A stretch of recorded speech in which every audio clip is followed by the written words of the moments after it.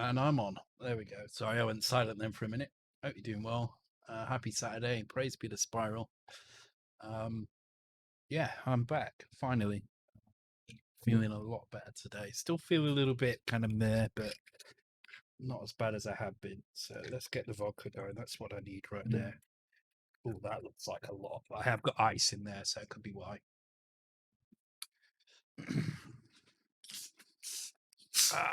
So yeah, actually, I need to remove the stuff in the .cosmos.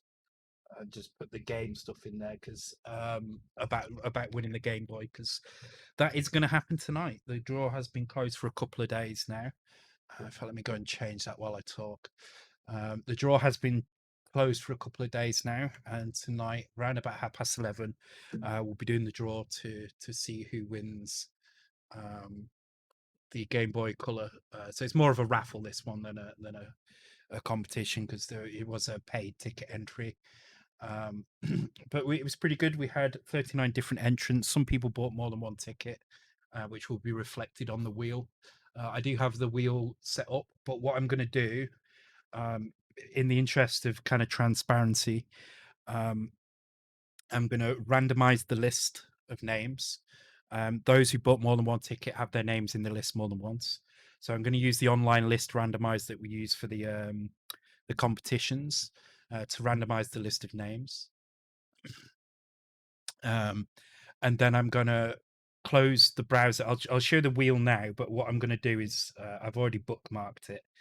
So this is the wheel. But what I'm going to do is, in the interest of kind of just displaying that I haven't messed with the wheel or anything. And the reason I want to do this is because there's a few people I know in there, but more importantly, my son is in here as well. So I don't want to. If he wins, I want to show that it's completely random. So, but I don't want to stop him from having the chance to win. He has paid. So, so what I will do is at the time of the draw, I will close this browser down. I'll open a brand new browser in which I will randomize the name list and add all the names back in. I've got them already in a notepad file, so it should be pretty quick. And then we'll do the wheel spin. So just full disclosure of how we're going to do it there, just so it's fair. So okay, cool. Let me just change this information about .cosmos.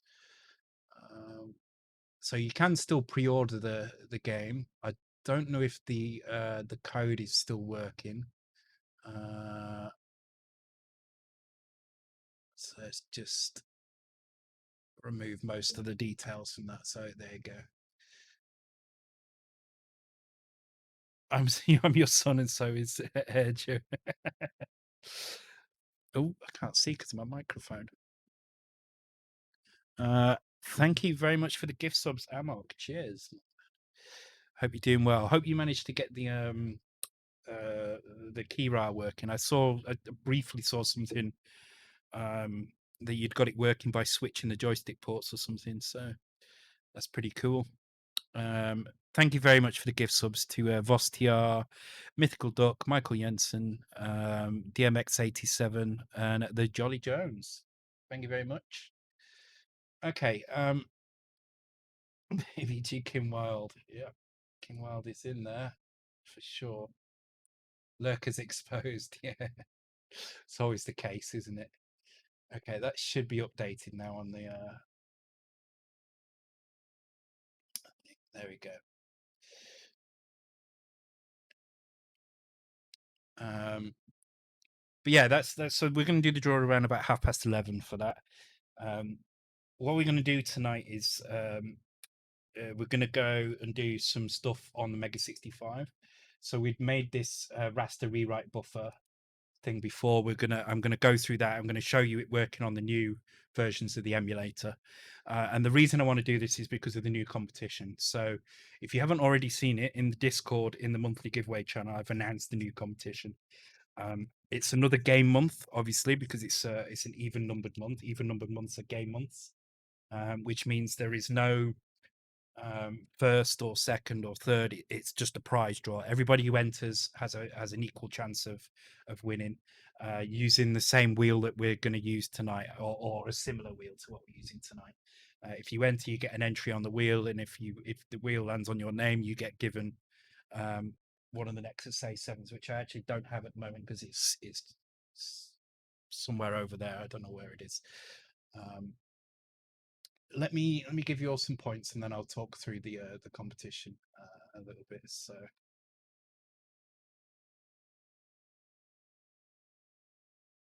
hopefully, let's give you all some points, and let me start the races. I'm not gambling all straight away. Love it, love it.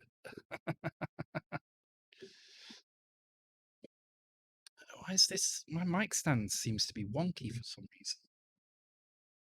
Bloody well shouldn't be. They're expensive, these stupid things. It's the only thing that'll hold this microphone up. Right, let's have some vodka and then I'll explain. Do you know what actually made me feel better yesterday? Yesterday was the turning point. And it was watching the new Bo Burnham special on Netflix because he made me realize that I know it's a dramatization of what's going on in his life, but it's very weird and chaotic. It's very good. I'd recommend anybody watch it. By the way, it's called Inside. It's by Bo Burnham, relatively decent comedian, but a great musician, and apparently a very good cinematographer as well. He did the whole thing, shot the whole thing himself, inside over the course of a year. Shot it, edited it, did all the music for it, everything. It's very, very good. But it made me realize that I'm not alone in feeling down and depressed in this kind of situation, and it just gave me something to relate to, and it's kind of nice. It kind of perked me up a little bit and made me feel a bit better about myself, which was really good. So thank you, Bo Burnham, for that.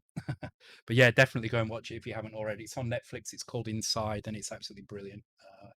It's a masterpiece. It really is. It's a beautiful piece of video, um, from whatever angle you look at it. So um, okay, so the competition. So the competition is called Cassette 65 this time.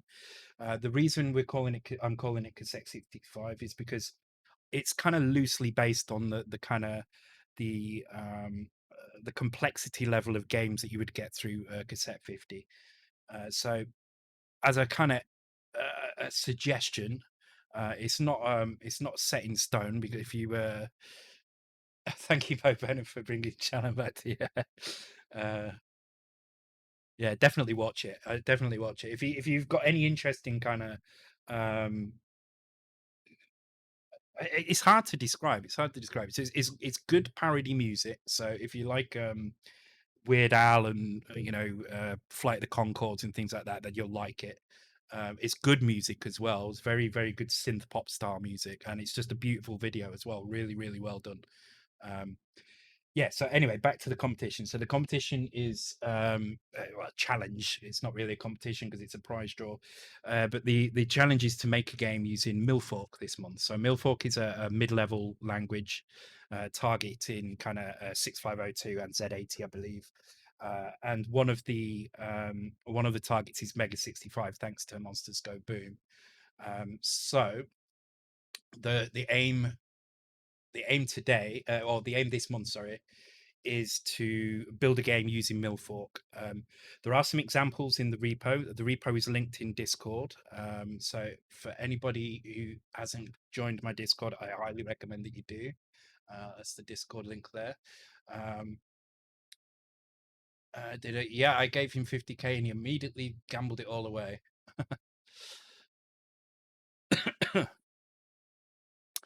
uh,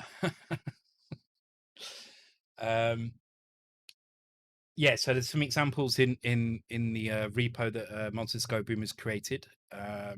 Yeah, let me bring up the language. So if you do join my Discord, go to the monthly giveaway channel and go to the pins. You'll see all the rules there, along with some links to various things. Let's have a look at the docs. I'll be honest, I haven't written anything in Milfork, so I'm completely relying on oh my god, is there a dark version of that so I don't glow? No, okay, apparently I'm just gonna glow. Um, so let's go to syntax. Why is that not expanding? There we go. Let's find some examples of functions. Here we go. So you can see it's very C-like in the way that it works. Example programs. Here we go.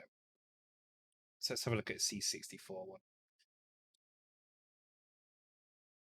So you can see it looks very C-like in the way that it works. Let me make that a little bit bigger. You know, it's tight. You've got very C-like, you know, loop structures. It's a little bit different, but it's all documented, very well documented, and you can do inline ASM as well. So if there's something you want to create a function that's ASM for speed, then you can do that. If you want it to be a very specific way of the code working, you can do that. So it's pretty powerful because you can export these things to different platforms as well. But what Monsters Go Boom has done, they've created a Mega65 fork of it, which is this one here. Again, this is linked in the. Hang on, my TV's gone off. I need the TV to be on so that I can do my. Oh, I'll do that when I turn the Mega65 on, which I'll do now. Yeah, there's some examples in here. They work in varying kind of amounts. This works fully, this example here.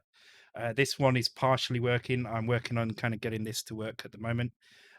This one works fine. The DMA one works fine as well. So there's a lot of stuff that works okay in it.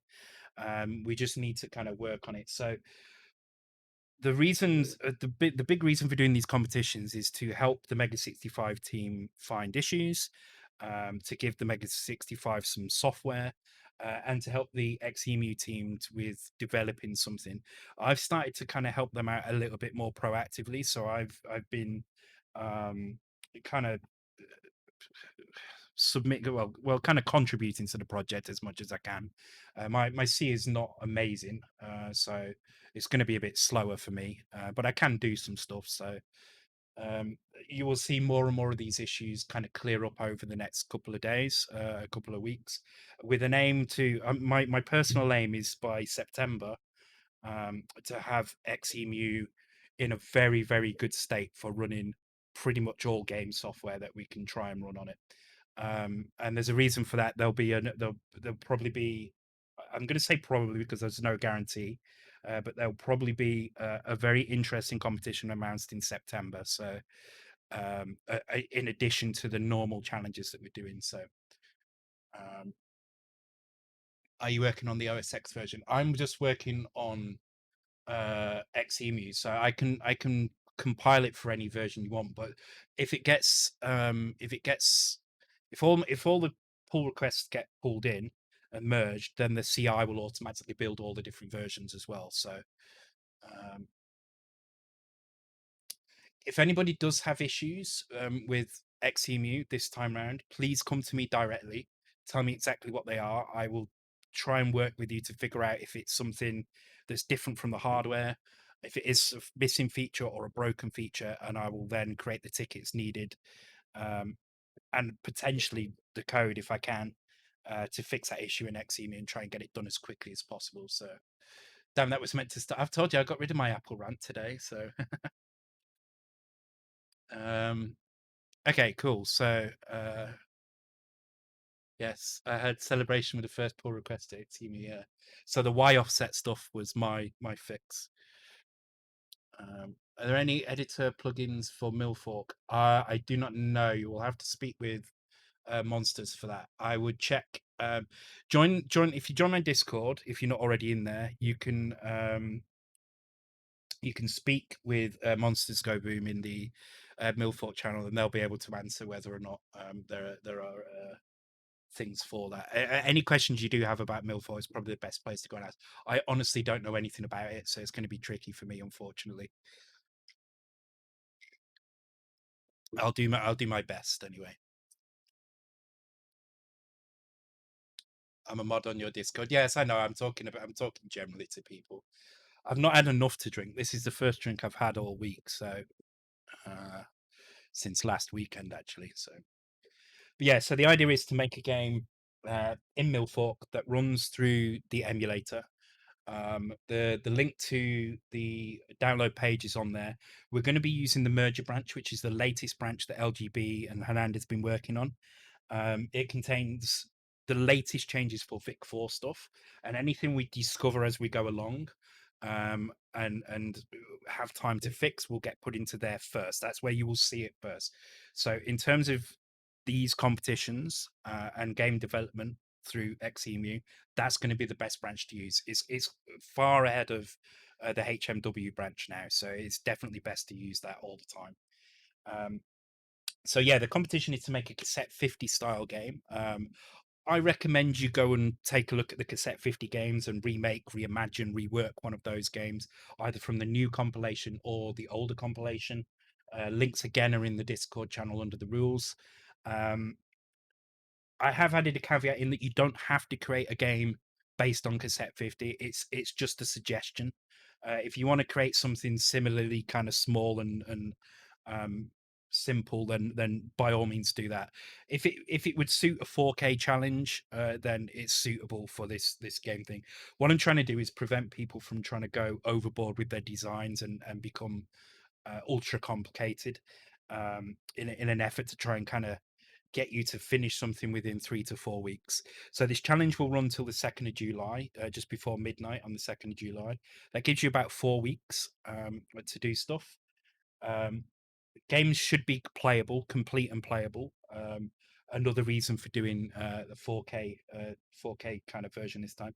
There are no memory limits on it. I keep saying 4K games. I'm talking more about what you would expect for a 4K game on the C64, and not actually a 4K game.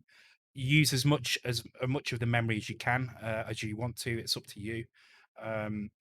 But the idea is it should be something a very simple game in the style of cassette 50. However, the one caveat that is very important is that the game should use at least one feature that is unique to the Mega 65 over the Commodore 64. So that could be 16 color characters, 16 color sprites. It could be 80 column mode. It could be raster rewrite buffer. It could be some other kind of sprite stuff that's going on. It should have something that makes it stand out as a Mega 65 game rather than a Commodore 64 game. Other than that, go to town and do what you want. As I say, you've got 4 weeks. What you mean it doesn't take 10 minutes? A billion color palette or 17 colors, yeah. Is raster rewrite buffer working? Yeah, so what we're going to do tonight is we're going to go through the example of the raster rewrite buffer that I did a couple of weeks ago. I'm going to quickly explain it again, and then I'm going to set the makefile up to run through the emulator as well. Hey, Kodiogo, border is set to a color that is. I think it needs to be a little bit more. That's a very good point, LGB.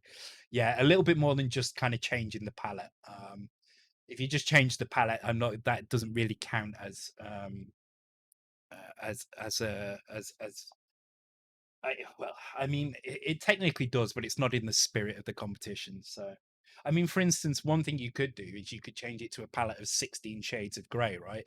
And 16 shades of grey is something that the C64 didn't have.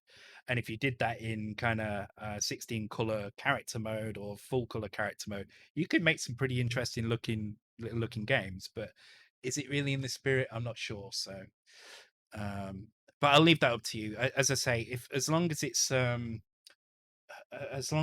kind of stands out. The point is, it needs to kind of be a bit more than that.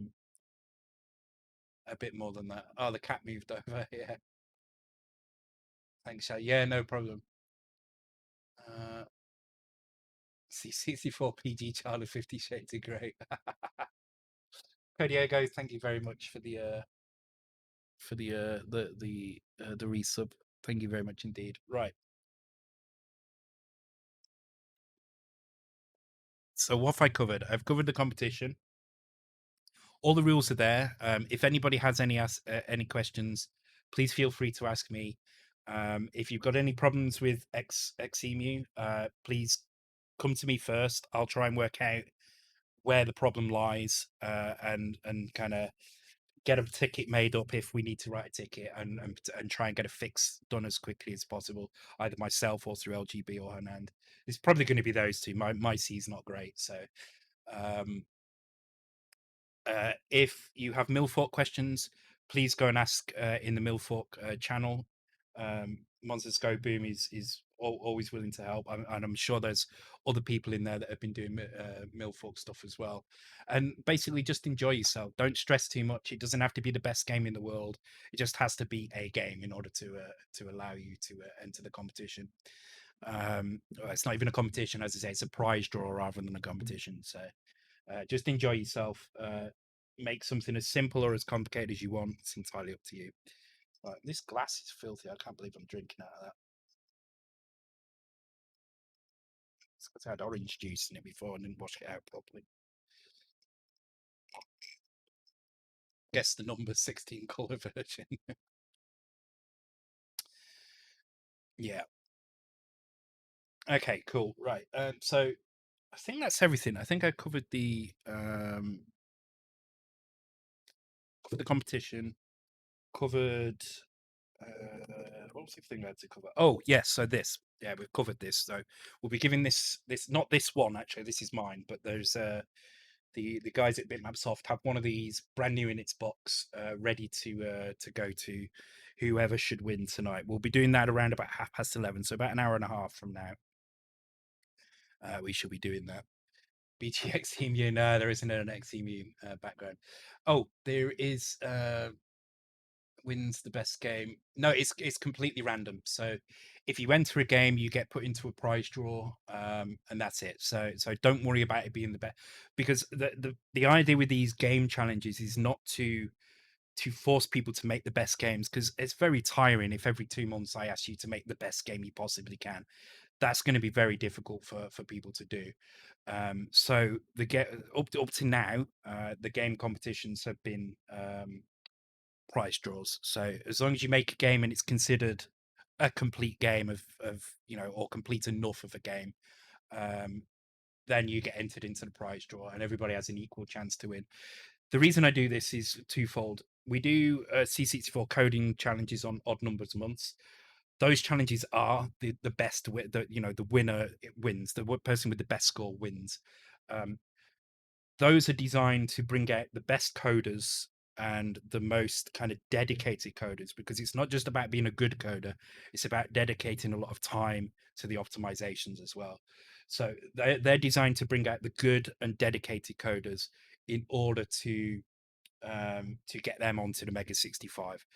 However, that's kind of quite limiting. It doesn't really give everybody a fair chance. There's always going to be people that are incredibly good optimizing these things and are very very dedicated, very good at optimizing, have been doing it for years, and really doesn't give everybody the chance to win one.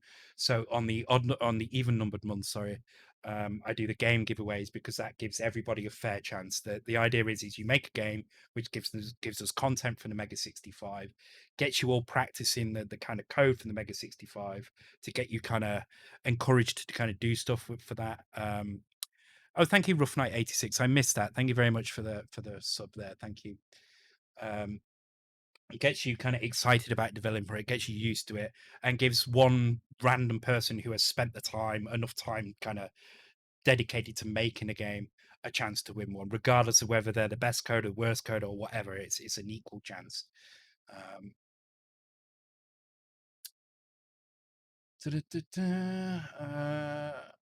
Made my best game. I've never actually made a commercial game for anything. Well, I say that. I mean, technically, yes, I have now, but I mean, back in when the systems were originally out, I've never made a commercial game. Shame. I would have loved to have been doing that at the time, but I'm kind of glad I didn't, because I would have ended up in the AAA industry, being kind of slave driven by EA for 80 hours a week for some pizza. And that's it. Thank you very much, Hammock, for the bits. Show love 500. Cheers, my man. Really looking forward to seeing what Amok comes up with as well. Amok's been really getting into the Mega65 of late, so excited to say the least. Okay, right. Let's crack on and do some code. So what I'm going to do is I'm just going to add to this make file here. Actually, I think I've already got one that I use for my tests. So I'm just going to go and open that one from the tests. Big broad test. Just open this project, and then I can steal this line out of here because this does a couple of things. I should probably make an alias for this as well, but it's fine. I'll do it like this. Okay, so I will share this as well at the end of the session.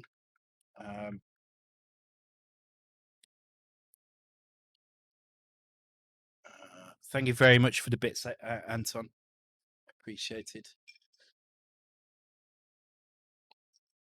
Oh, the other thing as well is there are 3 new series. 2 that have been submitted by 2 different users, and neither of them is Steps. So Steps must be excited because he can take part in one, and one that I've done today as well. So let me just check actually that I did set them all into the thing. Let me check. Yeah, three new series. One of them is really hard. One of them is super hard. That's going to be a fun one.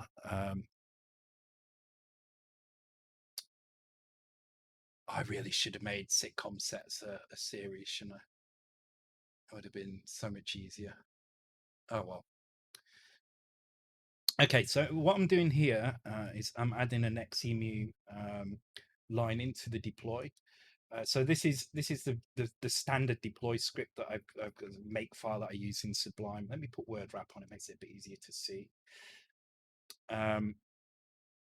So normally I just do a deploy which uses the M65 and exports things through the COM port here directly to the machine, which I've got turned on there. Let me turn on my screen here.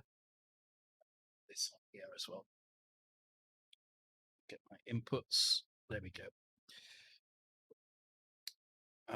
What this does is as soon as that's deployed and it's beginning to run, thank you. Oh God, I can't say that. I'm going to call you Unk. Thank you, Unk, for the follow. Very much appreciated. It's a German thing that I cannot pronounce. Unqualified. Oh, unqualified, maybe. Is that what that means? It looks like it means unqualified. Unqualified. Unqualified. It looks like it means unqualified. I have no idea if that's what it means, but anyway. Correct. Hey, there we go. My German skills are leveled up. Plus one German. Or plus eins Deutsche. There you go. Or Deutsch. Okay, cool. Right. Let me split my screen so you can actually see what's going on both sides properly. Okay. So this make file has one task, which is to build and deploy the game. So it's really simple. I have a couple of aliases that I set up first, so that I don't have to keep filling these in. These are for writing a disk, formatting a disk, so creating the D81 file, which actually for the most part we don't do at this point. But if you do want to do that, this is how you do that. The kick assembler kind of set up, so we don't have to keep typing this all the time. It's nice and neat. And the deploy, which actually deploys it to the machine over the USB serial port. What I've just added in is this one here, which is to launch Xemulator.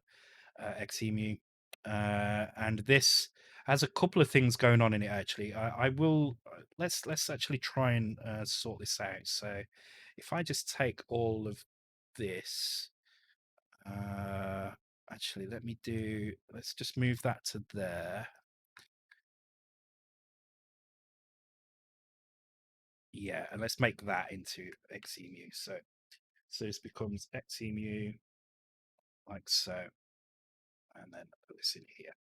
So what this is doing, this is loading the X emulator program with the flags be sure, which is a kind of it's a dialogue kind of close thing, so you don't have to keep pressing yes all the time, and force ROM. So the reason it forces a ROM is because we're going to load in this particular ROM here. I'm going to leave it as force ROM for now, but if you want to, you can just store this ROM in your X emulator installation. Uh, the ROM does matter slightly for this challenge as well. I would suggest that you build this ROM yourself. The tools to do that are available through the file host. So you can take the original 911011 or whatever it is that you can find on the freely available kind of Carl. I forget his name now. The site that has all the ROMs on it anyway, that it's freely accessible, and then you can use a ROM patcher to patch the changes that BitShifter has done to give you these latest ROMs here. Actually, I think it's on 920182 now, or maybe even higher. Thank you very much, Skype 2001. Welcome to the stream. Hope you're doing well. I recommend doing that because there are some changes that happen, and this is something I had to discover by asking about it. But there has been some changes to BASIC, which has basically moved some of the memory for scalar variables up into the high end of the 64 kilobyte ROM. So I think it's from F700 onwards. So if you inject anything into that area on load, and then then BASIC starts up and brings you to the ready prompt. By the time the ready prompt is ready, that gets overwritten. It gets cleared and overwritten with scalar variables. So when you run at that point, that data will any data you had in that location will be gone. So this is why it's important to have the latest ROM, and I'll also be helping to try and get the disk loading stuff working through Xemulator, because then if you do want to load anything through from the D81 file, you'll be able to do that through Xemu, which you can't at the moment, at least not properly. So there you go. Oh, okay. So you can see a few things that I changed here. So firstly, up there, I've added a series indicator to show which series an image belongs to, and you can see the new image there. So try and guess what that is, what series that is. As far as I understand, just Run ruins the error since it's initialized. Right, okay, it is on Run. Yeah, I mean, either way, it's too late at that point, isn't it? So, I mean, you could avoid it by not doing a run, but then you would have to pass a kind of launch address in instead. It's fine. I think people should just get used to kind of to do that. There you go. Anton says everybody who joins the compo needs help with the ROM should contact me on the Mega65 Discord. He's happy to help. There you go. Cool. Yeah, it is. It is relatively easy to do, I assume, but you may need some pointers just to kind of know where you're going with it. Oh, I like the race bet there, Akmafin 49152. Everybody who's ever written their first ever code program probably used 49152 in BASIC as your load address and SYS address. So yeah, anyway, we're just going to change this make file so that it launches the emulator as well as loading up on the real machine. The reason for that is because I want to try over the next kind of couple of weeks when we're doing stuff to launch things on both at the same time in an effort to kind of document. So I'm going to keep a pen and pad at the side of me, and anything that doesn't work correctly, I'm going to document. I'm not just going to skip over it and go, oh, well, that get fixed eventually. I'm actually going to document it. And it means it is going to be a bit slow at times. And some things are going to seriously break. But we'll do our best to try and document as much as I can. Thank you, Speccomster, for the resub. Very much appreciated. And this was an absolutely delicious vodka. I'm going to have another one before we get cracking. Well, there's still a drop of ice in the bottom of it.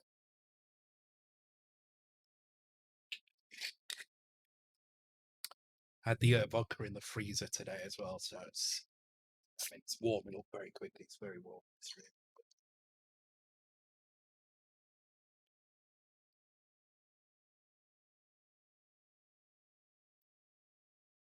So yeah, has anybody guessed what that might be then? The images.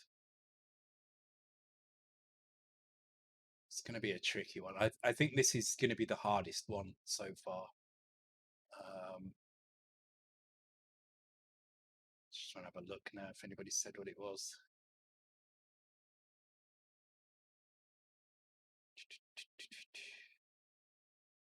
Yeah. Open all hours till. No. Don't know if you can see it. It's kind of hard to see what it is. You probably have to do a little bit of research to find out what it is first. Because I certainly don't know this particular one. I know some of them, not many, but I know some of them. As I'm sure some of you will as well. But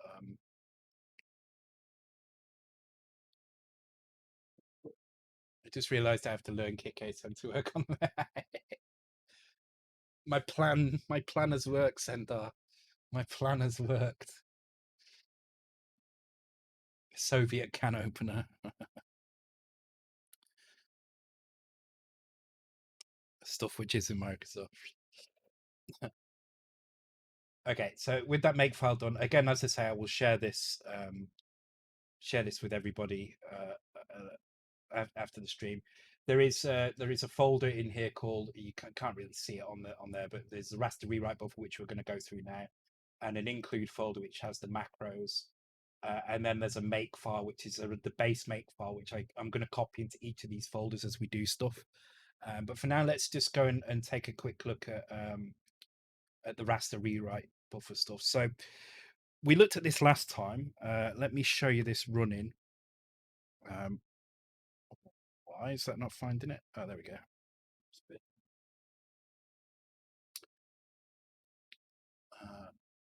So you can see there it's what it's supposed to do. Why is that not loading the emulator? For some reason that hasn't loaded the emulator. Let's see if we can find the error. Ah, okay. Program is not recognized. Oh, okay. For some reason it's not allowing me to do that in the make file.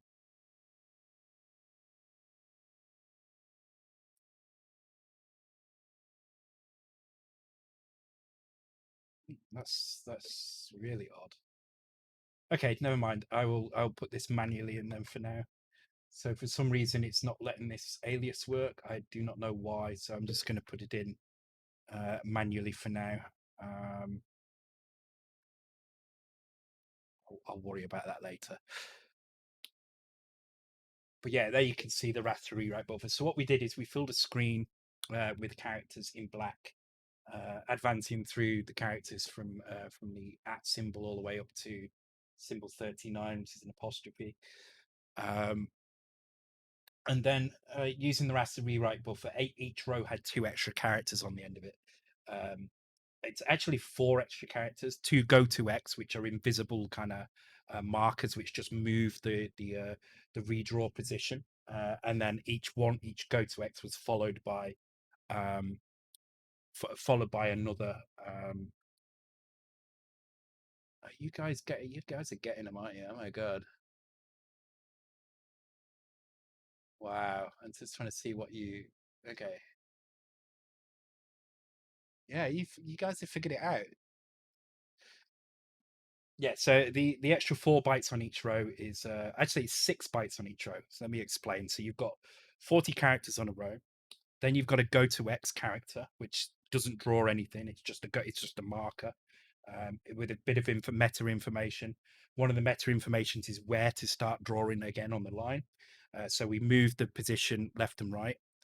I didn't encrypt the images well enough. Yeah. And then that's repeated again. So there's another go to X and another character. So we see 2 O's. They use an assigners table to change the X position on that go to X marker. And then there's a final third go to X, which is off the screen to the right hand side. And that's just to make sure that draws properly. Because if we don't put that on, what will happen is it will only draw as far as the last go to X. So if I just remove that now and show you, so we've been through this code before, so I'm not going to go through it now.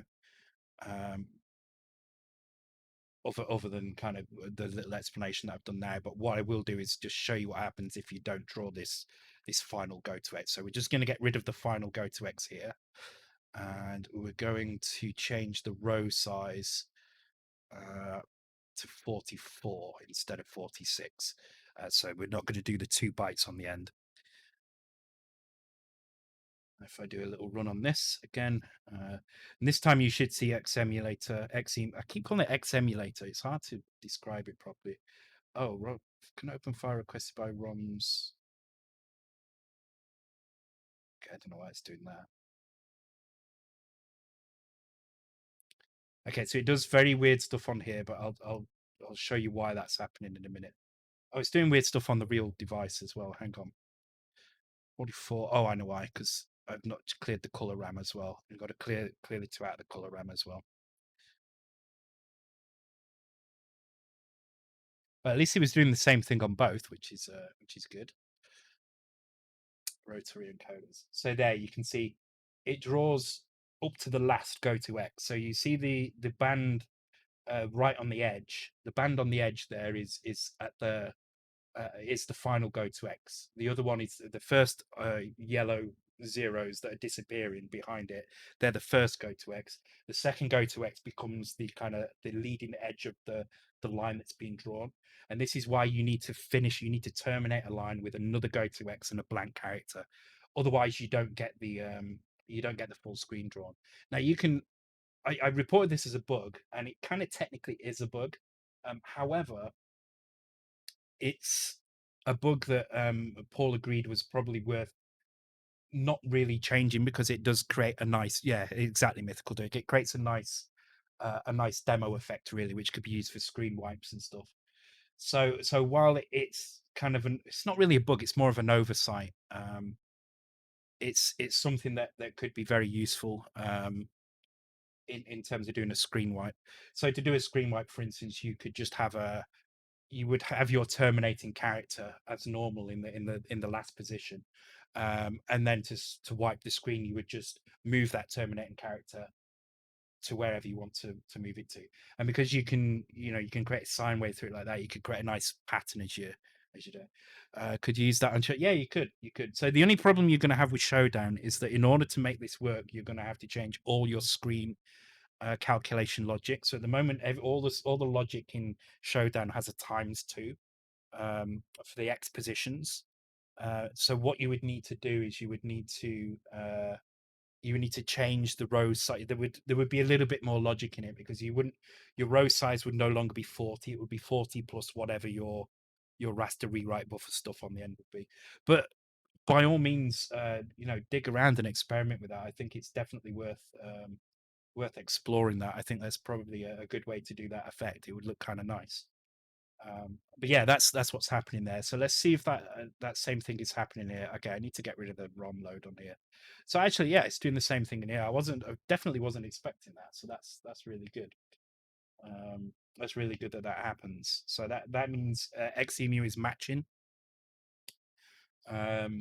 which is really good news. I mean, it was matching with this in before, and this didn't work before. So I know Phase 101 took some time to look at this issue and reported some of what was not working properly. So, oh, that's wrong. That's wrong because I've not changed my numbers again. Let me go back and change my numbers. It's interesting that the bugs are looking the same on both as well. I really like that that's happening. It's a good sign.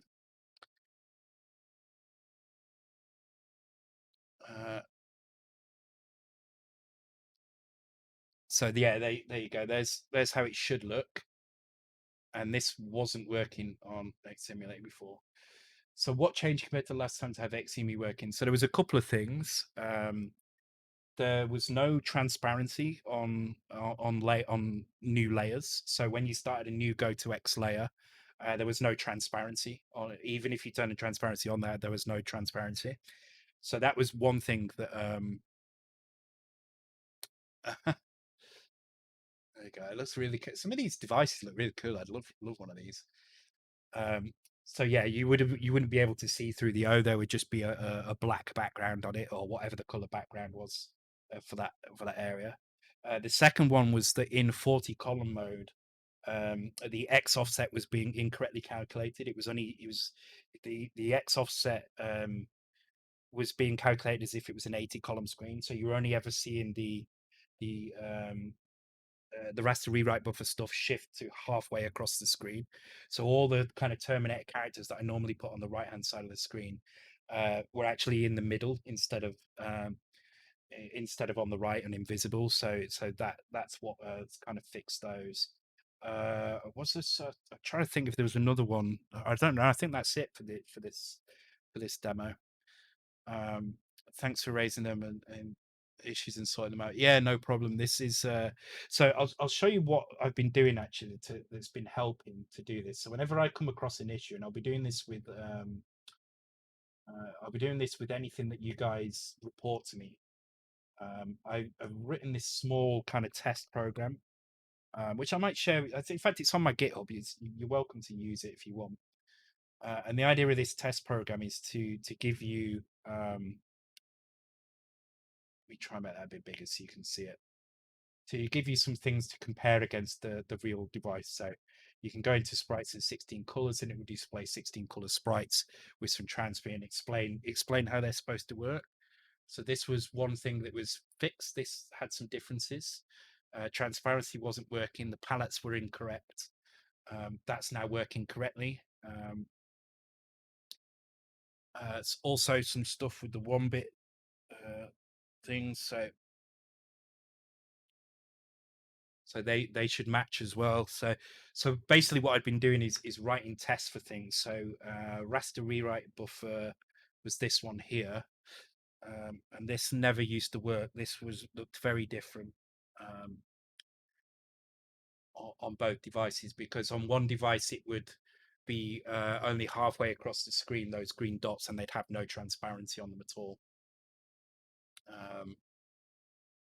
Those dot patterns, there's a reason for those dot patterns, and that's because there's some attributes on them, and they show those attributes by it shows when things flip. Oh, LGB, you put horizontal flip in. That's new. That wasn't there before. Bravo, nice. I didn't realize you'd done that. That's awesome. Yeah, so some of the horizontal flip wasn't working. Oh, actually, you did say you'd fixed a couple of the you'd fix the issues. Yeah, it looks fine. The horizontal flip works. So this is testing horizontal flip and vertical flip, which is why you can see this same character in 4 orientations, and then it does some palette testing here. I need to add a new one in for alternate palette because that doesn't work, as reported by Monsters Go Boom. They said that the raster rewrite buffer example in Milfork isn't exactly right, so we will take a look at that at some point. I'll write up a bug explaining it. I'm pretty certain I know where the fix is for that, so I'll probably do the pull request for that as well. LGB. It's just alternate palettes on 16 character mode. We just need a way to flick to that. I'm assuming you've already got the alternate palette in there. You just didn't know about the bit that's used in GoToX to set it. So that's fine. I can do that pretty quickly. Anyway, cool. Yeah, that's this. So this is what we've been using, and anything you guys notice in the emulator that isn't quite right, if you let me know, I will try and write a test for this and work with LGB and Hanan to make it consistent on both. So and again, this code is available on my GitHub if you want to mess around with that. It's there. You can play around with it. If you want to write tests, you can write tests. The format is pretty easy to follow. You just create a little file called test, write your little description in here. There's some nice markers up here so you can see how it fits, and then you write a little test. And if you want to make a pull request for stuff, that's fine. So but I don't expect you to do that. What I really would like though is if you report it to me. If you report it to me, I can make sure that we work out if it is a problem, if a compatibility issue. I can test on real hardware very quickly, check it against the emulator. If they don't match, then I can then proceed to write a test to demonstrate that it doesn't match, and then from there we can report a bug into the project and get it fixed. It can kind of get fixed in, very quickly, same day if it's small enough. LGB's been very quick to get stuff, just get stuff kind of working. So um and as I say, I'm going to try and help out where I can. I won't be able to do everything, but there'll be some things that I will be able to take a look at. I really want to work out why my floppy code is not working. That's my main issue at the moment, and I'm willing to make small changes to my floppy code in order to get it to work. But I need to keep my I need to keep my original code, which works on hardware and works on the N60 Nexus. Mega65 cores on the Nexus, but doesn't work on the emulator. So I need to keep that code anyway because we need to make sure that that works. But if I can make the loading code work quicker, then I will do that. Depends if I'm around when the bug is reported and trivial to fix enough. Yeah, exactly. As I say, I'll do my best to I'll do my best to do as much as I can. But there's a limit to what my C knowledge is. There's obviously going to be things that I'm not going to realize when I do little optimizations here and there, sort of thing, or the right level of optimizations is probably the best way to put it. Okay, so with that in mind, what we're going to do tonight then is we're going to do some more example stuff. So we're just going to spend tonight going through stuff that you might want to do. We'll do some 16 color character mode in a minute, and demonstrate how that works, and all the things that you can do with that.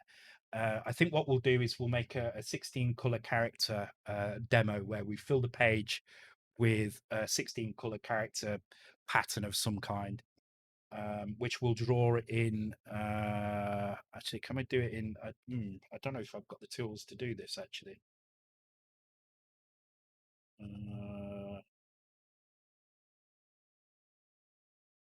Oh yes, yeah. I need to take a look. I have got some code that will do this, but I can't really show you the code unfortunately. So let me just take a look. Let me just open a new window up here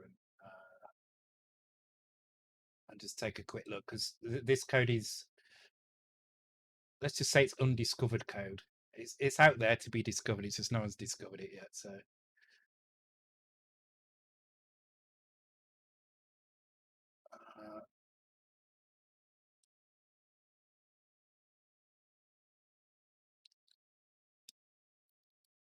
but I do remember making something for this, which would if I need to take a look at the script. I have got a script which will generate this code. And again, I will copy this over to here and share it as well. It is very much a work in progress, so don't expect the most amazing code here, but it's probably enough to yeah, let's do that.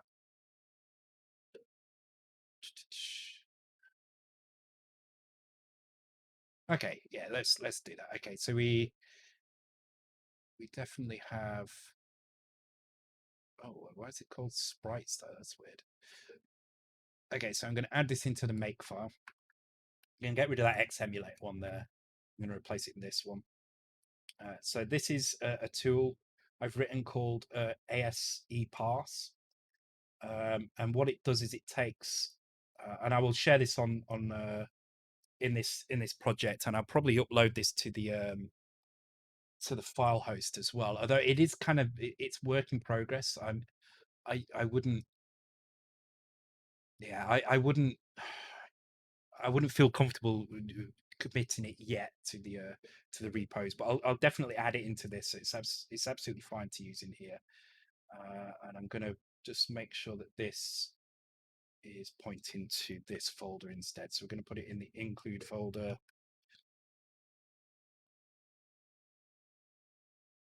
and it's called ASC Pass, and I need to go and find that now, which means I need to open another folder.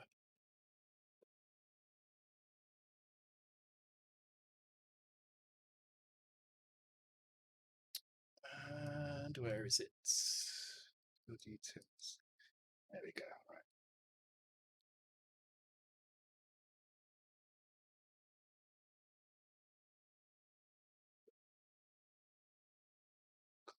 Copy, and put it in the include.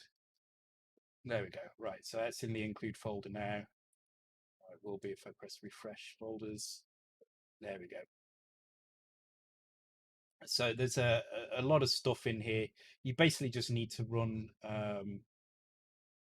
npm install and stuff. I think I'll probably document it a little bit before I get it going. But what this will let you do is it will let you create 16 color sprite, 16 color character information.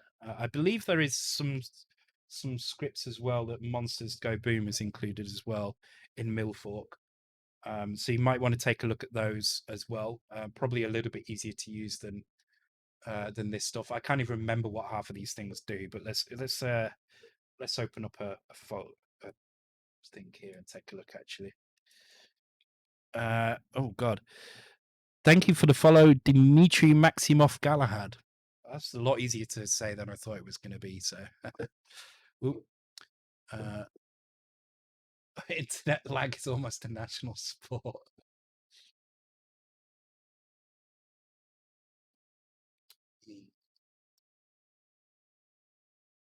You guys have got this one figured out, haven't you? Pretty much. I think that's kind of useful up there as well. It also means if you pick a background and it doesn't tell you it's a series because you've already discovered it, it will still say up there whether it belongs to a series.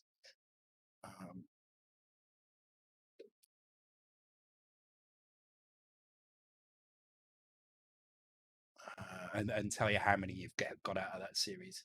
Okay, so what I'm going to do is I'm just going to jump to this folder here. I'm in Windows, so I've got to remember to use the Windows stuff, which does mean I don't have to bother about capitalization, which is nice, but that's about it. Oh, damn it.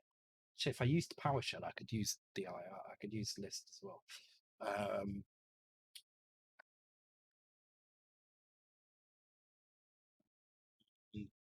Okay, so I just want to come in here because I just want to run this first to see what it is.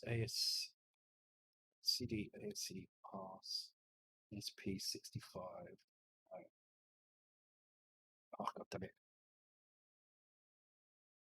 AC pass 65. Okay, AC pass 65. There we go. And if I do node ASP65 -H, right, there we go. So this tells me exactly what I can do with this file. Convert an image to sprite maps to tile maps. Okay, so sprite maps, the reason why I have sprite maps in here is because it's going to add blank space above and below the sprites. So I use the term sprite maps here, but what I actually mean by that is Raster rewrite buffer sprites. This isn't actual sprites.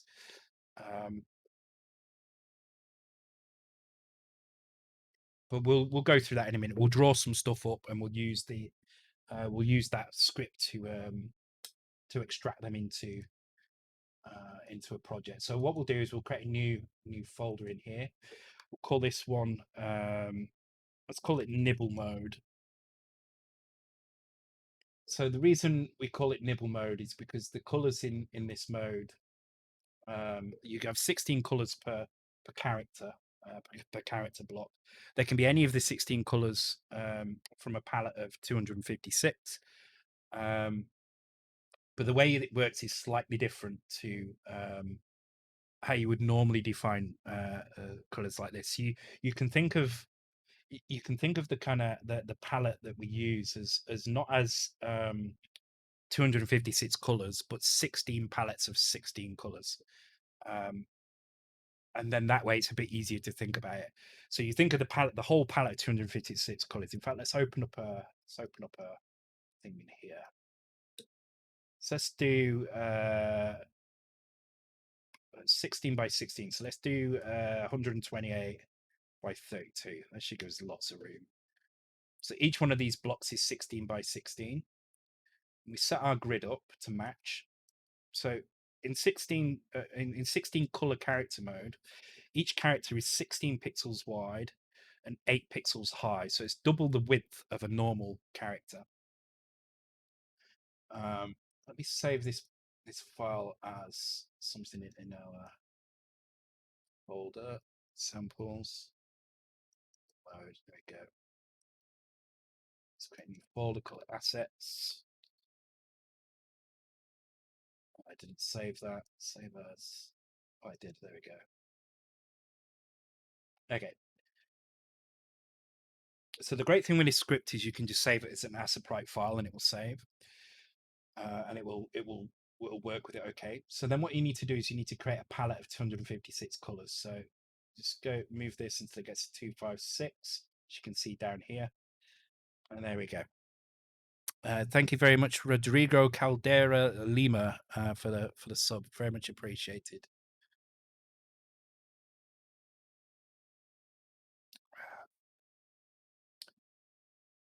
Crystalline entity. Is that what that is?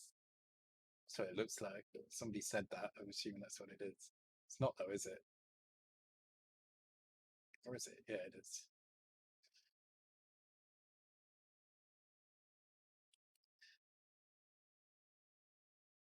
Yeah, so every character in this mode is 16 pixels wide and 8 pixels high. The reason for that is that in full color character, it's just an extension of the full color character mode. Full color character mode, every character is 8 by 8 pixels, but every pixel can be one of anything out of the palette. Any color in here can be one of the pixels, and therefore each pixel is represented by a single byte. So you have byte 00 for this color and byte FF for this color and all the colors in between. And so you get an 8 by 8 character, same as you would expect on the C64, but now you can have up to 64 colors in that 8 by 8 block, every pixel a different color. Obviously, that's great, but it's overkill. You don't really need that in games. It's more than you would probably need in most games. So one of the extended modes of full color character mode is what we kind of refer to as Nibble Mode, or everybody's been referring it to as Nibble Mode. I don't think it's got an official name actually. Maybe it needs one. Nibble Mode is what it keeps getting called though, and what that does is it basically splits each byte into two. So an upper nibble and a lower nibble, which is why we keep calling it Nibble Mode. And each one of those nibbles can then obviously represent a number from 0 to 15. But even I don't remember it. Yeah, Nibble Mode is what it gets called for some reason. Everybody I've spoke to always calls it Nibble Mode. Yeah, so each one of those bytes that was originally one pixel with 256 colors gets split into two nibbles, each one representing a different pixel. So now you have twice as many pixels in the same 64 bytes. So what that means is we either have to make the character twice as high or twice as wide. The choice was made to make it twice as wide. I think that's, it doesn't really matter which one it was, but that's the end result, is that we get this double width character. And that's because it's still 8 bytes across, exactly as it was on the it makes more sense actually horizontal, because then it's still 8 bytes across, 8 bytes down, but now the bytes that go across are worth 2 pixels each. Each nibble represents a color from 0 to 15, and so what you have to do is you have to select a slice of this kind of, like that's one slice, that's another slice, and you set that in the color RAM. So the color RAM determines which slice you pick of this. It's actually bits 47 of the, hang on, is it bits 47?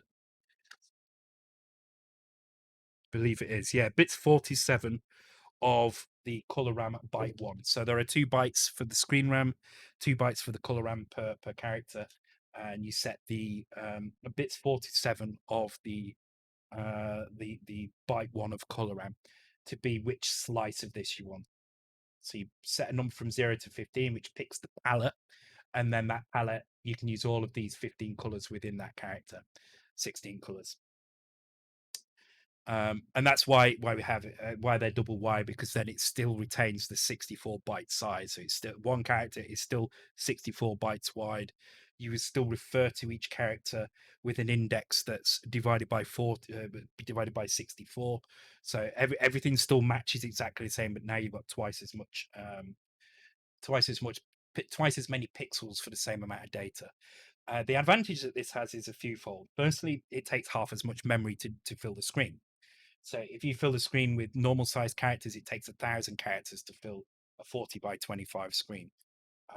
In this mode, it only takes 500 because you've got half as many characters because they're twice as wide. What this also means is that your row sizes are now shorter. So a row going across the screen is only 20 characters wide, which means that if you want to do raster rewrite buffer stuff, you can do twice as many characters as you would do normally, because your raster has a certain pixel clock in which it needs to complete all the operations that it draws on that line. Each operation is dependent on fetches from memory. So if it has to fetch a character, it fetches 64 bytes. If it fetches 64 bytes for every character it draws, then let's say it can do 3 rows like that, three screen redraws like that. So it draws 120 characters or 120 width worth of characters. Nibble color mode. Okay, so yeah, so NCM or FCM. Oh, okay, fair enough. So we were close nibble mode, nibble color mode makes sense. So yeah, if in normal character mode you can draw 120 spaces across the screen, 120 characters. So you draw 40, then you raster back and do another 40, raster rewrite again and do another 40, and you can do 3 lots of that before you start seeing glitches because you've run out of pixel clock time. Then in Nibble color mode, you'll be able to do twice as many because you're still reading 120 bytes, but those 120 bytes let you do 6 instead of 3 because your screen width's only 20 across. So it's a very, very useful tool for doing these layering things. And the other thing is as well is you if you were to look at a screen that was drawn in, you got an artist to draw something, and you ask them to follow the nibble color mode restrictions, and then one with the full color mode restrictions, there's not going to be a lot of difference. You using more than 16 colors in a block that size is quite difficult, or is kind of unnecessary. Really, you can draw a lot of really good stuff. Um, you can draw a lot of good stuff with 16 colors in a block, and it's way more than we've ever used to on the C64. The other thing to note as well is that there is an alternate palette. Now, this doesn't work at the moment in XEMU. It's on. In fact, I'm going to write it down here because it's got mentioned to me today. Alternate palette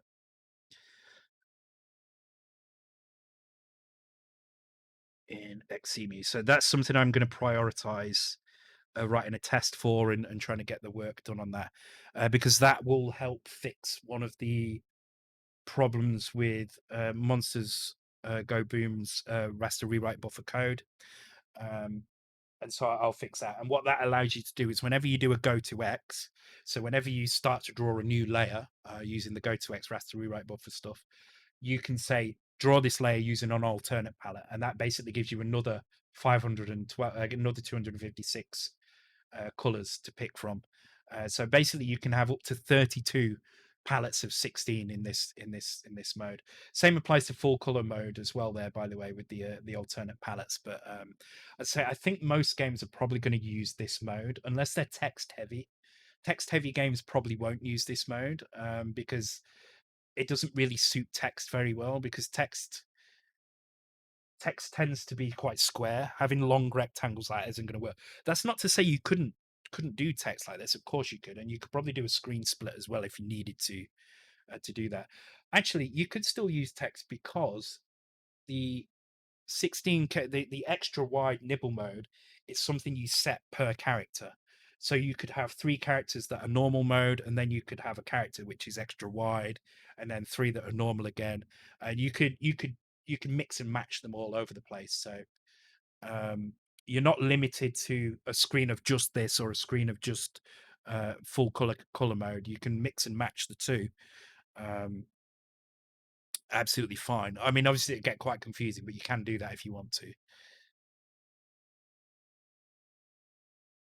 So let's go ahead and draw some basic stuff, and I'll explain what I'm doing here.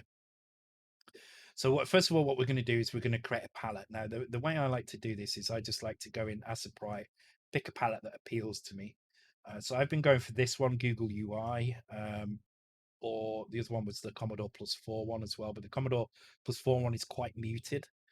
So let's try a different one today. Let's go for the AAP Splendor 128, which I think is only 128 colors according to this. So let's try that.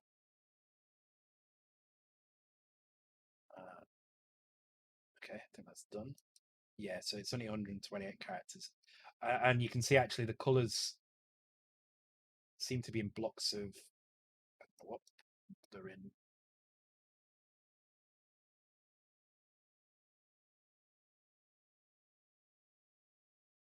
Eight, maybe blocks of 8. No, yeah, I don't like that palette. Let's pick another one. AAP, that looks quite nice.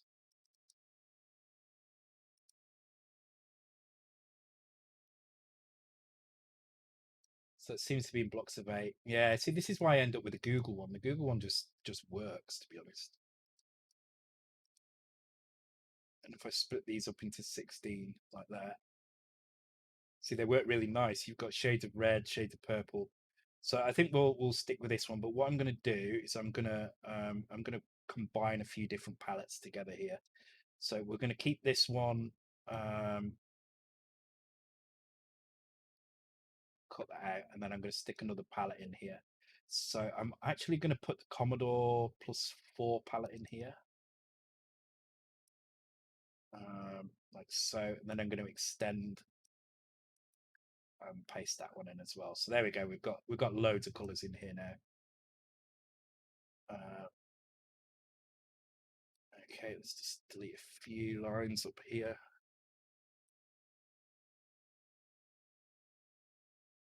One more line. Let's do that one there. There we go. Cool. There we go. So we've got a nice palette here.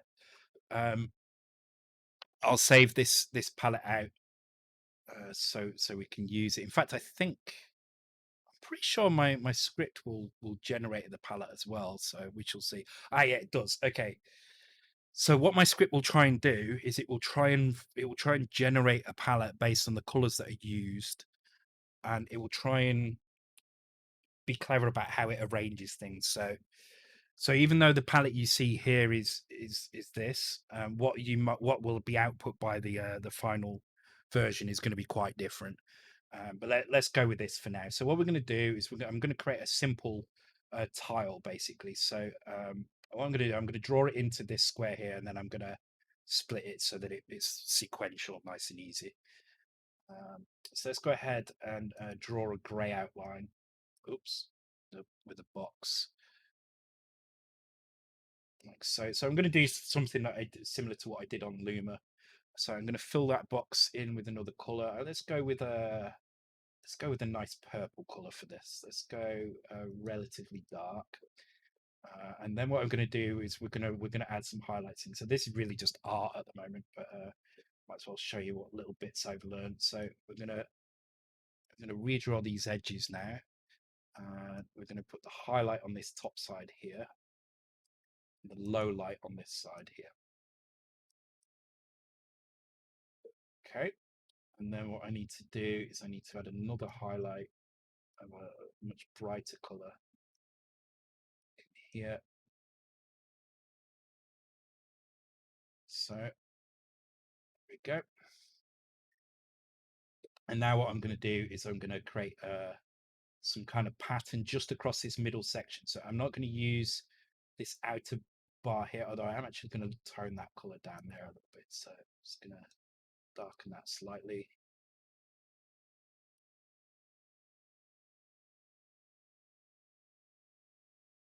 should probably be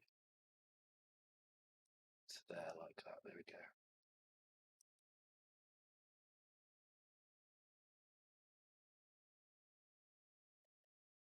Just got to get this right, and then we can move on to the next bit. Okay, cool. So now in this middle section, I'm going to do my coloring. So I'm going to just draw some kind of rough patterns on a slight curve like so. Just put this into that mode so it's drawing correctly. And I'm just going to pick a lighter color each time. That's already lighter, so let's keep that band in there.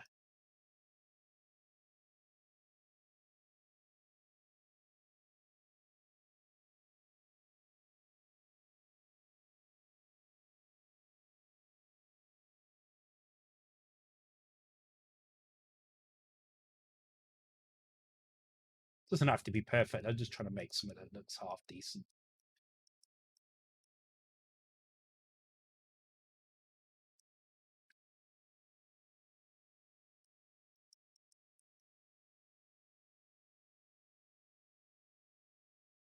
There we go. And just a bit more on this.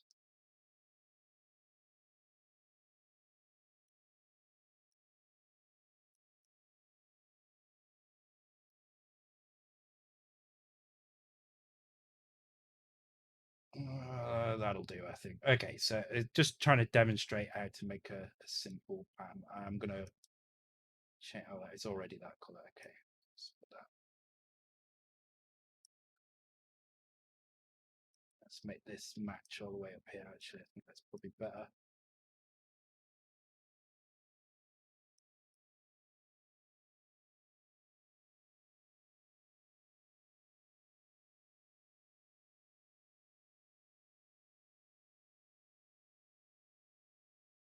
It's looking all right. I really do like Acid. I definitely recommend this if you're after a good pixeling tool. This is really good. I've got so used to this now. I feel much more comfortable using this than anything I've used before. There you go. That'll do. Okay, so we've created a little little tile. So we're going to fill this. We're going to fill the whole screen with this. Let's get some alcohol in me.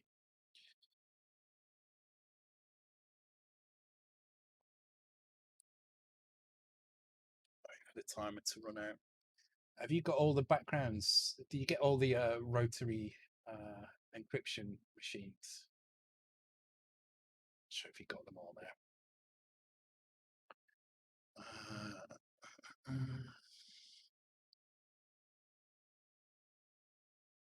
Oh no, he's still getting still missing 6. Wow. Okay.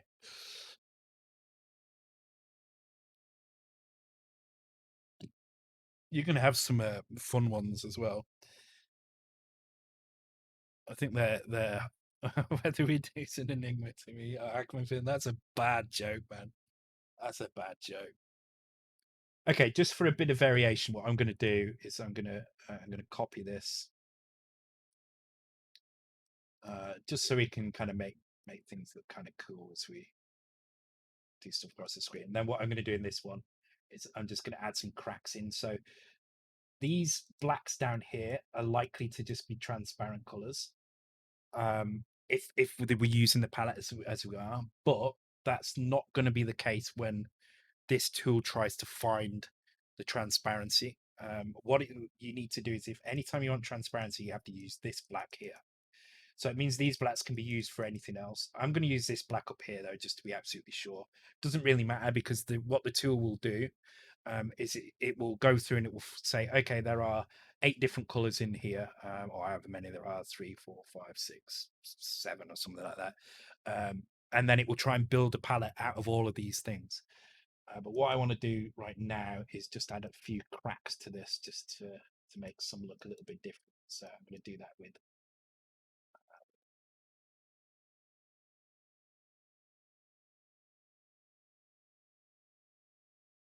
that kind. So that's just going to make this piece up here look a bit different. fact, I can probably just get rid of that entire chunk there. Yeah, there we go. That's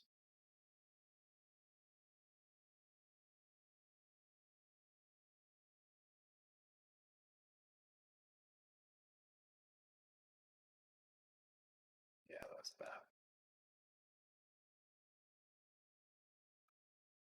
Just like that, just the one. Okay, so we're going to fill the screen with this pattern. I'm going to leave these as two separate things like this. Then we're going to put something over the top of it. So we're going to use the raster rewrite buffer to draw something over the top of it. Now, what we need to do here is we need to set things up in such a way that they're imported into memory in the right order here. Now, this is going to be a little bit tricky. I am going to have to open something. Actually, I don't mind. This is fine for me to open, so I don't care if this appears on screen or not, because you're not going to know what it is, or at least what it's from. So hopefully it opens at the top though, but I don't know. That opens here. Okay, whatever. Okay, so they go side by side. So okay, so there's a few things we need to do here. First of all, these are going to be our tiles. So we're gonna export these as tiles, and then we're gonna export something else as sprite. So let's resize this down now. So let's go sprite trim like that. File, save as, and let's call it tiles. And I'll quickly show you how this works then. So what you should be able to do now, we should be able to do our node call again. And this time we want to, let me check in here exactly. I've got this set up. Pass. Okay, so we just say pass. And then we give it an input file, which is going to be, for now, it's going to be back here to, oh God, really?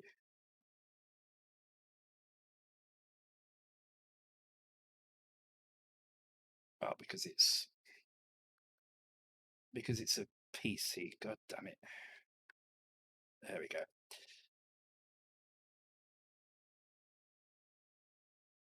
Okay, so that's going to pass those into tiles instead, and then we can have a look at what other things we can do here. So we've got turn off remove duplicate chars when getting map data, memory location of tile base sprite base. This is if you want to generate a map. This will also generate a map, I think. I just want to see what it outputs now. So let's just see what it does. Colors of undefined. Okay, what?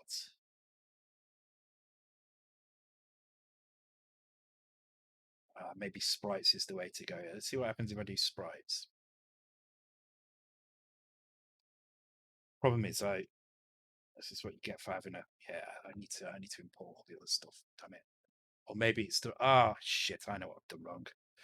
So you need to always make sure color mode is RGB color. If it's not, then it's not going to work.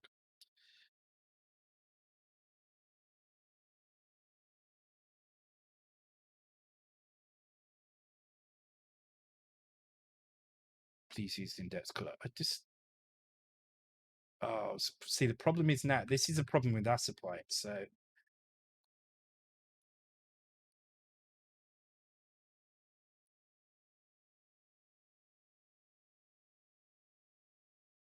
It's a weird problem with that supply where it gets the wrong color mode. And now it thinks it's 32-bit color mode. So what I need to do is I need to create another one. File, new, 32 by 16, yes.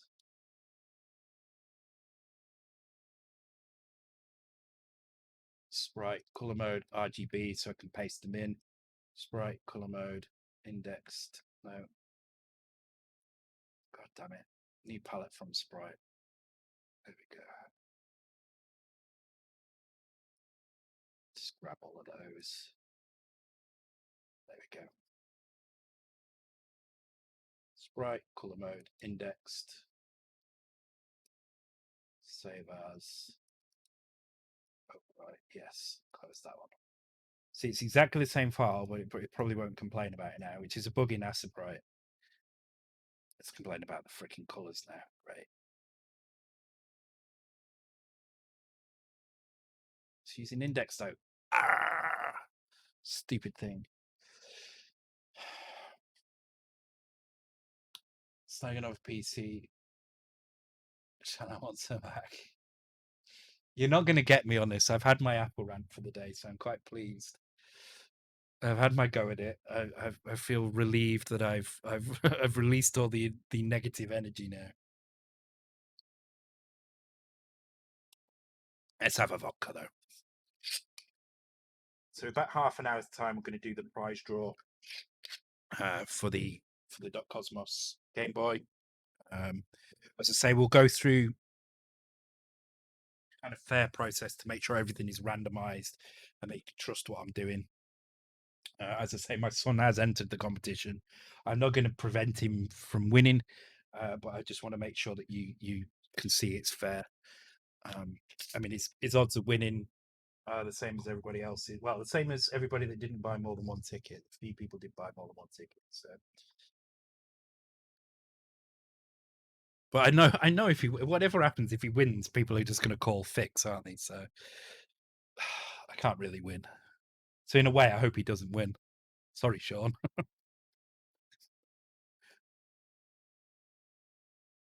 Okay, that's starting to get warm now. I need to start getting ice, I think, on the next one.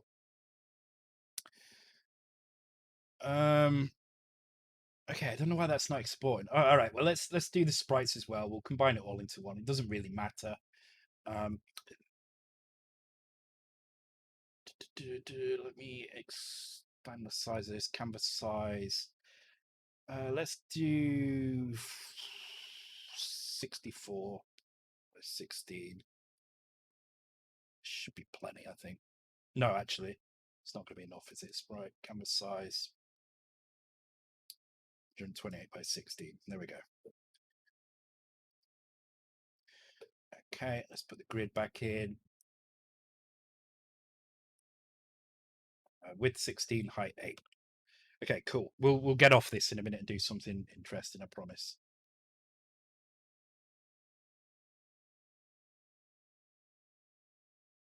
Okay, so now what we're going to do is we're going to create a large 16 by 16 character here. And what I'm going to create is, in fact, I'll create a little ball. I think is going to be the easiest thing to do here. So I'm going to create an ellipse. I'm going to grab black as an outline, and we're just going to create a ball that fit. I mean, come on, you could have rounded a bit better than that. Oh, that's a bit better. There we go. How annoying is that? That 16 by 16 doesn't round it very well, but this does. Okay, whatever. Okay, so let's fill that in now with a color. So we're going to pick a color somewhere in the middle. Let's go for actually let's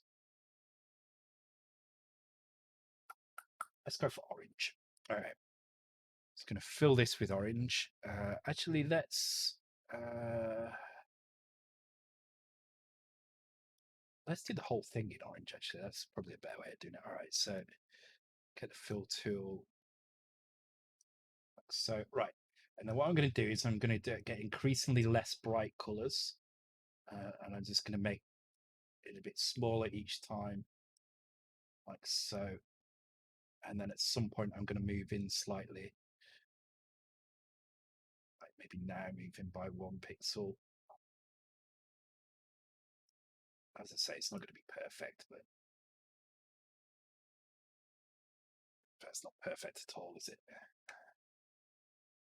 2, there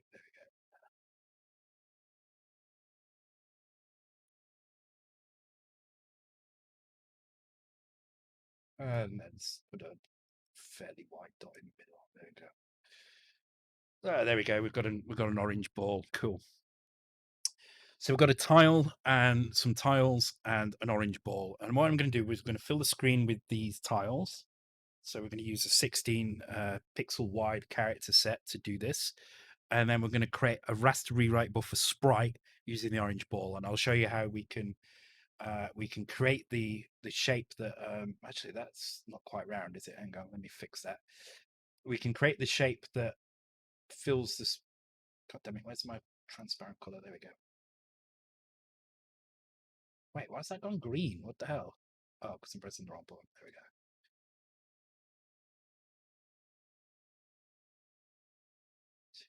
Two.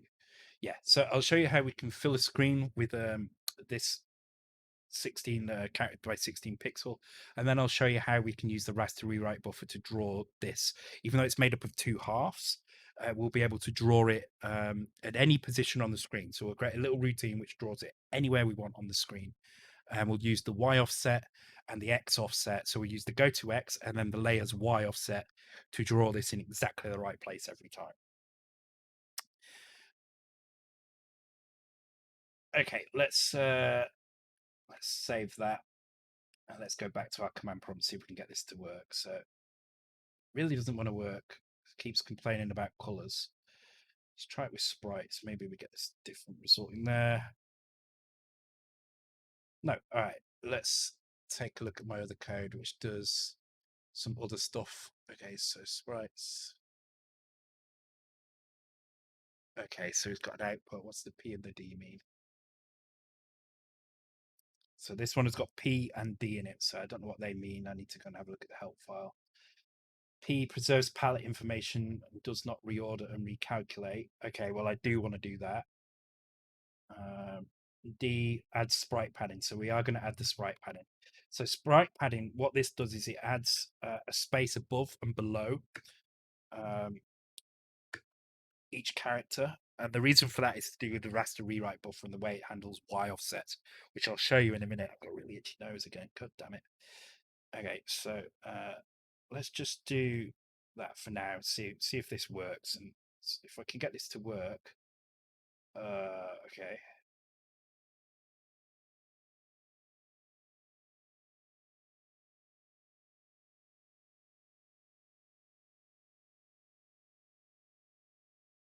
It's failing to make the directory for some reason. And then failing at the colors again. Why does it fail on the colors? I don't understand.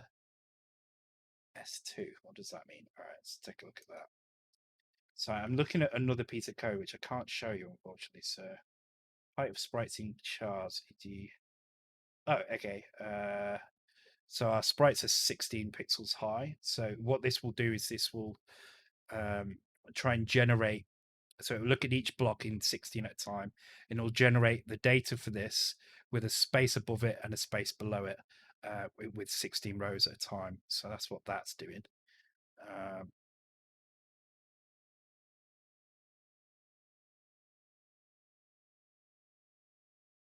So that would be add sprite padding, yeah.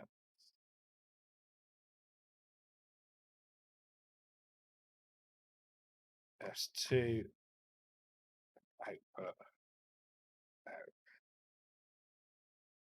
Okay, that's failing. Let me copy the code from in here, and we'll go through it in here instead. So I'm going to put it in the make file up here. So it's going to happen before it assembles anything. I'm going to put both lines in the RAM as well, and we'll make this work with our code now. So this assets.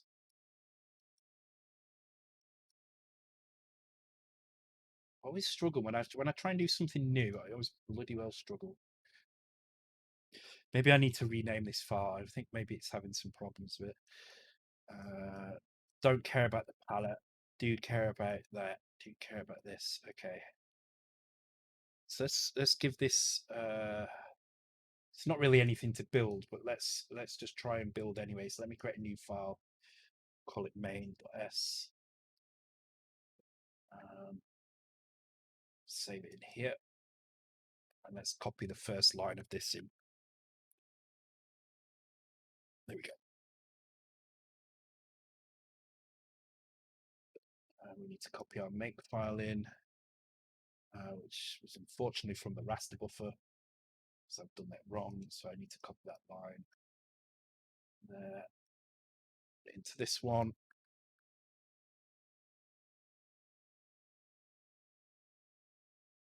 save that into our Nibble mode as make.bat. There we go. Okay, cool. We'll get cracking in a minute. We'll actually get something working in a minute. Hey, Deft, how's it going? Okay, well, it's built something, but it is failing here at the build examples, build utils. Okay, some of the okay, it's looking for build utils. That's why. So it's not build utils. It's include, and it is back one correct. Okay, let's try again.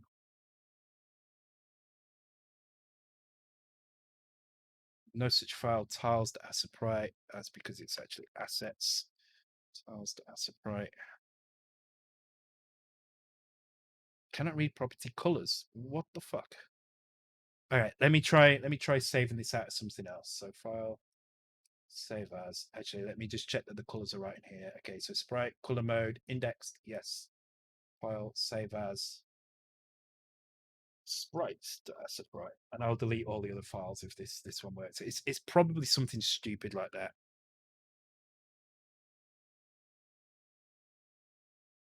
No, it's still complaining. Why is it complaining about colors all of a sudden? Hmm.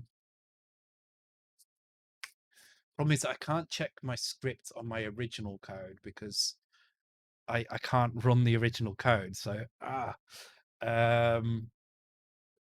okay. So I've got to try and fathom out what's going on with this.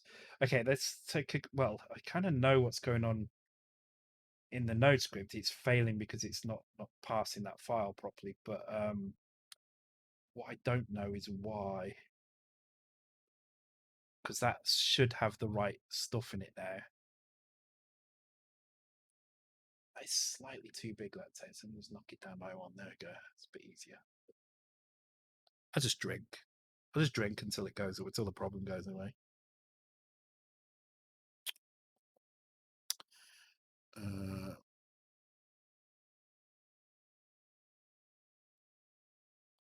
Yeah, so Doxter's Nexus has now left the UK for the second time. Oh, a little update on that as well. So I don't know if Strom is in the stream, but I'm just waiting a couple of days to find out what's going on with Doxter's because he's in Norway as well as you. And then once I know what's going on there, then I will decide how to ship it to you. I'm going to print the case tomorrow, but other than that, it's ready to go. So, oh, actually, do I? I might need to get. Oh no, I've got an RG. I've got a VGA cable. It's fine. Okay. But space set stones can cause problems. So it's. Oh yeah, it's the. It's not that though. Something weird is going on here.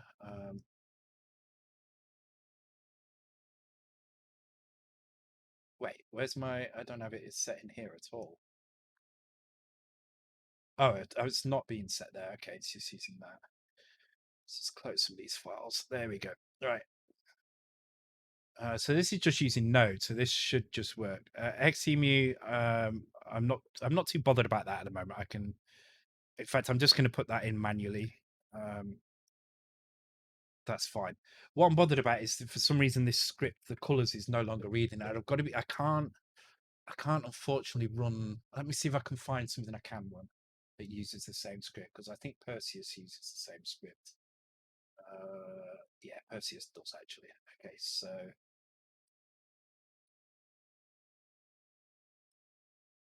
Okay, so Perseus also uses this script, and it does a sprites dash I.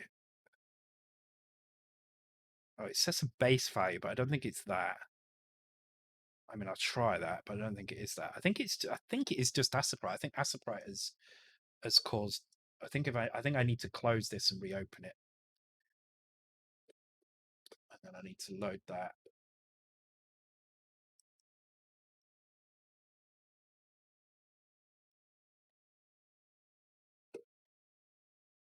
Let's call it Sprite Asaprite.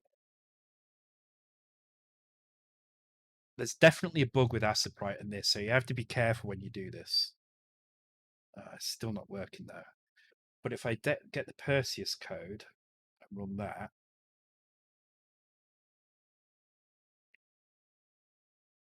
So Perseus uses this same script from the same folders as well. And that will just work. I'm pretty sure of it. Yeah, look, it's just working.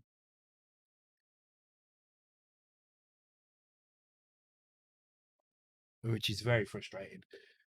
Let me see if I can open the file from Perseus in here. See if I can see the difference. Maybe the palette is too big or something. I don't know. I should do more of this more often, and then I remember how to do these things. It's this one. So this is the yeah. See, there's less colors in here.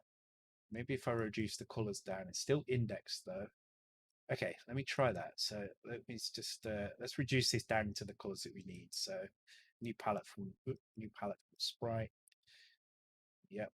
So there we go. That's well, that didn't work, did it?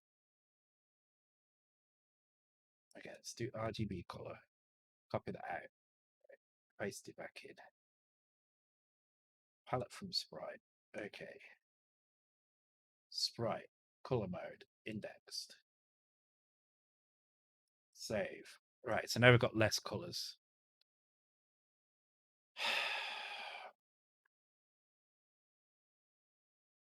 Oh, boom, there you go. It's too many colors. That's what it is. I think what it is when you okay, so when you use my script, what it tries to do is it tries to build a palette based on these sections here. So if you use colors from different sections, it's got no way of reorganizing them if it doesn't have room for it. So yeah. Oh yeah, I got the make pack working and stage sharing on the Mega65. Okay. All right, cool. I mean, as I say, this is I will include this script. You can look through this this stream to find out what I what I did, which is apparently you get too drunk to figure out how to remember to use my own script, but whatever. Okay, cool. Right, well, at least we've got started now, so we can start writing our code. So we're gonna start with some basic setup, which I am going to steal from the original raster thing. So we'll create a 0 page location and we'll put a screen vector in. I'm also going to put a color vector in here. This is just going to give us a way to look up a screen and color RAM. I use double word for the color RAM because I tend to use the upper RAM 32 kilobytes of color RAM to do this rather than the lower areas.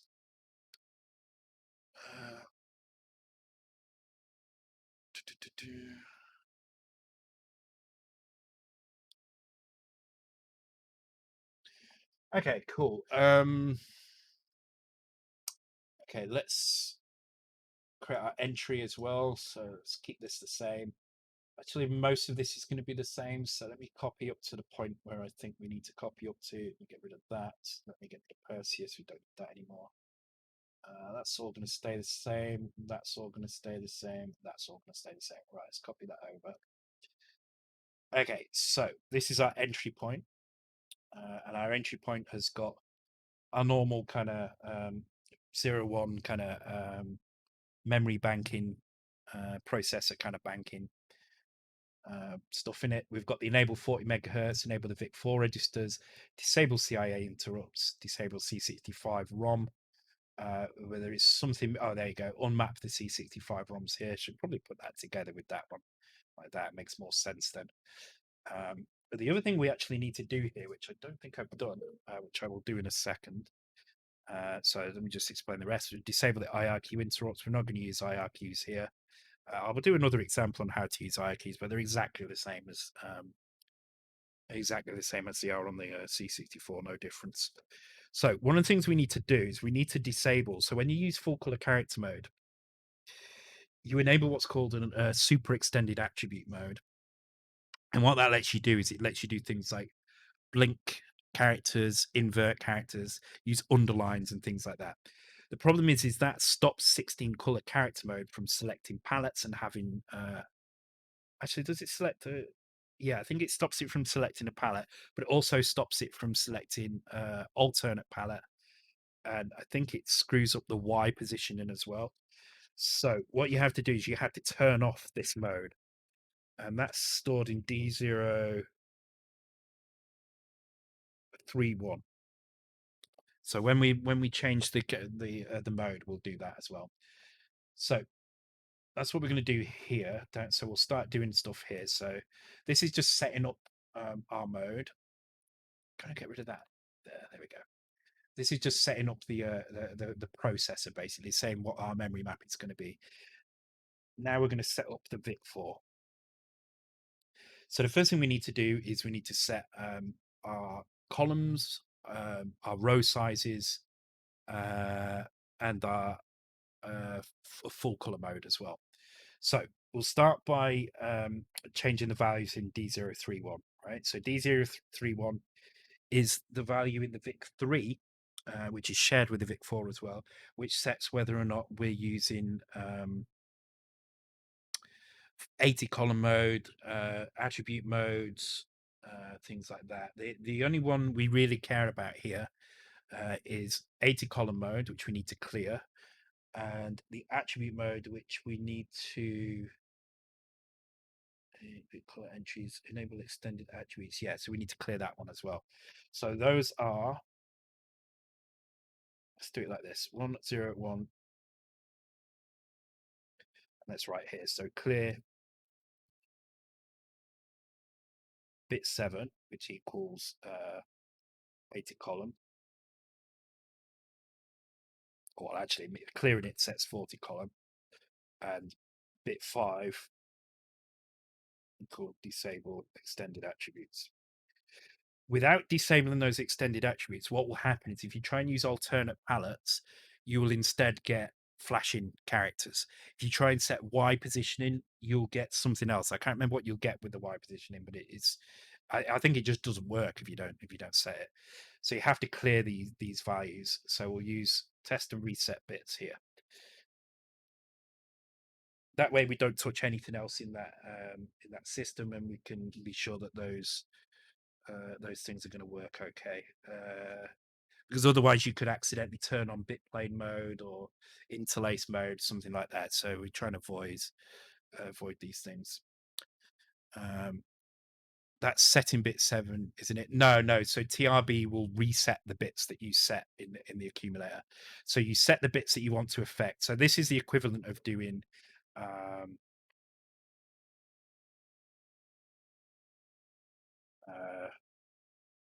255 minus that. So it's the equivalent of doing that. So it's kind of the flip side of it. You should totally go for the SNES Retro Gem. I've never done anything on the SNES. I'd like to have a go at it at some point. But I'd need to know more about it before I do it. And I don't know, I can't do graphics well enough really to do something like that. The next big system for me is going to be Mega Drive. That's going to be the next one. Exclusive or not quite. It will always reset, so it's always an and. More illegal opcodes, please. Yeah.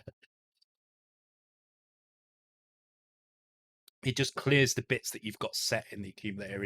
Anything that's set to a 1, it clears, and anything that's set to a 0, it ignores. The opposite is TSB, which anything is set to a 1, it will set to 1, and anything that's 0, it will ignore. I love to do Mega Drive, but it's too many registers. It's never a bad thing though. At least they use them properly, not like the Z80, which has loads of registers but just makes really poor use of them. Thank you very much for the gift subs, Anton, to Mega65, Captain Excessive, Smooham, Seriously MS, and Inverted Gold. Cheers, my man. Very much appreciated. I've got my Nomad right here. God, you can barely see it. Apparently, it does not like to be shown on stream. There you go. My Nomad and the little EverDrive cartridge to go with it.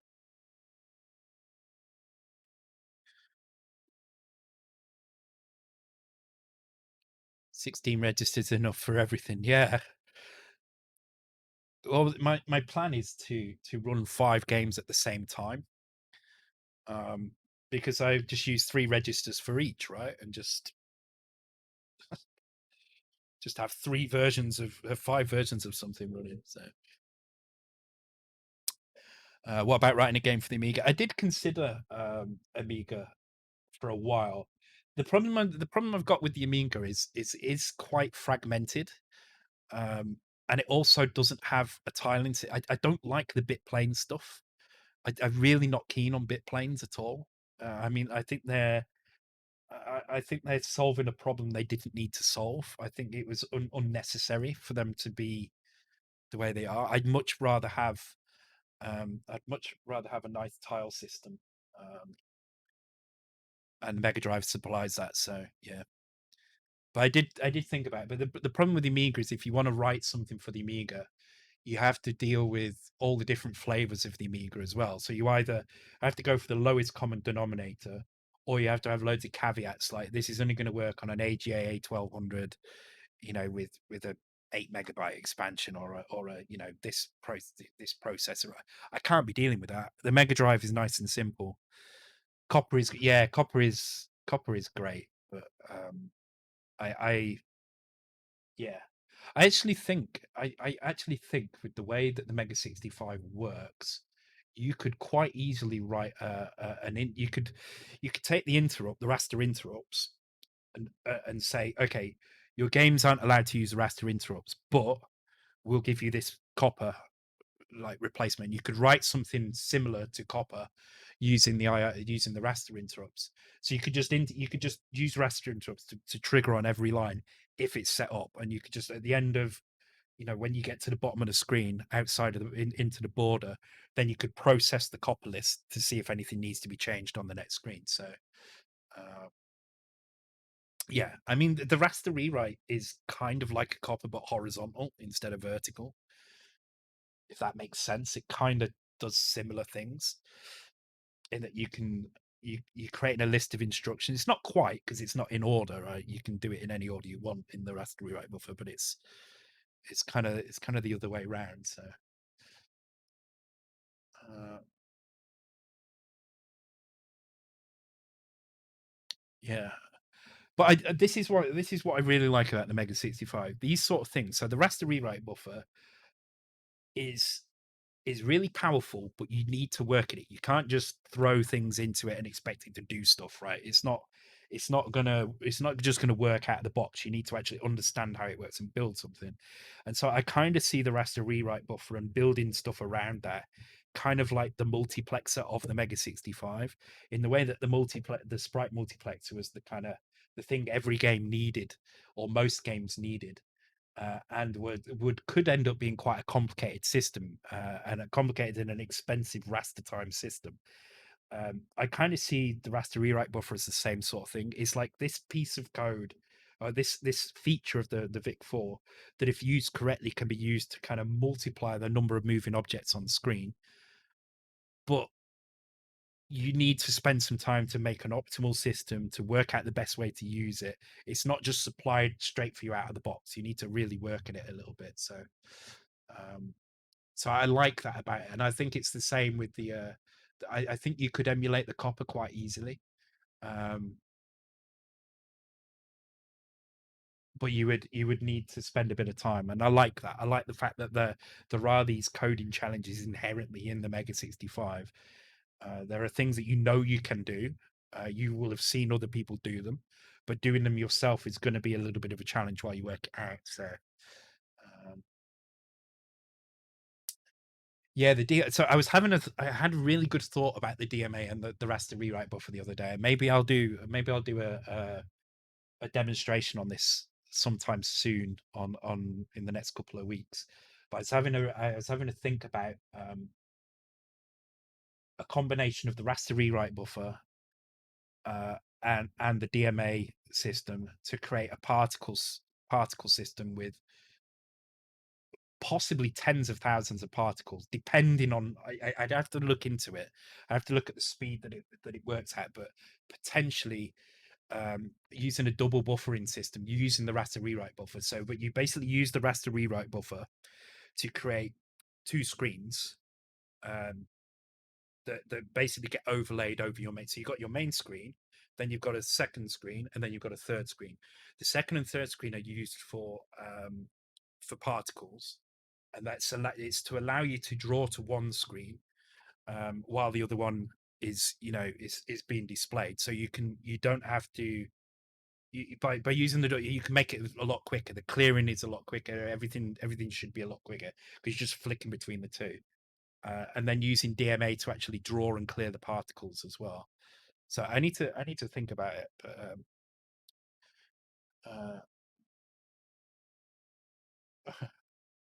is you wearing a C64 shirt? No, I'm wearing a C64 shirt. Look, there you go.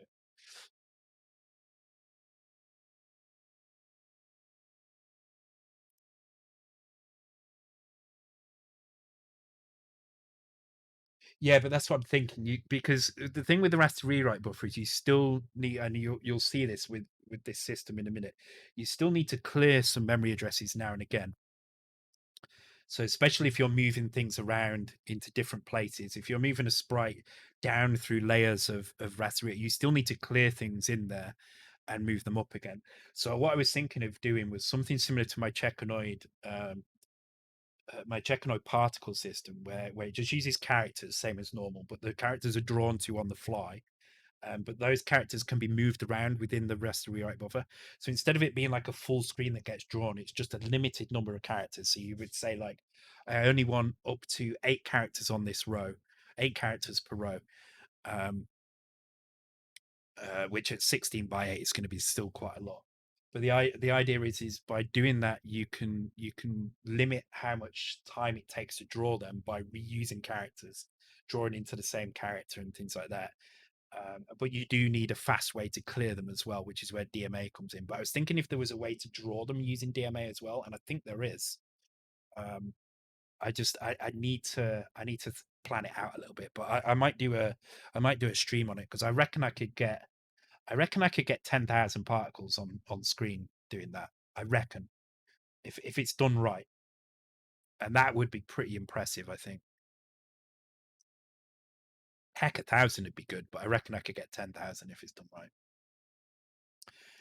Okay, let's do the giveaway. It's giveaway time. So I'm just going to pause where we're at here. The main feature I really want, just before we go, the main feature I really, really want more than anything is run length compression. Unpacking.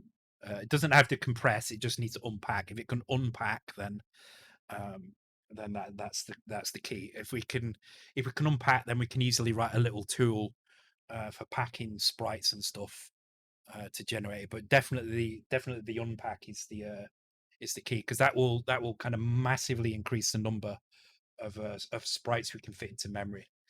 Uh, Using ROB to make a completely absurd.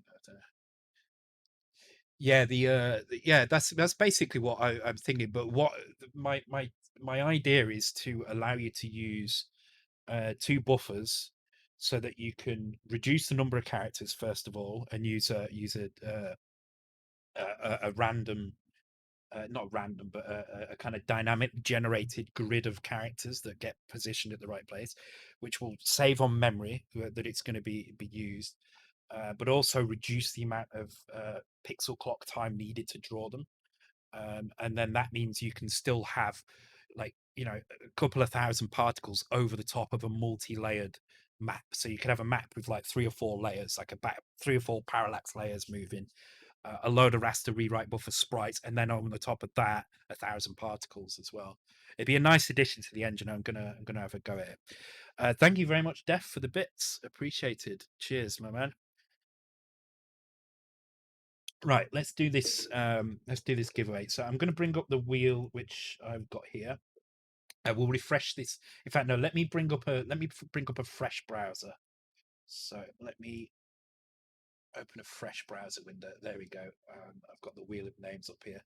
So you can go to wheel of names. Oh, it's actually remembered my name list. Okay, but I'm going to I'm going to delete this list and I'm going to randomize it as well. So let me just delete everything in this list. close the ads down. So you can go to wheelofnames.com just to check that I'm not kind of doing anything anything funky with it. I'm going to open a randomizer as well. So list randomizer, which we've used before. I'm going to open the list of names here. So I've got all the names in here. Let me just check that's the right number. Yeah, it is. Okay, cool. I'm going to put them in here, and I'm going to randomize this list. So why has it put numbers? Oh, there we go. Phew, I thought I was going to say it. So there we go. It's now randomized all the names in the list. We're going to drop these into here, and now we've got a random list of names, all organized in here. Thank you very much for the follow. Seriously, MS, appreciated. Cheers. Okay, let me switch to this one, and let me make this as big as it will go. There we go. So, just a reminder, this has been running for a couple of weeks now, a couple of months actually now. There are 45 slots on the wheel. 39 people entered. Some people bought more than one ticket. You will see a few names repeated as we move around. This is all to win this, or one of these. This is mine. You will win your own. This is Game Boy Color, fully modded by retro6.co.uk. They basically changed the screen. They had a glass cover to the screen instead of plastic, which, if I move the grime off mine, I've had it on my desk for a while, so it's picked up grime. You'll see it's kind of nice, and actually you won't see it because it's going to go all funny on the screen. Yeah, okay. They changed the sound to a very loud audio thing, and they give it a brand new case as well with the .cosmos stuff on it. There's only 4 of these in existence, and one is for this giveaway and is waiting at Bitsoft HQ ready to give away. So let's take a look. Who's going to win? So there's only one winner, so I'm going to click this. Whoever wins wins. It's completely random. As you can see, I've randomized the list. I've used a brand new browser as well, so there's no funny business going on in the browser. Let's press spin. Good luck to everyone. Yes, that's the thing as well. It's all about tickets. So these tickets were £5 each to cover the cost of ordering these devices. And this is the full list now. So good luck, everybody. And let's see who's won. So I hope Bitmapsoft is watching. If not, I'll have to remember. So, okay, here we go. Some audio in here as well.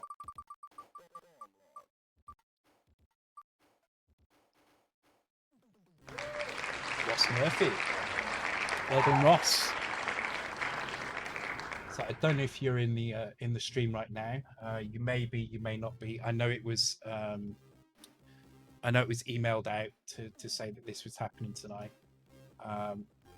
If you're not, then I'm sure someone will contact you. Not sure what I think about displaying people real name. Yeah, unfortunately, I didn't. This is the only way I could do it. I don't have another way of doing it. The only other way I could have done it is if I put all the names into a hat. I've just pulled one out. So yeah, I mean, yes, I have revealed people's real names, but there we go. But yes, well done, Ross. I don't think he's on the stream. Oh, they're on the stream, but congratulations, you will be receiving one of these very soon. So cool, thank you. All right, let's crack on then with the stream. Well done to Ross. All right, where are we at? What's just dropped on the floor? Something just fell.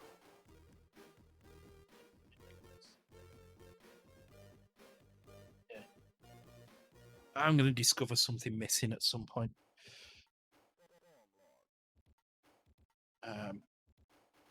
Yeah, I did consider the names thing, but unfortunately, all I was given was a list of names. So hash them and use it. Yeah, I mean, I could have. There's a few ways I could have. I thought about reducing it down to first names and an initial for the last name. There's a few things I thought of, but it was just easier because there was so many names on the list. It was just easier just to drop them. I was given a text file with all the names in, so I just multiplied the ones that had more than one ticket and did it that way. But yeah, this is I I wanted to make sure it was fair and transparent. But yeah, it's I must admit the security party me tingled a little bit as well. GDPR parts of me went beep beep beep beep beep beep. So yeah, just use social security number instead of or social security number as well as names. That'd be even better, wouldn't it? Anyway, there we go. I don't know if Jamie's on from Bitmap, so I'll probably not. I'll probably have to contact him later and let him know who won. Yeah, and mother's maiden. It should have been date of birth, mother's maiden name, first line of your address. That's what it should have been.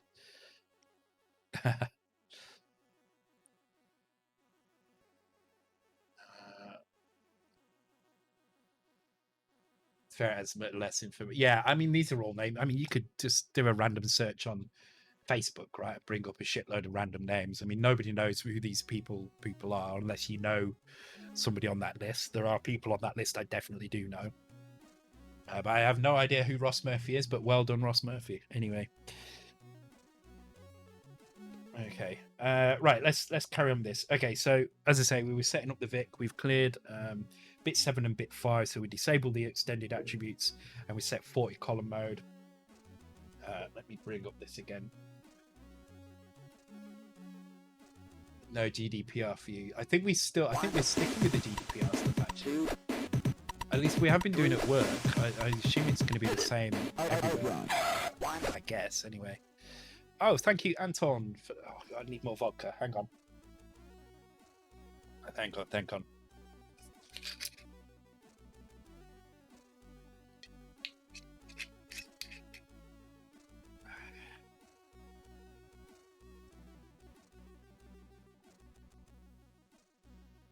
I need to go. Oh, I've got another bottle there. Oh, damn it. I got the bottle out. Left it there. It's going to be really warm. Cheers. Thank you for the bits. I think you're GDPR until Lord Borisness repeals it from the UK statute, but I think they've already said they're not going to, and it kind of makes sense. I mean, as much as GDPR is a pain in the ass for anybody that works in companies that have to comply with it, for the consumer, it's a very good thing. For the consumer, it's a perfect thing. So I think it's good. I think there is kind of sentiment elsewhere in the world that GDPR is kind of probably where things need to go, or something similar. I know the Americans were talking about implementing something similar. It makes sense. I mean, it is right. For far too long, companies have been able to be very lax with our information and basically not be accountable for it, whereas now they're accountable for it because our information is important to us, right? It can be used against us, it can be used maliciously, and so it should be treated like a private asset. And so it's very good that the EU. It's one of the good things that the EU have done, and I hope the rest of the world kind of takes note and does something about it. I think some countries go a little bit too far with these things. I think the way this works is fine in terms of privacy anyway. Maybe not so bad on privacy, but there are, yeah, exactly. Belarus and China, yeah, they've got like the opposite the opposite approach. But yeah, the all accountability is a pain. Exactly. The problem, I mean, certainly from my point of view, because now I work in security. GDPR is a problem for us because if we have any kind of breach that puts critical private user data at risk, and it really doesn't matter kind of what level of data it is, basically any data that falls underneath GDPR, which is almost anything related to you, if we have any kind of breach, we need to report it very quickly, which means we need to find out that it's happened quickly as well. So it's kind of good because it puts the onus on companies to actually make sure that they discover these things. If you get hacked and it's a month before you discover, and all that data ends up on the dark web, you are going to get fined. You are going to get fined heavily for it. So it gives a lot of incentive to companies to actually up their security and make sure they follow best practices and stuff. So it's good in that sense. Okay, enough of that chat. Let's create. Okay, so we've set up the Vic4 into 40 column mode. Now we're going to set the values in D054. So D054 is the one that tells us which color modes we're using. It has a few other things as well. We can mostly ignore those for now. Setting them to 0 is absolutely fine. So we're just going to set the lower 3 bytes. Actually, what we're actually going to set is the bit 2 and bit 1 of this. So we're going to set. Actually, let's do it with bits like this. Like that, and that's going to set FCM for chars with FF, which is bit 2, and bit 0, which is 16-bit char indices. So what this is doing, this is saying if our char number is more than 255, in other words, if it overflows into a 16-bit char number, if it can't be represented by 8 bits, in other words, then use full color character mode. If we are setting bit 0, what we're saying is we're using 16-bit char indices. So all our characters on screen are going to use 2 bytes to represent them. One for the lower byte, one for the upper byte is 16. One for the LSB and one for the MSB. And we're going to set them. We can use TSB here to set D054. Well, because I know that we want the other ones cleared, I'm just going to use store. Again, if you're unsure, read the manual. The manual does have really good explanations of most of these. D054 is one of these kind of multi-purpose registers that has a lot of stuff in there. You'll find that quite a lot, actually, more so than you would do on the C64.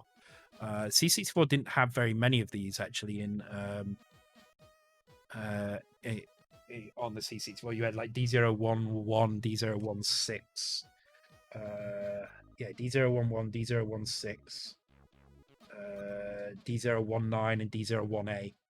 That was about it, and then the rest of them were for a single purpose. On the Mega65, there's a lot of multi-purpose registers, so you need to make sure you read through and look which bits do what. So, but I know with D054 we can reset everything. The other things that are in here are like alpha. What is it? Alpha compositing enabled. I don't know what VFast is, but we've never really used that. Oh, 48 megahertz. I'm not even sure if that works. Does that work? Oh, 48. Can I turn 48 megahertz on? That'd be amazing if I could do that. Not that I need it. 40 is plenty. PAL emulation is in there as well. We don't need that. We're already in PAL mode. You can set that bit in D054. It's bit 6 if you want to force an NTSC machine to emulate PAL. There are some differences. I need to figure out what they are. I don't know if they're documented, but there are definitely some small differences between running a PAL in emulation mode and running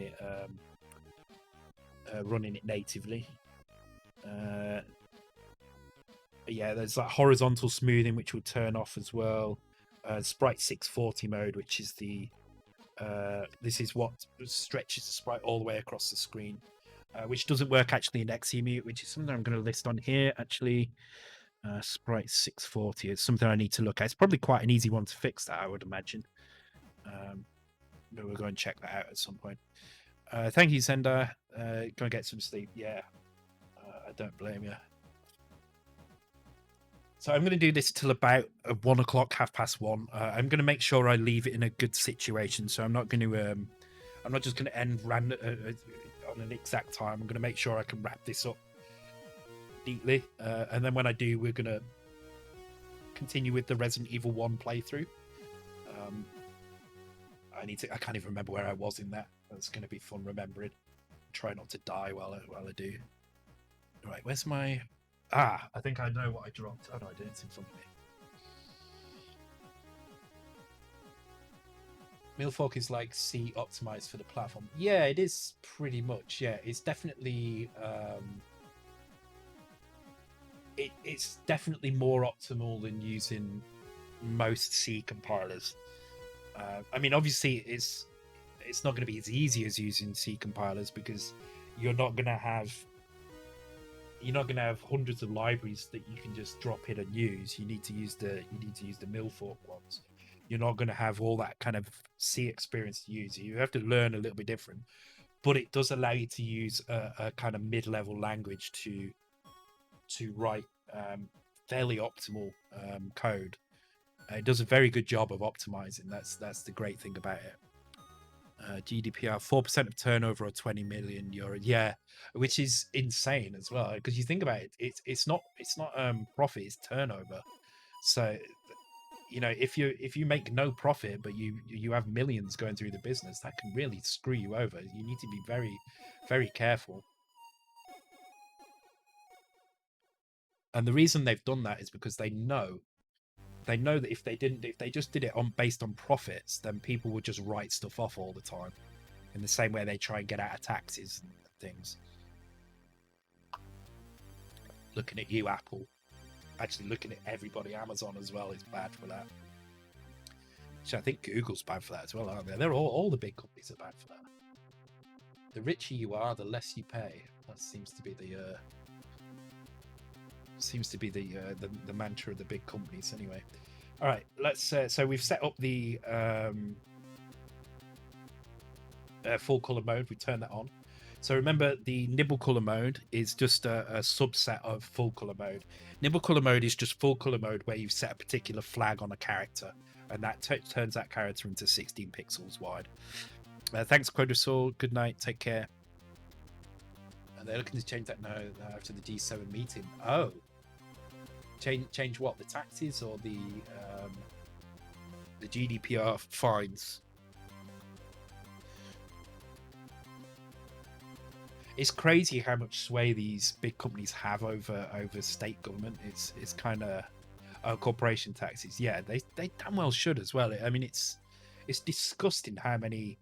I know I wasn't going to rant about Apple, but I'm going to say this quickly. So, and I know Apple are not the. I'm by no means picking on Apple as thinking they're the only ones here, but I think it was 2019 or 2018. There was an assessment done on how much Apple should have paid in tax and how much they did pay, and they basically were $40 billion less tax paid than they should have paid in the US. $40 billion. It's absolutely insane.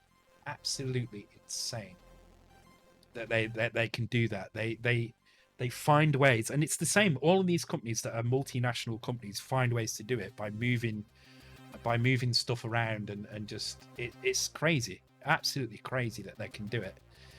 Because all they have to do is, if a company offers, let's say Apple, right? Let's say Apple, and again, I'm picking on Apple just because they're an easy name to pick out. Let's say Apple's App Store business, right? They have to pay tax on that. All Apple has to do is move the department that deals with the billing of that to a country that's favorable, and they'll pay the corporation tax in that country. And I think that's one of the big problems. They need to change the way that works so that these companies pay tax at the point of sale, not the point of kind of processing. That's really, really bad. But yeah, they're all as bad. Amazon is terrible. Amazon is really, really bad for that as well. Now that where you make the product, I think that's what they're trying to do. I don't think it's the case in all countries. But I think that is kind of the idea. The point of sale is where you should pay the taxes. But it certainly hasn't been like that in the past. Pay the tax where you do. All right, okay, so it is more like that now. But it definitely wasn't like that recently.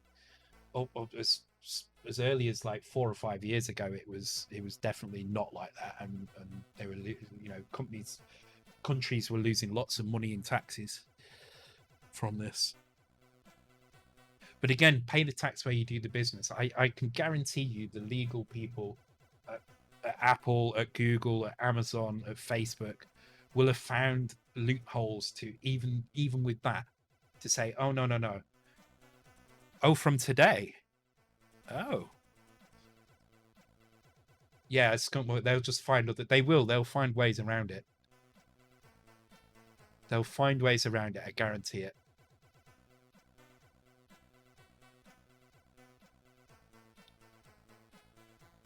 Yeah, yeah, it is crazy. It shouldn't be allowed, but it's what happens. All right, so I'm going to copy these blocks because we're going to use the same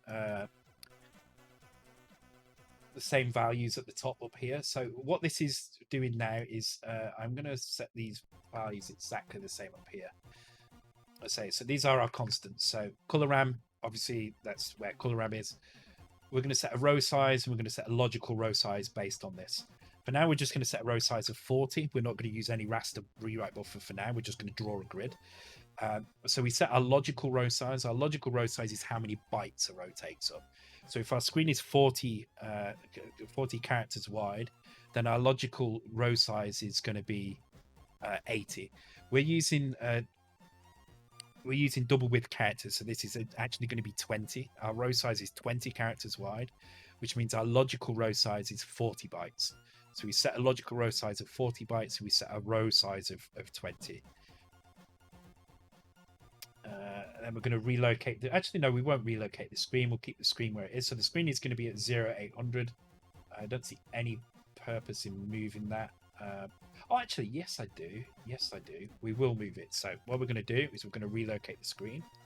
So there are 4 bytes, 4 registers in the VIC4 from D060 to D063 that allow you to relocate the memory to anywhere.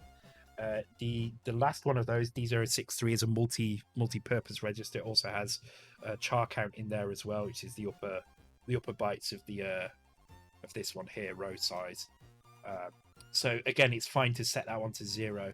But if you wanted a row size that was more than 255 characters on a row, which you might want if you're using a raster rewrite buffer. In fact, Perseus uses about 300, I think, on a row. Then you might want to set a value higher than that. Then the upper byte of that, the upper 2 bits of that, are in D063. But we don't want to do that. We're just going to keep it like this. Now, screen base. The reason I'm going to do this is because what I want to do is I'm going to set our screen base here, and we're going to use screen base we're going to just set the data up automatically in here. So I'm going to copy what we're doing in the raster rewrite buffer example over here. I'm going to set the screen at 4000. So this is going to actually set the screen to 4000, and that means now in here I can set the screen up however I want. So I'm going to do that in a second. But what I want to do before that is to set some other. Okay, that's just the go to X. Okay, colors. All right. So the last thing I'm going to do is we're going to copy the colors. Which is basically going to copy the palette, and then we're just going to jump to loop here. Sorry, not the palette. This is going to copy the color RAM. So we're going to have an area like this, which I'm going to call colors, and this is going to be the color RAM that what we copy into the color RAM. That means we can set the screen and we can set the colors here. And then we can use a routine called copy colors to actually copy that data into the color RAM. The screen RAM it doesn't need to be copied because it's actually in place, but the color RAM we will need to copy because we can't load stuff into that high area. And we're going to use the DMA stuff here. I've got it already over this side. You can see it here, run DMA job. So just going to copy this exactly the same, and then I'll explain what it's doing. So these are macros that are used in the let me put word wrap on this screen as well. There we go. So these are macros that are used in my macro system. Very easy. Run DMA job will basically set a DMA job off pointed to by this pointer here. This pointer is this here, and this contains the job information. So DMA job is just a list of instructions.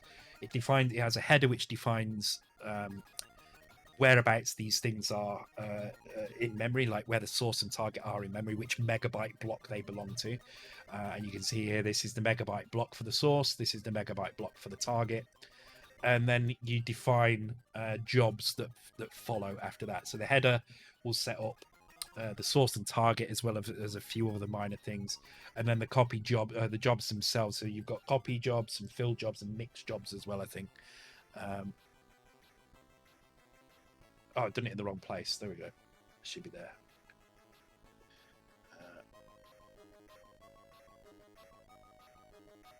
It exists here.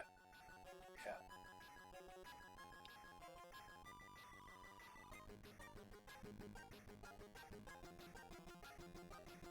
Oh, I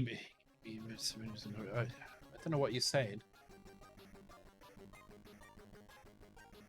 Anyway,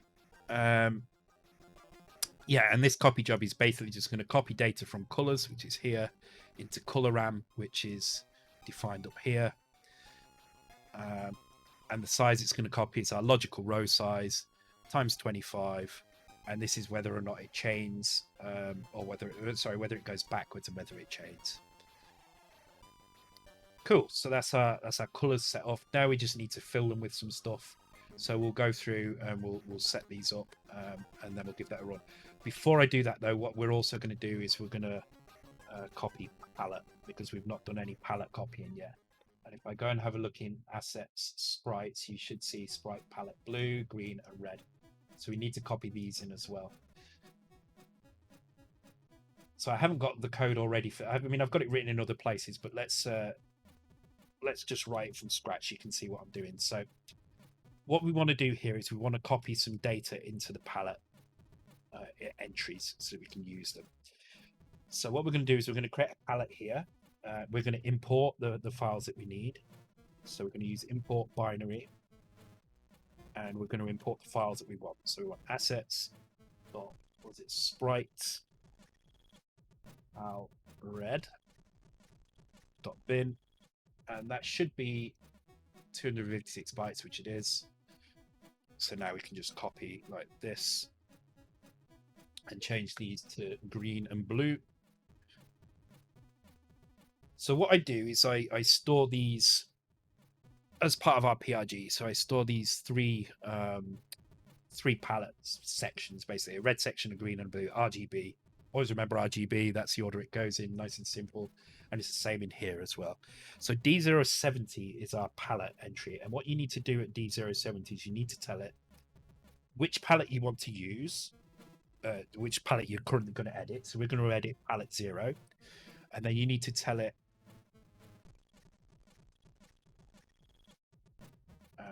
is there anything about color you spell properly? There's an E on the blue. Oh, no, it's just so they're all nice and neat like that. Three letters. There's an E on the green as well, but I don't put that in either.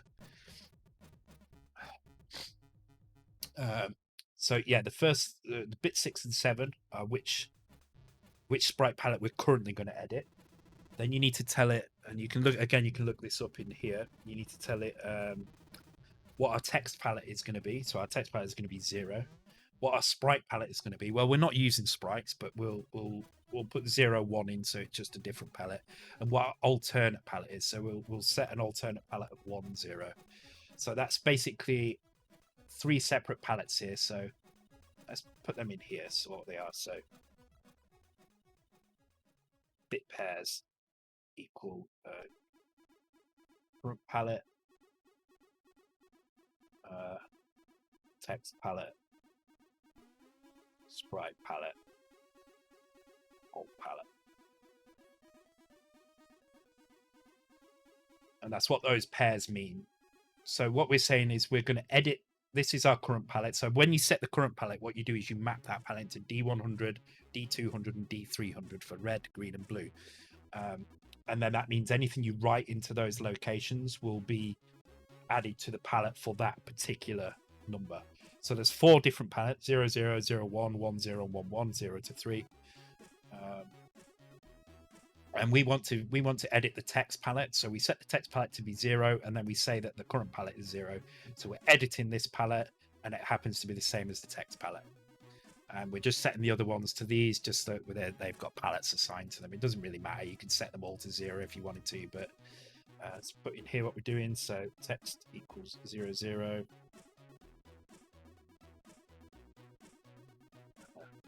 Sprite equals 0, 1. Alternate equals 1, 0. There we go. And we edit.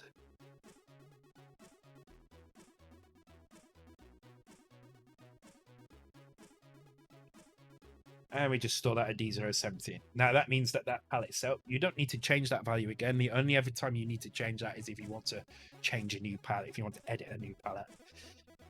And then we just need to set a loop up where we're going to load stuff in from palette. I'm going to add plus 0, 0, 0 here. You'll see why in a second. And I'm going to store that at D100, X. And this is just going to copy the data from here and store it at D100, which is our red.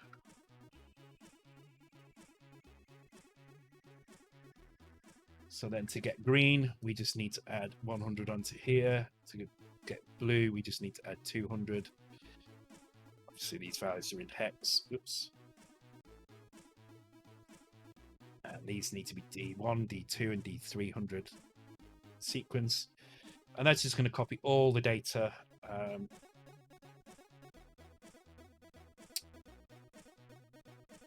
from here into the palette.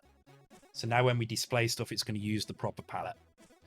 Okay, cool. So that is most of the stuff done. The only thing we don't have now is anything in our screen. So if we run this, we'll just get a load of junk on the screen, I'd imagine. Let's give it a try. I don't know why that didn't run on the real hardware. Maybe there's a bug in here somewhere. Oh, import. Can't open file assets. Because it's asset sprites. Okay, sprites. So the reason it's sprites is just because our script, our make script here, is output into this folder sprites. The reason it's sprites is because we're using a sprite parser to do this. The actual information, actually it doesn't say anything other than it's just sprite generation.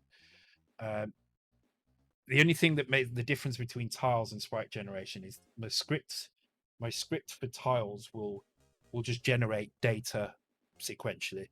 Sprites will insert padding between them, and it will also it changes the way that the 16 color pairs work. It's slightly different. Like the nibbles are switched on characters but not on sprites, or the other way around. I can't remember which way it is, but you'll see in a minute.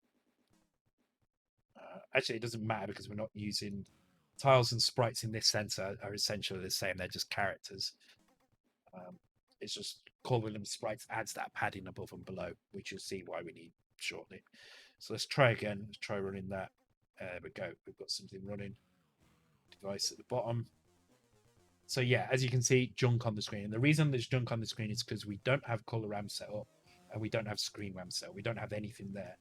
I don't know why, and it looks different on here. And the reason it looks different on Xemia is because the memory initialization is different. So that's why we're seeing differences there.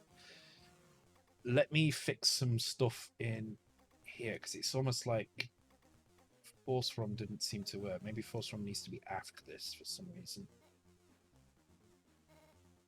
Just try that again. Just want to make sure it works properly on Xemia.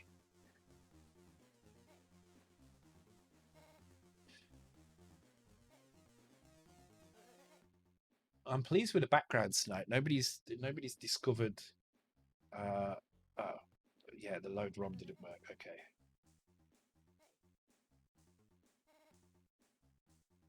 Oh, okay, I'll get rid of the load ROM for now. This. Yeah, I'll get rid of it because it's just going to confuse things actually because you don't have that exact ROM.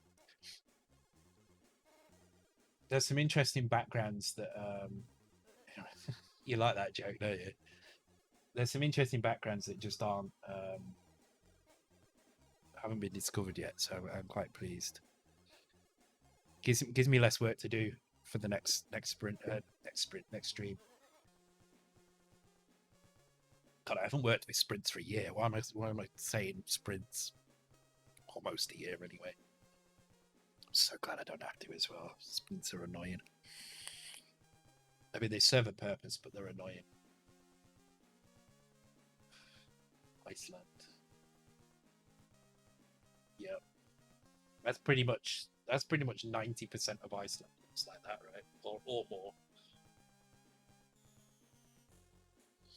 Someone's got a town with the Photoshop filters on that, haven't they? Look at that! Look at that sun. There's no way that sun was that perfect with the lines coming off it. They've added those in. They've used some Photoshop filter to do that. Yeah, I did have a dream about Iceland. Oh no, not recently. No, it wasn't Iceland. It was shit. What was it? It was New Zealand. Yeah, it was New Zealand. Weirdly, I think. Can't remember. Dreams are like that, aren't they? Funny dreams where you can forget them almost immediately, and then sometimes the you will remember them, but like now I can barely remember what the dream was about. I just remember I'd moved to New Zealand for some weird reason. Okay, so we're going to fill the screen up. So what do we want to do? We want to fill up 25 rows. So we're going to make a little loop here.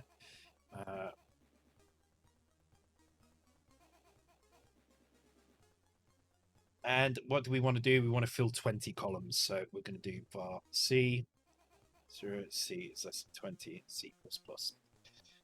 So we've got 25 rows with 20 columns. The reason it's 20 and not 40 is because we've got double width sprites, double width characters. So now we just need to put the data in. So we need to import our character set in. We don't have our character set imported. So our character set is here at sprite index. No, that's index, not that one. Sorry, sprites. And you can see here in the sprites how it's put blanks in above and below. So this is one square, and this square is made up of two halves. So you can see a half there and a half there.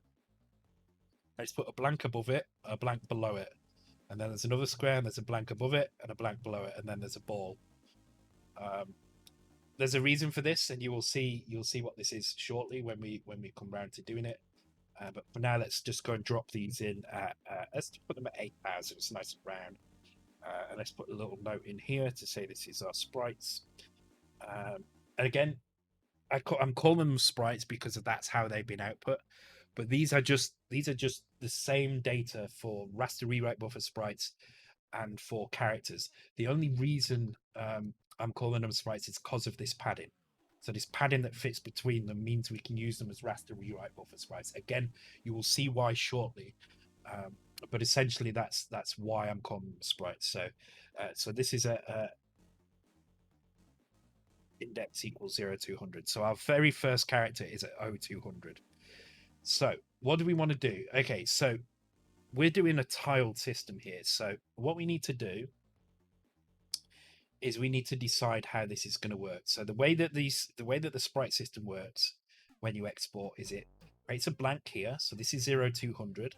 Then this is 0201. Then this becomes 0202. Then there's a blank. Then this becomes 0203. Then this becomes 0204, 0205, and so on. And then a blank. So there's only ever one blank between them, but it's always in rows like this.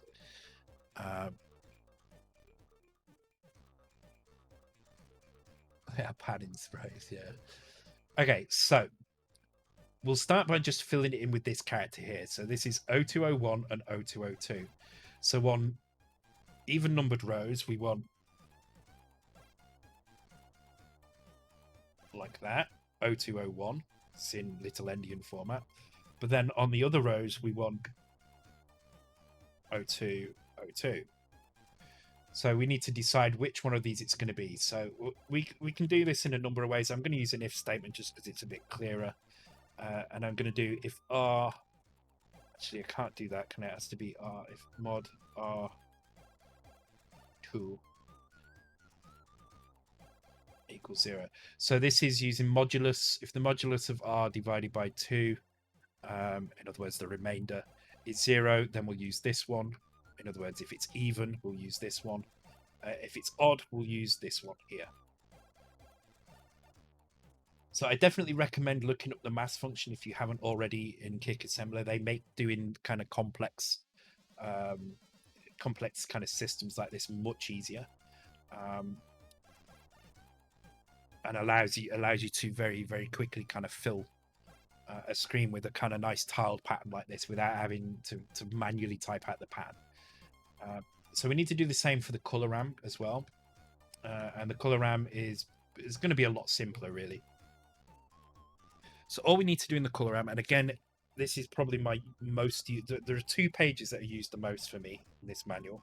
One is the Vic 4 list of instructions, and then there's this one, which I think is definitely the most used because the pages are almost falling off, which is the attributes lists. What happens in the color RAM and the screen RAM for each of these.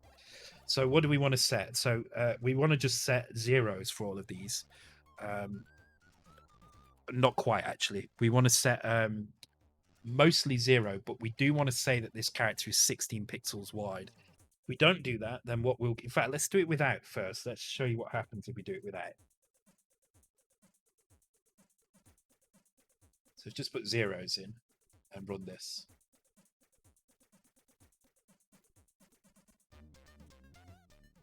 And you can see it's only filling half of the screen, and the data looks wrong. The reason the data looks wrong is because it's using full color character mode. Sorry, I'm just moving to the side so you can see. It's using full color character mode instead of using a 16-bit Nibble color mode. So we are seeing a slightly different picture on here and on the real device. I'm not sure why that is. I shall have a look at that in a bit, but that doesn't really matter because this is not the mode we're looking for. She's been mirrored. Yeah, steps moved her over to the other side. So.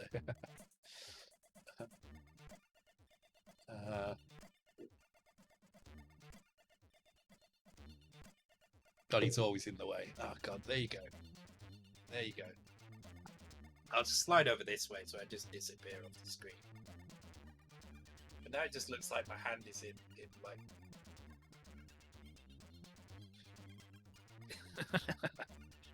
Sorry, that's probably not that's probably not very good, but probably shouldn't be doing that. Reported to Twitch, yeah. Okay, let's move on to setting the colors up right. So as I say, that's the reason this is happening is because we're in full color character mode. To change it to Nibble color character mode, what we need to do is we need to set byte 0 bit 3 of color ramp. So that means this one here needs bit 3 setting, so it's this one here.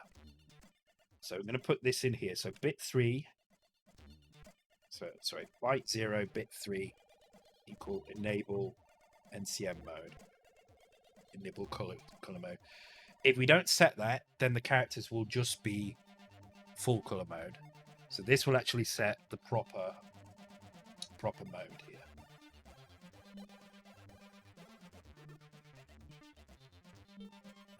Okay, well it sets something, but it looks really odd for some reason. In fact, it looks different on both as well, which is again, it's a little bit odd. So I need to figure out, have I put the characters in the right place? I believe I've put them in the right place. Oh, no, I haven't imported them at all. Okay. That's if I actually import stuff, right? So import binary.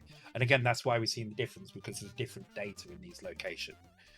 So assets, sprites.bin.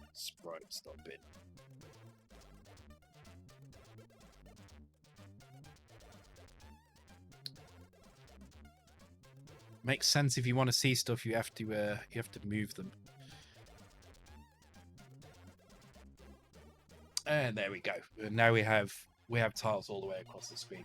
So the other thing I'm going to do is I'm going to set. So you'll notice, and this is the same on both the real hardware and the XEMU, is that the tiles on the right hand side are cut off ever so slightly, and that's because the screen by default is scrolled over by one pixel, which is just a weird kind of C65 bug, I believe.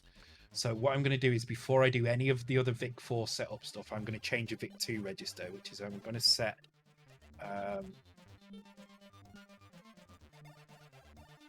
2, 3, 4, 5. Whoops.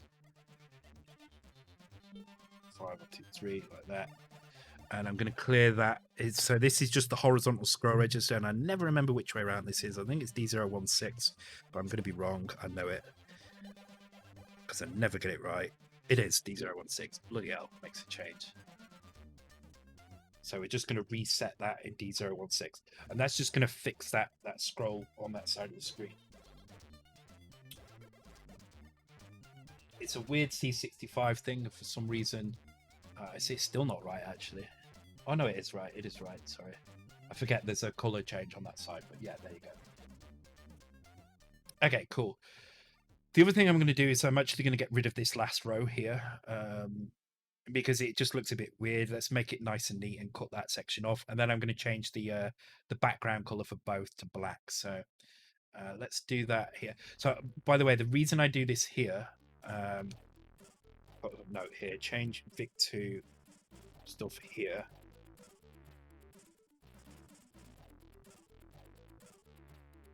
To save having to disable hot registers. The reason I change this here is because if you change a Vic2 register, what it will do is it will recalculate all the Vic4 registers, and this is one of those registers that does trigger the recalculation. D011, D016, D018. I think that's it. I think those are the only ones. So the ones that control the scrolling, the ones that control the pointers to memory.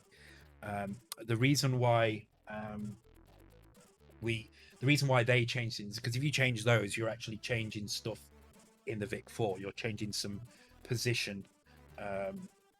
You know, if you change the scroll register, you're also changing the XChargeM register.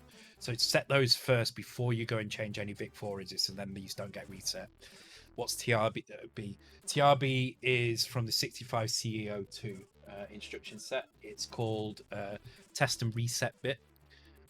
It's the equivalent of doing so this block of code here is the equivalent roughly of doing this, and with 255 minus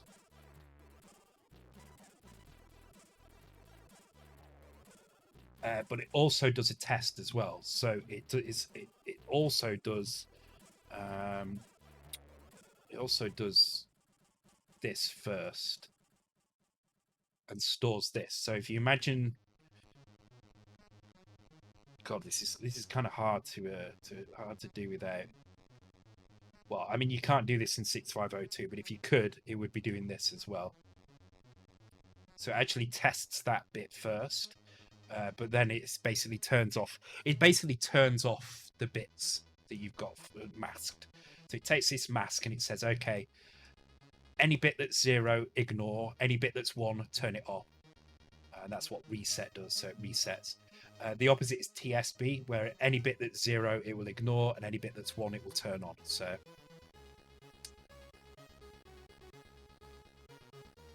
do you know, when anybody ever says transmogrify, it makes me think of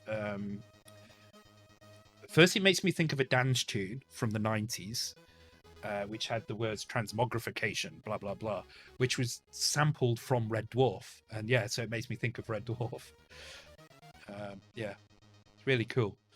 I need to find that. Somebody needs to find that tune for me. There was a dance tune from the 90s that had that sample from Red Dwarf in it, and it was great. Okay, so that's why we set those registers there and not later on. Red Dwarf is an epic series. It really is an epic series. Really is an epic series. Oh, wow. Are you guys still missing a captain? Interesting. You guys are missing a captain still. I wonder if it's that Rachel Garrett one. Maybe that's what it is.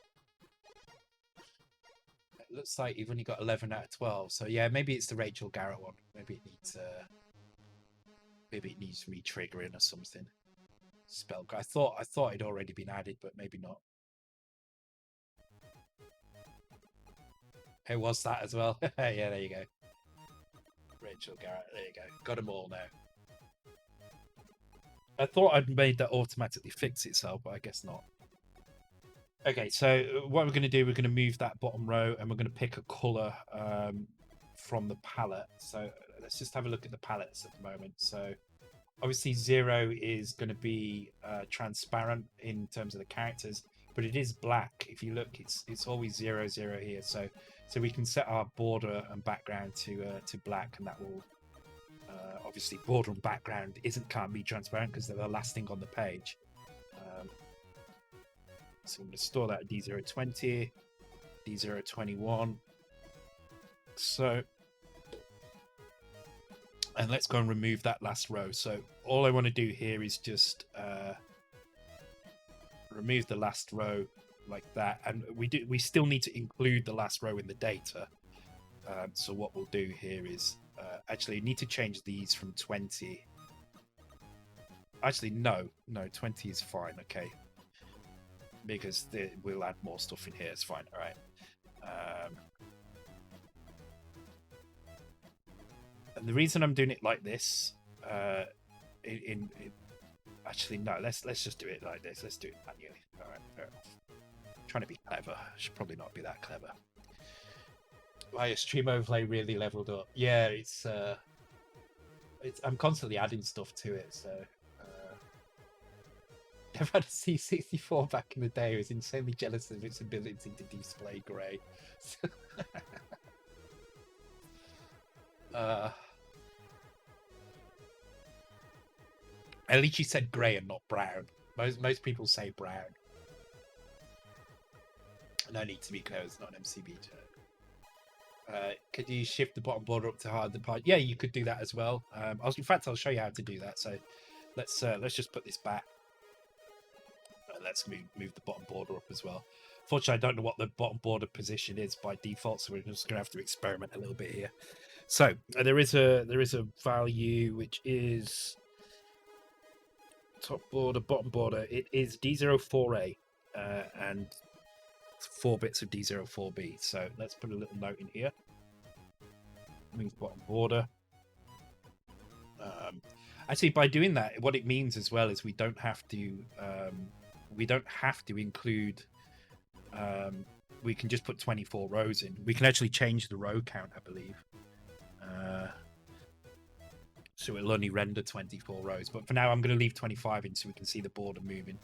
So yes, you can move the bottom border as much as you want to move it. So we can either move it up or we can move it down. What I'm actually going to do is I'm going to figure out where it is first, and then we're going to move it down so we can actually have 26 rows of data here. Which is probably more useful to people to create more space rather than less. So it has 3 grays, not just 1. Yes, it does have 3 grays. Yeah, as Mega65 Paul says, just shift it down to fit the whole rows. Yeah, I think we'll do that. I think that makes more sense, to be honest. But first of all, I'm going to show you where it is. So I forgot the number again now. D04A, was it? Yeah, D04A. Okay. So I don't know where it is, so we're just going to set some values and see where it is and adjust accordingly.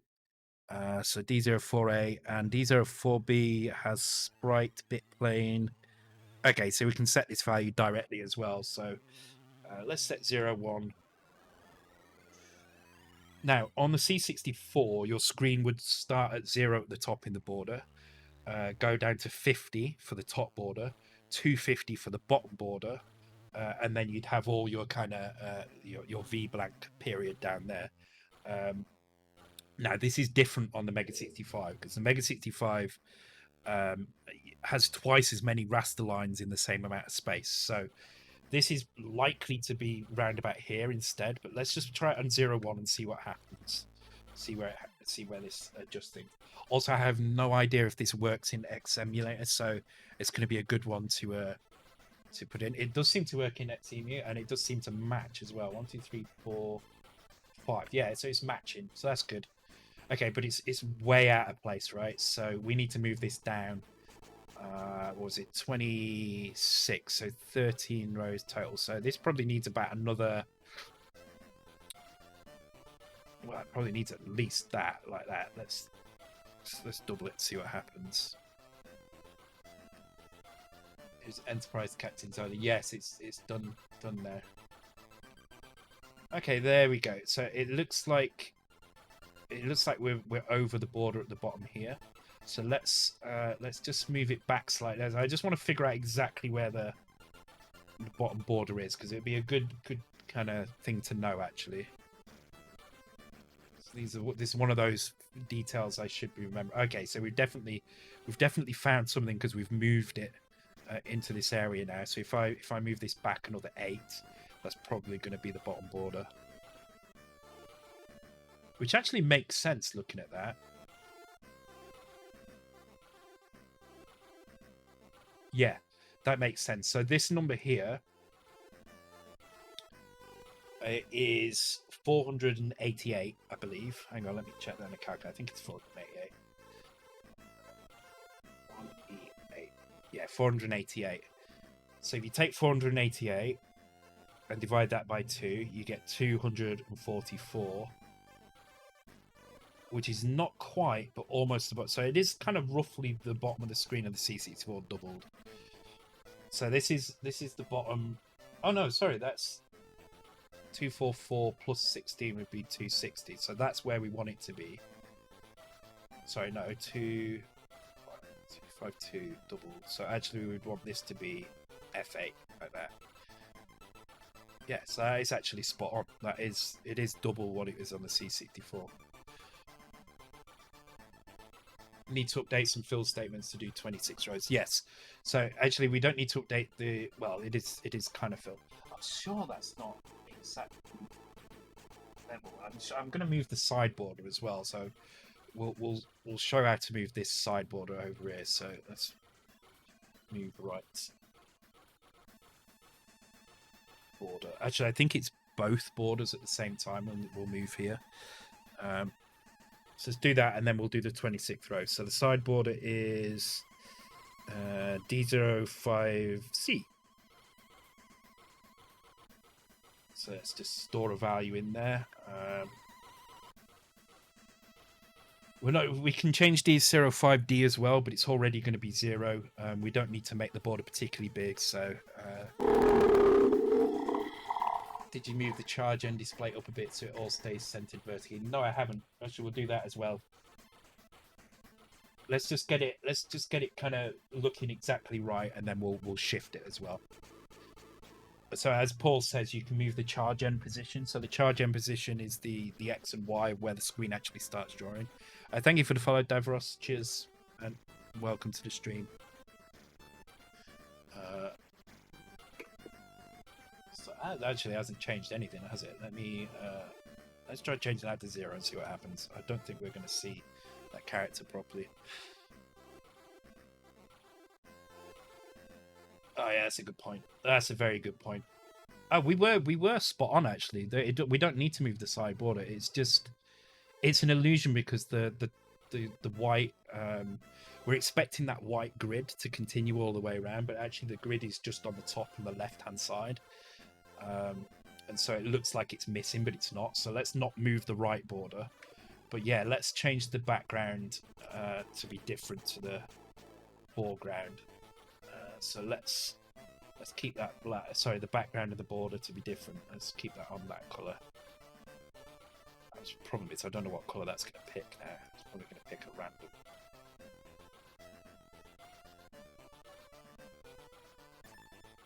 Wait, what?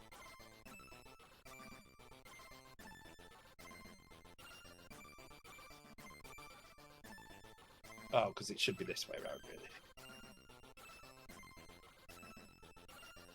No, we need a different colour, don't we? Problem is all the colours are being used in here, so I need to pick one from kind of in the middle somewhere. Fortunately, the palette is kind of generated and doesn't contain every colour that we want in it. So either I need to add some colours in or do it like this. This will be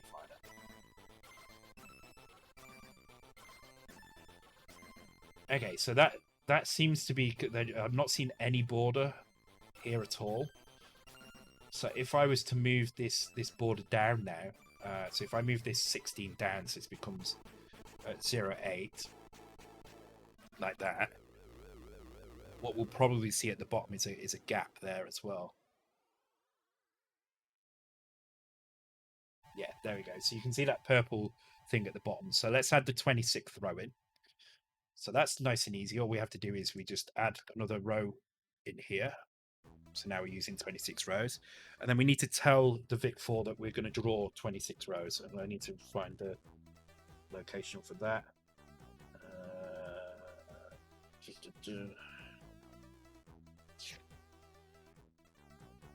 Number of text rows to say D07B. Okay. Set number of rows. So we want 26. So that's 1A D07B.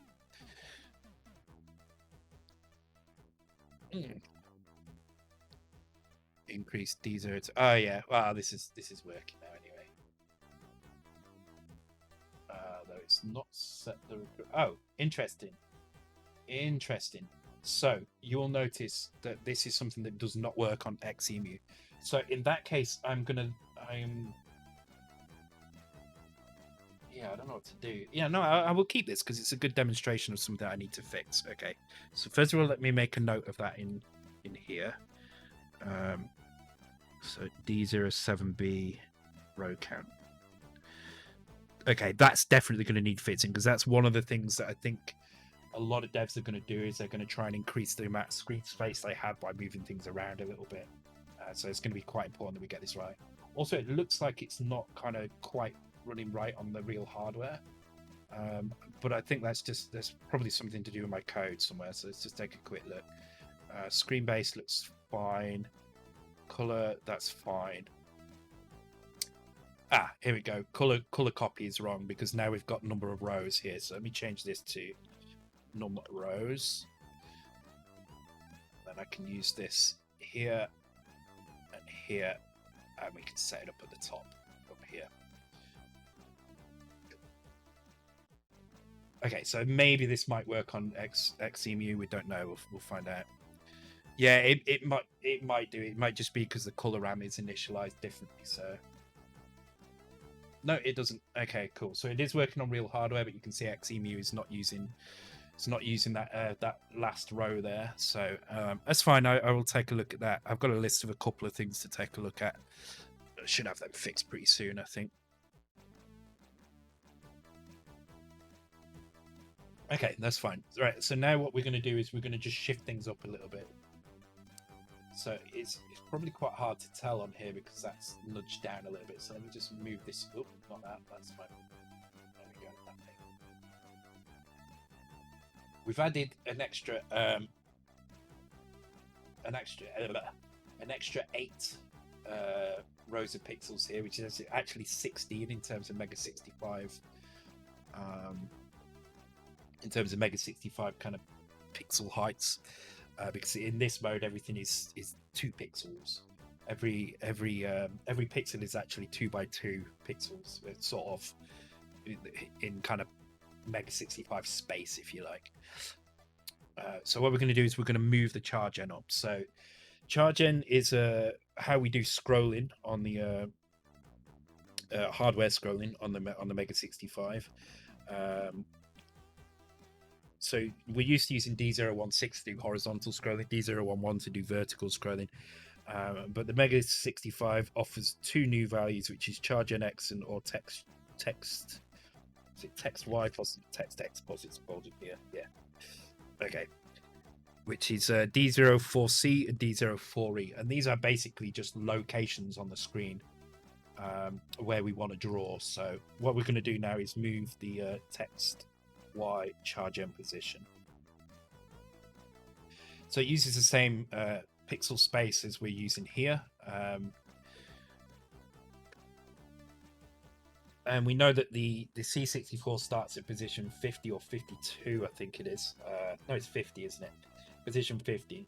So if we want to move our screen up by 8 pixels, then we need to change that position. So this is D04C. So this will be 0. This will be 4C, 4D. So our current position is going to be round about here. we want to move it up. Now it's in Mega65 space, so it's probably going to be that, and we want to move it up by half a block, right? A block is 16 pixels high, so we want to move it up by 8 pixels, which in Mega65 pixel space is going to be 16. So we need to move this to here like that. So hopefully what we should see now, borders will stay in the same position, but now our screen is going to be shifted up by about half a block. So let's try that. We should see a gap at the bottom again, and this time the cutoff will be up at the top. If this has worked. Oh, I've done XPOS, not YPOS. Damn it. YPOS is 4E and 4F.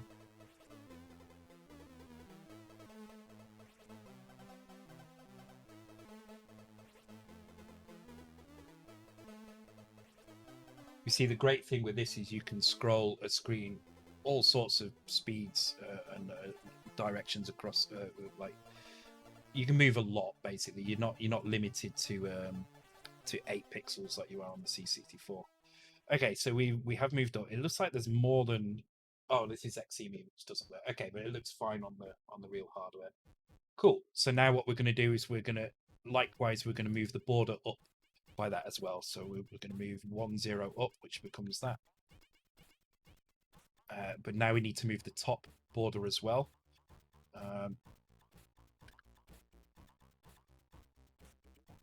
Which I didn't know where it began, so we're going to have to figure that out as well. So top border is at D048 and 49. So as I say, I think this is going to be where it's going to be the same same space. So I think this is going to be correct.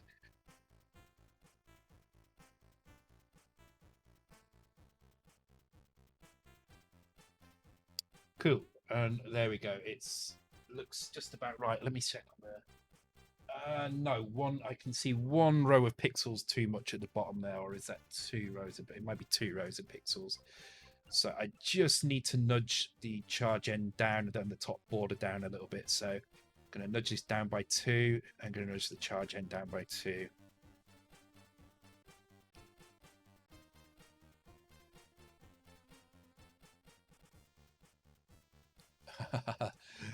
You guys guessing the oh, damn it, it's 4, not 2. I'm just checking if oh wow, yeah, you guys are going to be spending ages guessing those machines. Yeah, 2 more. All right, there we go, and that should censor it. So you can see you can use this border kind of change. You can change the number of rows you can display. You can change the number of columns you display on a screen. If we were to add extra columns on here, they would normally be hidden behind the border. But what the Mega65 lets you do is move those borders out, right? So the reason we have borders is an old kind of hang up of CRTs. So CRTs were only guaranteed a certain safe area in the middle of the screen. There was always a border around the screen which was not guaranteed to be displayed on every TV set. It's something called overscan or something like that. I can't remember what it is. There's a term for it. Now it's not the problem with LCDs. This is why when you load a game up and you get the little things in the corner, it says like stretch these out to fill the screen. That's what that's about. It's just saying kind of move this to fill your screen. If you're using an old CRT, you will still be able to move those outside of the visible screen. Some LCDs have modes where you may kind of move them outside of the screen if you set the aspect ratio differently. And that's why we have the borders. But what the Mega65 lets you do is move those borders as far out as you want. Just have to remind yourself that on some people are going to play this on CRT screens, so you want to be careful what information you put down there. Work out what your safe area is going to be. Test it on a few devices. Work out what your kind of maximum screen size is before you start running into problems. Try and keep everything centered as well, which is what we've done here by moving things up. But there you go. We've got a screen that's 40 by 26, and it contains this graphic. So the other thing I'm going to do now very quickly is I'm just going to change this here. And what I'm going to do is I'm going to put another if statement in here.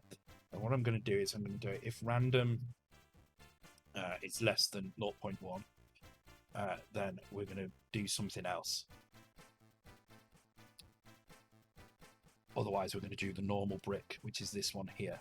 So if the random is less than 0.1, so random is going to return a value from 0 to 0.999999, for a value from 0 or less than 1, between 0 and 1, but not equal to 1. Handheld version only supports 720 by 4 and the cuts up top and bottom, few rasters from the PAL hemisphere. So assume NTSC video size, which should be saved. Yeah, okay.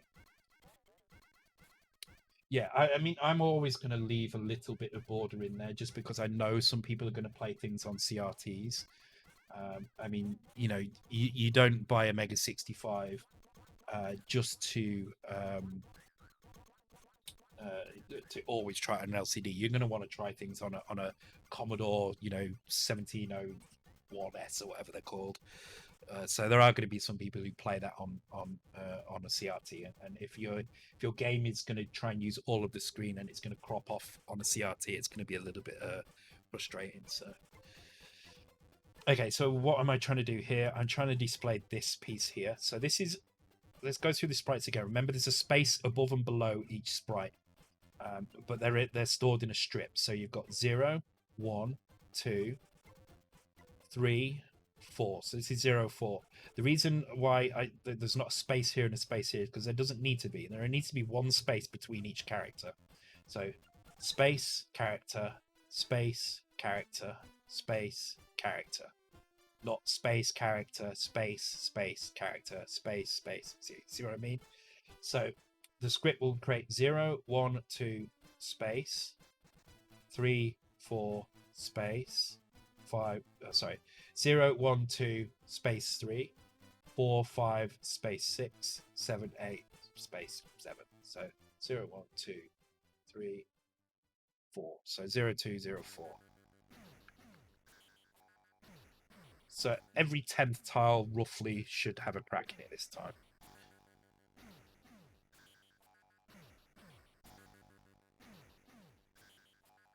Cool, there you go. It just got some random crap all over the place. I mean, it doesn't look like a crack now, it looks shit, but whatever, it will do.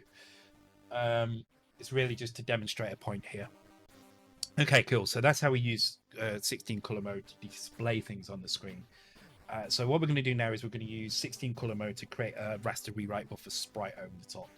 So the way I'm going to do this is we're just going to do a single sprite. You can set this up to be as many sprites as you want. For now, we're just going to use a single sprite, which means we're going to save one character slot at the end of every row to put this sprite into. Where this sprite goes is entirely up to us, but we need to make sure we reserve one space at the end of every row for this character. And that space needs a go to X as well. So that means we need two characters, a go to X and a space for the sprite. So that means up here, we need to change our row size now to 22 because we've got 22 characters in. We've got the 20 that make up the row plus 2 for the sprite. 1 for the go to X, 1 for the sprite itself. So 22. That's going to change our logical row size, which is automatically calculated. That's going to change these logical sizes in here. They're pulled from these constants, so that's fine. But what we do need to do is we need to come down into our screen setup here, and we just need to add something after here. So what do we need to add? Well, we need to add our go to X at the end of each row. So you see, this is one row. We do 20 characters of screen, and then we need our go to X.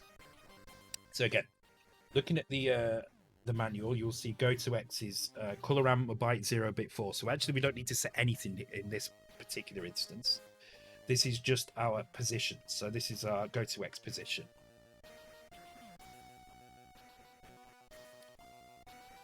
And then this is our character. And again, we're just going to set 0002 here. Now, the reason I'm setting 0002 is because 0002 is guaranteed to be our blank. So this is 0200, 0201. Little endian format means this is blank. So blank to start.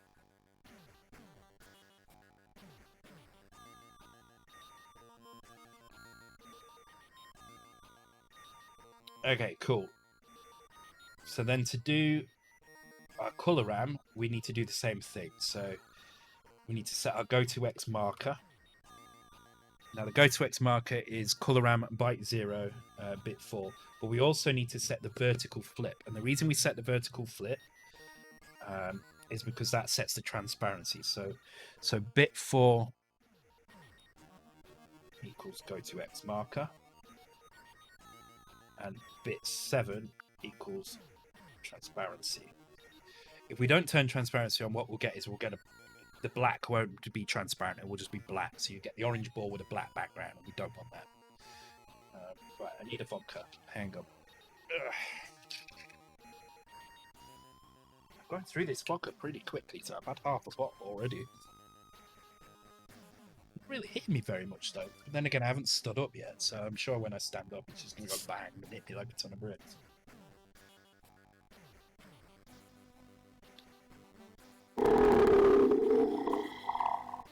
Marco Mixer 99, thank you for the follow. Appreciate it very much. One should never go without a good supply of hooch. Indeed. Indeed. Makes debugging the next day fun. BZ2142. Please tell me that has something to do with Battlefield, because that's a really good name. Battlefield 2142 was one of my favourite versions of Battlefield. Very, very good. Cool. Cool. I like it. It's a good name. Good name indeed. It is. It was. I wouldn't say it's the best. My favorite was Battlefield 2, definitely. But 2142 was definitely up there. Definitely up there. Gibraltar map was amazing. I used to love that map over and over and over again. BF6 is set in space. Is it set in space? I know I've seen kind of clips of the trailer. I don't think it's exclusively set in space. We're not going to see any more Titans. Oh god, yeah, the Titan maps. Oh my god, I forgot about that. See, I was one of those assholes in Battlefield 2142 who would sit in the driver's seat in the Titan passenger carrier. So you spawn on these two massive ships that float above the map, and there was a carrier in them, which you would get in to kind of go down to the ground. But I was one of the assholes that would sit in there and then just crash it into the ground deliberately. Not all the time, but I would definitely have a play around with that.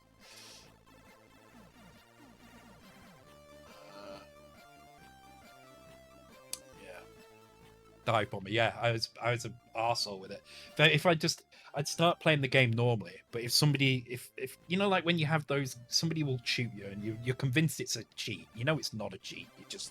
You're in the wrong time or the wrong place. Somebody was better than you, and I would just get angry and just go and sit in there, wait for it to fill up, and just dive bomb it into the ground and kill like 6 people or whatever it was.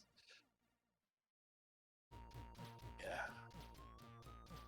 pain in the ass like that. Yeah. 2142 is really good. If you like Battlefield 2, it's just Battlefield 2 but with modern stuff and some really nice game modes in it. I kind of hoping Battlefield 6 is more along those lines, but I don't think it will be. It's not far enough into the future. I think it's just like a near future. I think it's going to be more like 2042 rather than 2142, which is a shame, but you know. I think they're doing this right though. They've looked at Call of Duty and said, well, Call of Duty does really well even though it's shit. And so I think what they're doing with Battlefield 6 is right. For a start, they've not mentioned anything about the single player. They're focusing on the multiplayer, which I'm really glad that they're doing. I hope they do put something, because I do like the war stories in Battlefield at the moment. I kind of like them. But they're focusing heavily on multiplayer. But they've got 2 other studios. It's not just DICE Sweden. It's DICE Sweden, DICE LA, and Criterion are involved in it. So the people who make Need for Speed and Burnout Paradise, who are very good with the Frostbite engine, they're very probably the most experienced of all the other studios that are non-DICE studios with that engine. They're getting involved. So if they have anything to do with it, their artists are amazing. So I fully expect it to be a very, very, very pretty game. So anyway, let's crack on with this. Anyway, welcome BZ2142. Good name. Give me a good few minutes of chat in there. Right, okay. By the way, when Battlefield 6 does come out, there's going to be some of that played on stream. Definitely going to be playing that on stream.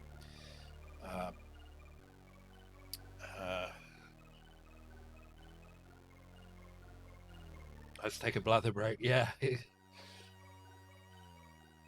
Okay, where were we at? Okay, yeah, so we're going to fill the screen. We've done that. You can see the screen there, lots of shitty looking tiles. And we're filling it with blank characters on the go to X. Okay, so when I run this now, it should look exactly the same because there is a go to X happening, but it's actually no, it might. Oh no, it's fine. Okay.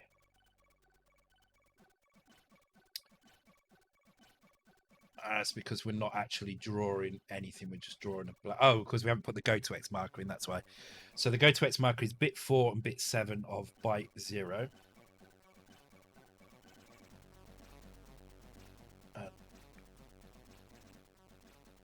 Bit 7 and byte 4. Bit 7 and bit 4 are byte 0. So that's these ones here. So we need to set 90 there, and then you don't need to set anything else. You can set some other stuff in here. So for instance, colors are set here. So if you want to switch the bank of colors that we're using, we would do it here, but we're not going to do that right now. We'll figure that out in a minute, but I think there's probably going to be this one here that we want to change to 10, but for now I'll just do it on 0. So we'll figure out the colors in a minute. So it might even be that all the colors are in the same position. I don't know. All right.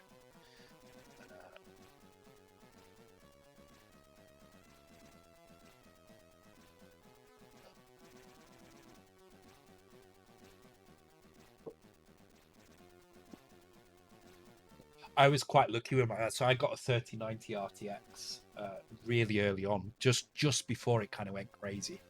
I mean, it was already crazy anyway, but not as crazy as it is now.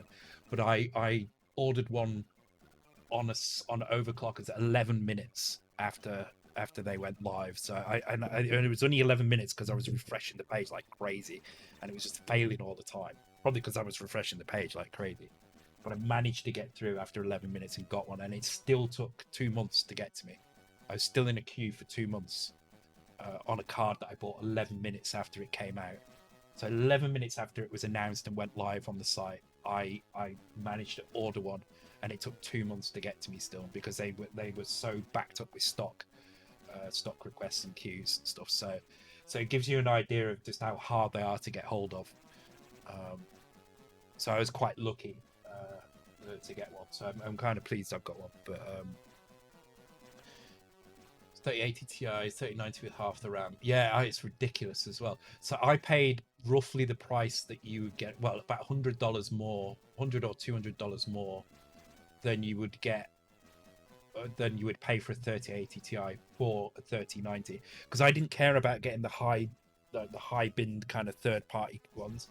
Because all I wanted was a 3090. It could be a shitty version of it, which is what I got. I got the palette one because I'm just going to strip it down and water cool it anyway. So, within a day or two of having it, I had it in pieces and sticking a water block on it. And it runs better than most 3090s will do out of the box because it's water cooled, so it can maintain its boost clocks for a lot longer.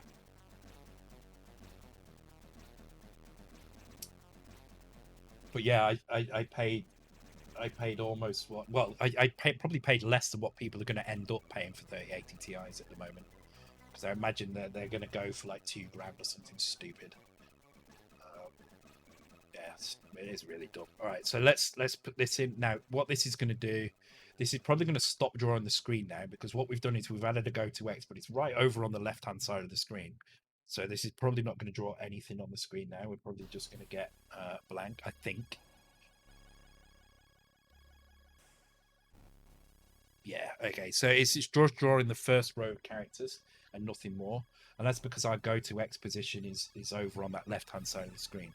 So the default position needs to be over the right hand side. So we're just going to set it to 02. It's actually 0140, but we'll just set it to 02, and then we're going to have to set this one by.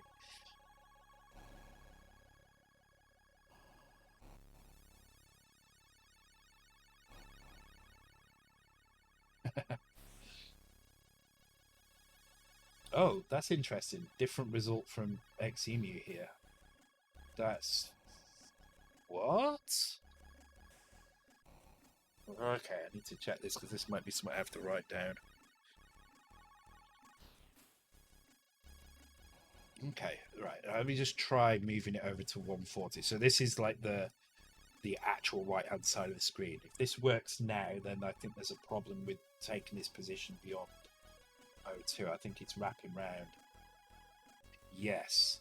Okay, so it looks like Xemu is not using a 16-bit value for go-to-X, but using a 9-bit value. So if I was to put 1FF, it will work, I think, if I'm right. So it looks like go-to-X uses... Okay, yeah, so you're doing some weird stuff. So go-to-X...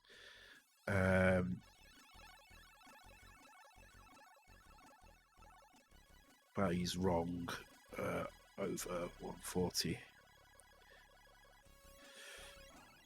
Yeah, so it looks like what's happening is values are only using 9 bits, kind of like the MSB in C64 sprites. And then values between 140 and 1FF are doing some weird stuff in the border, I guess, as well.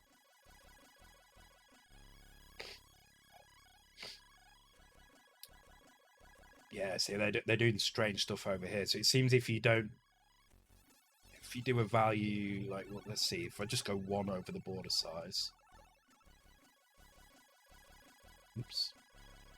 I've been playing RimWorld. It's freaking awesome. I like that game. I've been playing it a lot over the years, but I've just kind of got back into it recently because I've been playing games with like Subnautica and stuff with lots of kind of building progression and stuff. And I realized that these games, I mean, Subnautica's massive, but I still completed it within, I don't know, 25, 30 hours maybe. RimWorld, nowhere near getting completed, and I've played 80 odd hours of it. So yeah, so it seems any value over 140 causes weird issues, and by the time you hit 0200, then you actually wrap back round to 00. So there's definitely something wrong with the go-to-X position at Xemu. For what we need to do, it's going to be fine as long as we're going to reset it here. Give RimWorld a pass, and you'll get... Oh, it's so good, though. It is so good. Because you create these colonies of people, and you think you've got them under control, and then, like, one of them will be a pyromaniac and will get pissed off because they make a pass at another colonist, and that colonist rebuffs them, and because they've been rejected in love, they're a bit hungry, they decide to go on a fucking rampage and burn everything down. Or you'll get attacked by a swarm of mad Yorkshire Terriers, and they'll kill everybody. It's crazy how good it is. It's so simple, but it's just done in such a good way. Oh yeah, I played a bit of No Man's Sky again the other day as well, just to see what the new changes were about, because I've not seen the new mechs and stuff yet, so I kind of want to have a look at those. But RimWorld I'm really getting into again. I've had to play it on light mode because it's brutal. If you start playing it on hard mode, it gets way too hard, and I just end up losing all my colonists really quickly.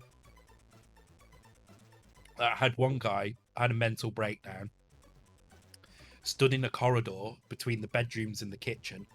Everybody woke up to try and go to breakfast, and he blocked them all and then started stabbing them all with a knife. But I ended up murdering my entire colony, and then had, and because he'd been fighting with them, he sustained some injuries.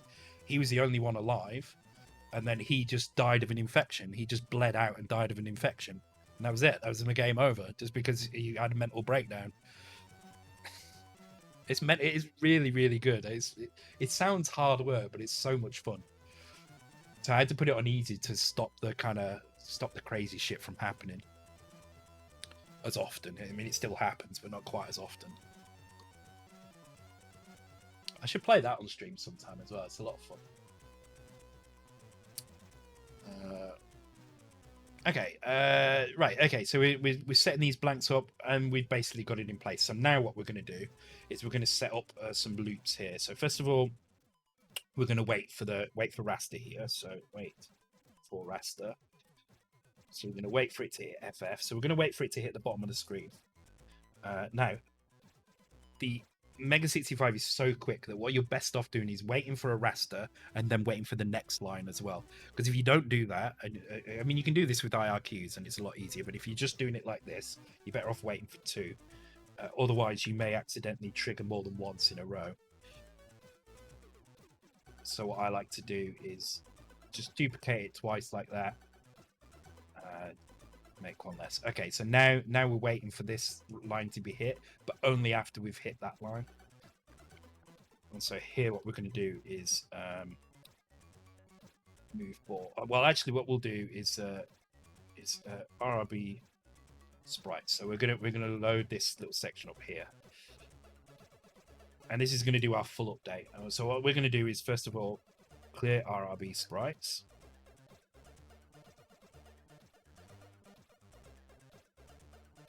And then we're going to have move ball. And then we're going to have draw RRB sprites. So it's a lot less complicated than it sounds to do these things. So clearing is basically, well, let's just put the routines in first, and then we'll go through what they're going to do. So move ball is just going to be we're just going to have an X and a Y that we're going to use to kind of update.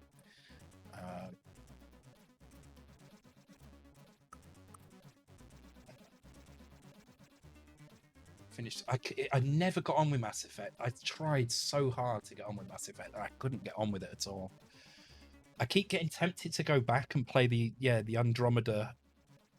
Oh, it's so buggy. Oh, maybe I don't want to play it then. I keep getting tempted to go back and play it though, but I couldn't get into it at all.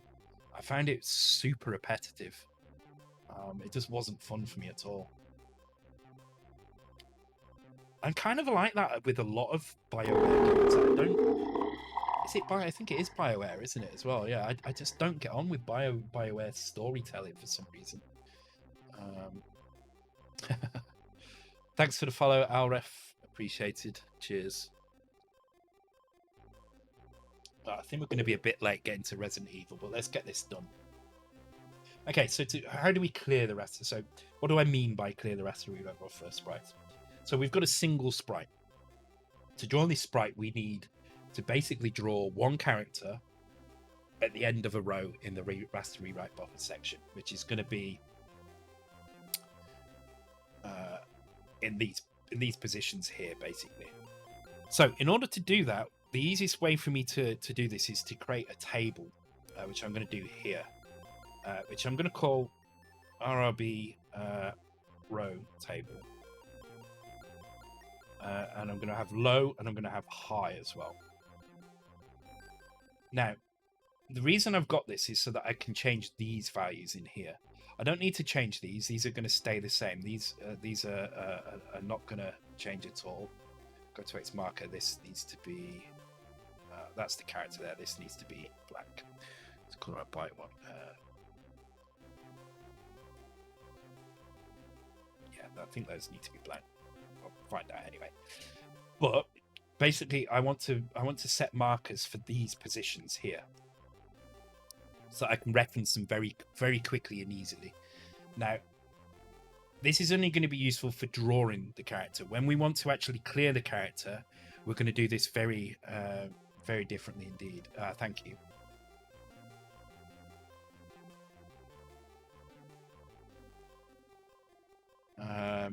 So what I'm going to do is I'm going to fill this with the number of rows. And this is going to be our screen base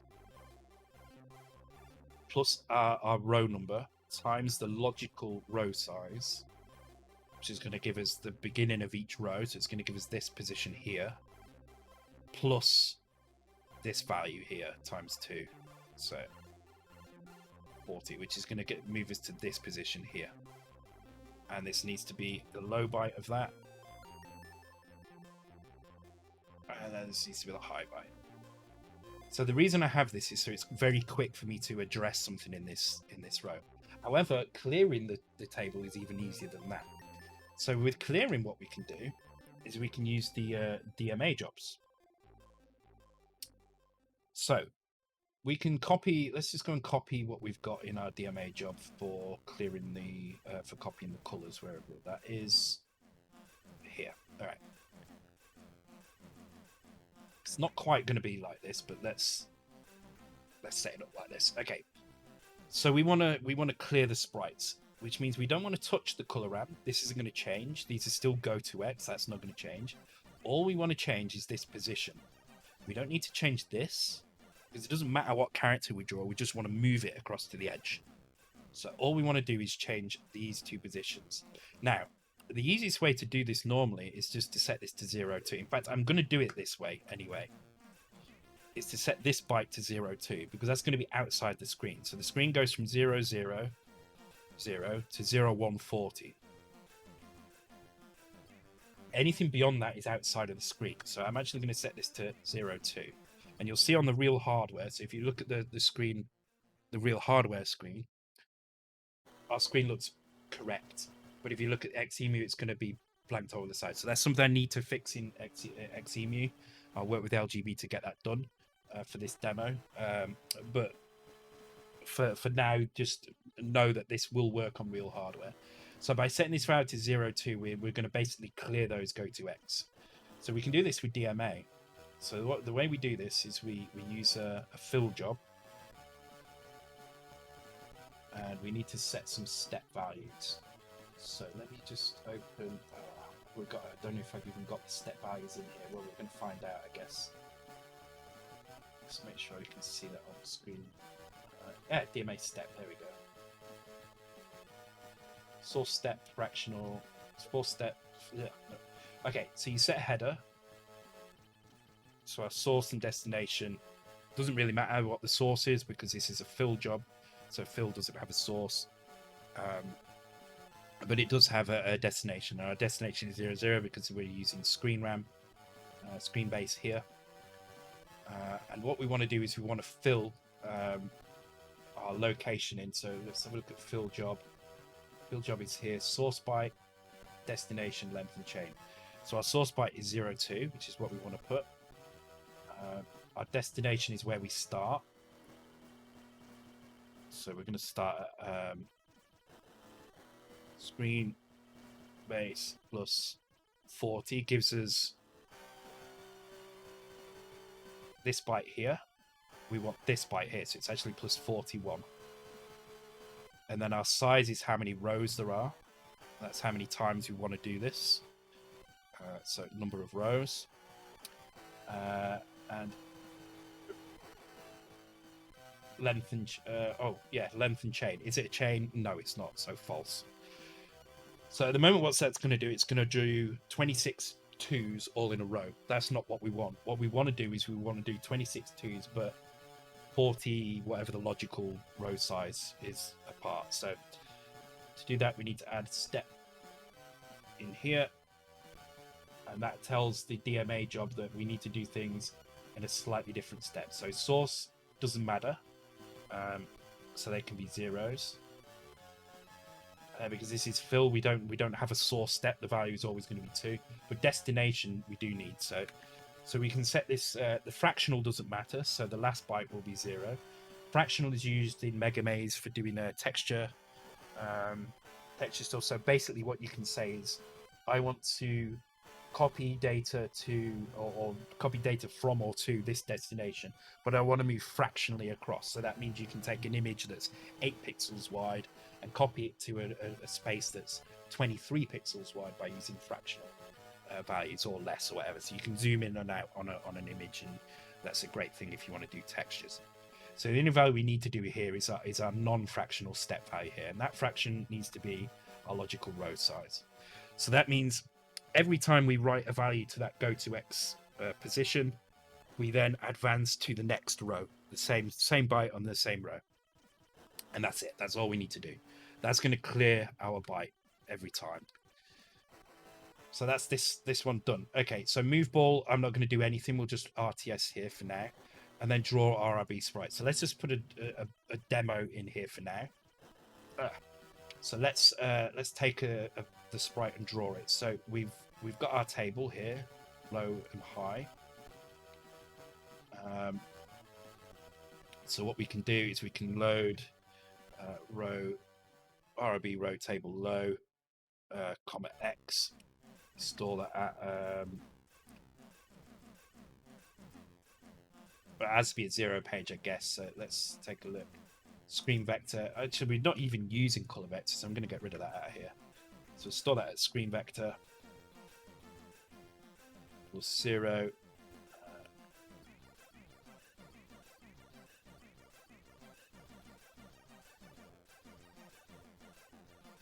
Take the high and store that at screen vector +1. And all we need to do is we just need to pick a row. So if we pick row 0 like that, and then we go to draw the. So let's put some comments in here. So pick a row, draw sprite. Okay, so what do we need to do here?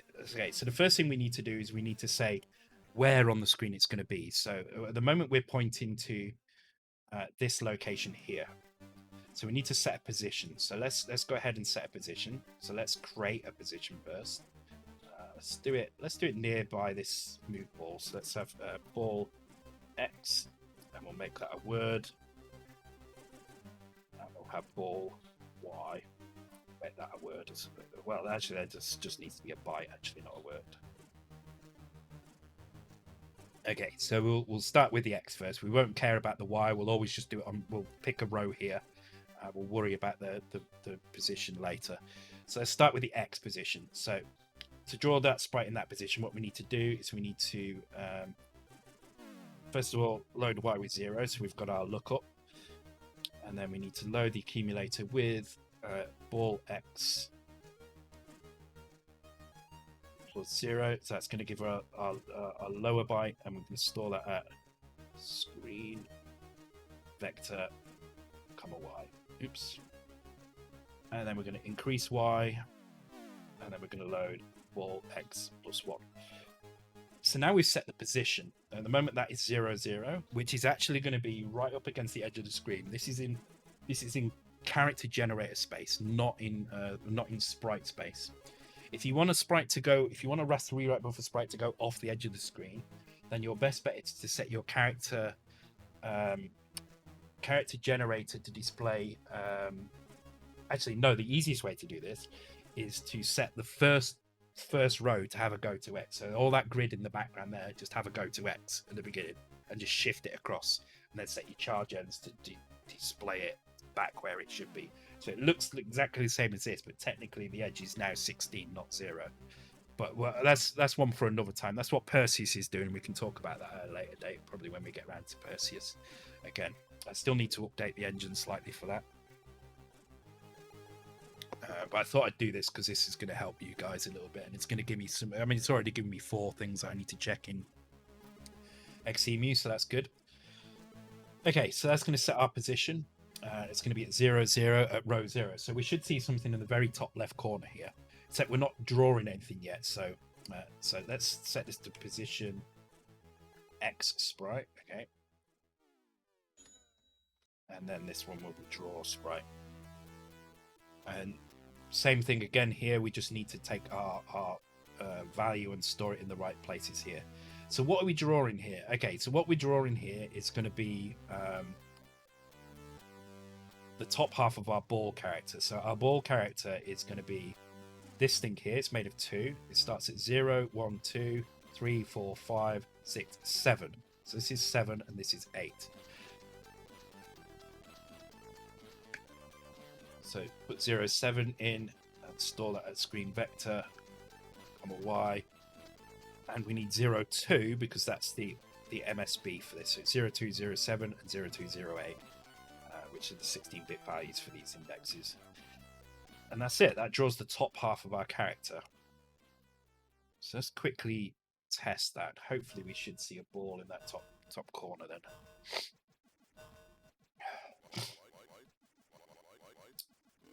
Oh, it's done something odd. What's it done?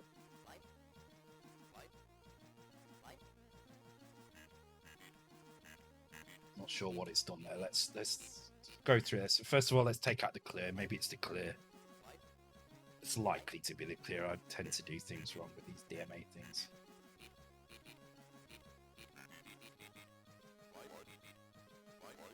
Okay, no, it's not the clear. Let's leave the clear in. Let's just cancel out the draw. Found an XEMU egg. Okay, so that looks to be fine. Ignore the XEMU now. In fact, I'm just going to comment out XEMU for now. I think I've found enough things to fix in that. No point in me keep running that, having to close it. We're not going to see anything. But you can see in that the clear is working because it's not corrupting anything, but our draw is obviously doing something wrong. So let's take another quick look at this. To row table high and low. So let's just where's my row table high and low? Okay, so take our screen base plus our row size plus 40, which should bring me to here. So I would expect this to be correct for the screen. Okay, this looks like it should be right. I'm not sure why it's not, though.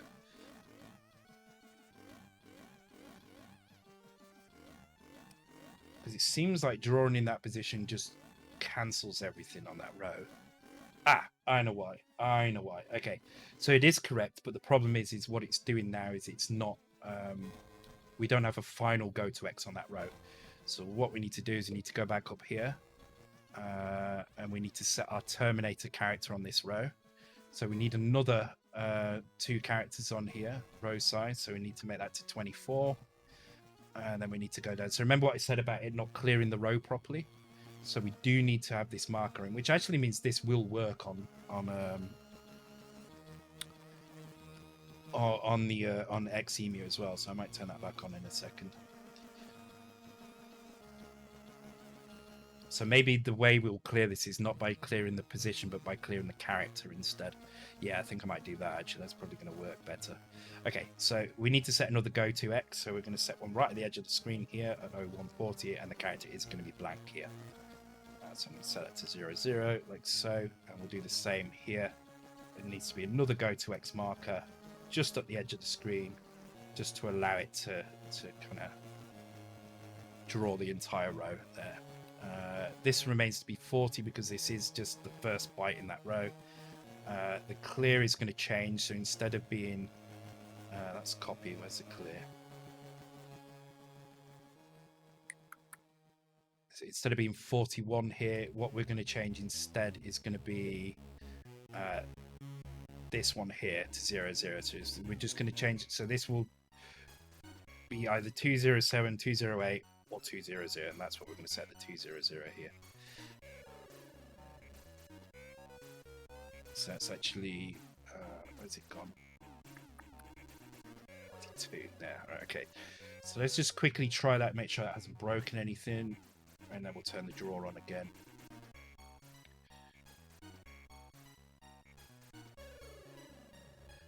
I did get some Raster rewrite buffer and XEMU work recently. I was able to get expert. So the very latest versions of XEMU should work with Y positioning.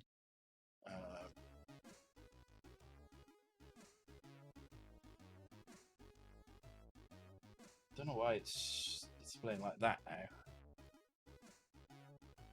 Oh, because the character.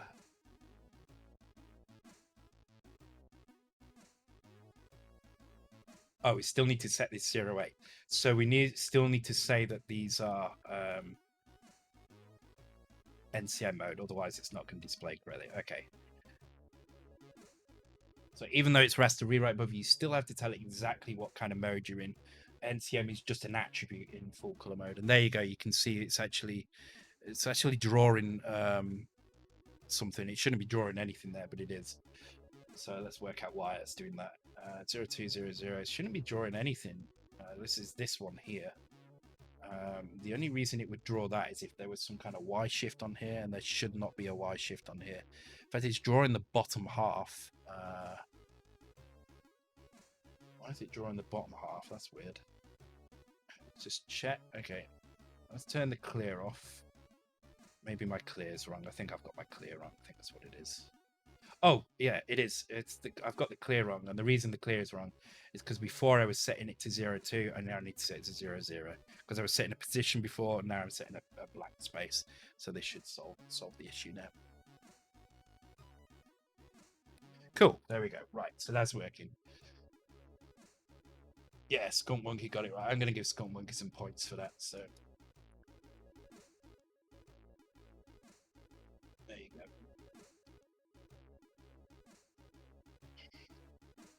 I don't know if you said that before or after. You just got points. I'm feeling drunk, so it's fine. Okay, cool. Now it's working. Let's turn those back on.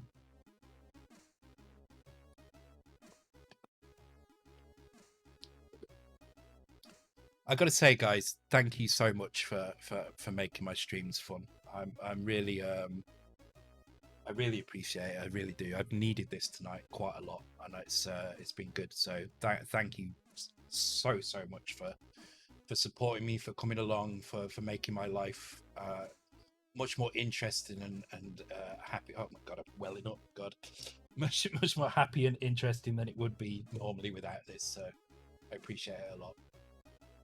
You've really helped out. Where are we at? Okay. Try not to well up there. Thanks, Death. Thank you very much. And just a reminder, if you are feeling down and you are struggling with the lockdown stuff, please go and read. Go and watch Bo Burnham's new Netflix special, Inside. As I say, it really cheered me up yesterday, and it really kind of flipped the switch and made me want to do this again. But, oh, I'm out of alcohol. Right. 1 second, Anton. Hang on.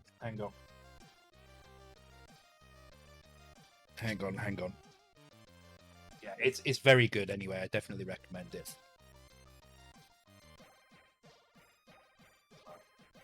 And what he managed to do on his own, I just imagine him sat there ordering stuff from Amazon, just like, oh, I need some colored lights to make this next bit of the video work. So just going on Amazon and ordering loads of hue bulbs. In fact, there's a clip of him kind of messing with the hue bulbs.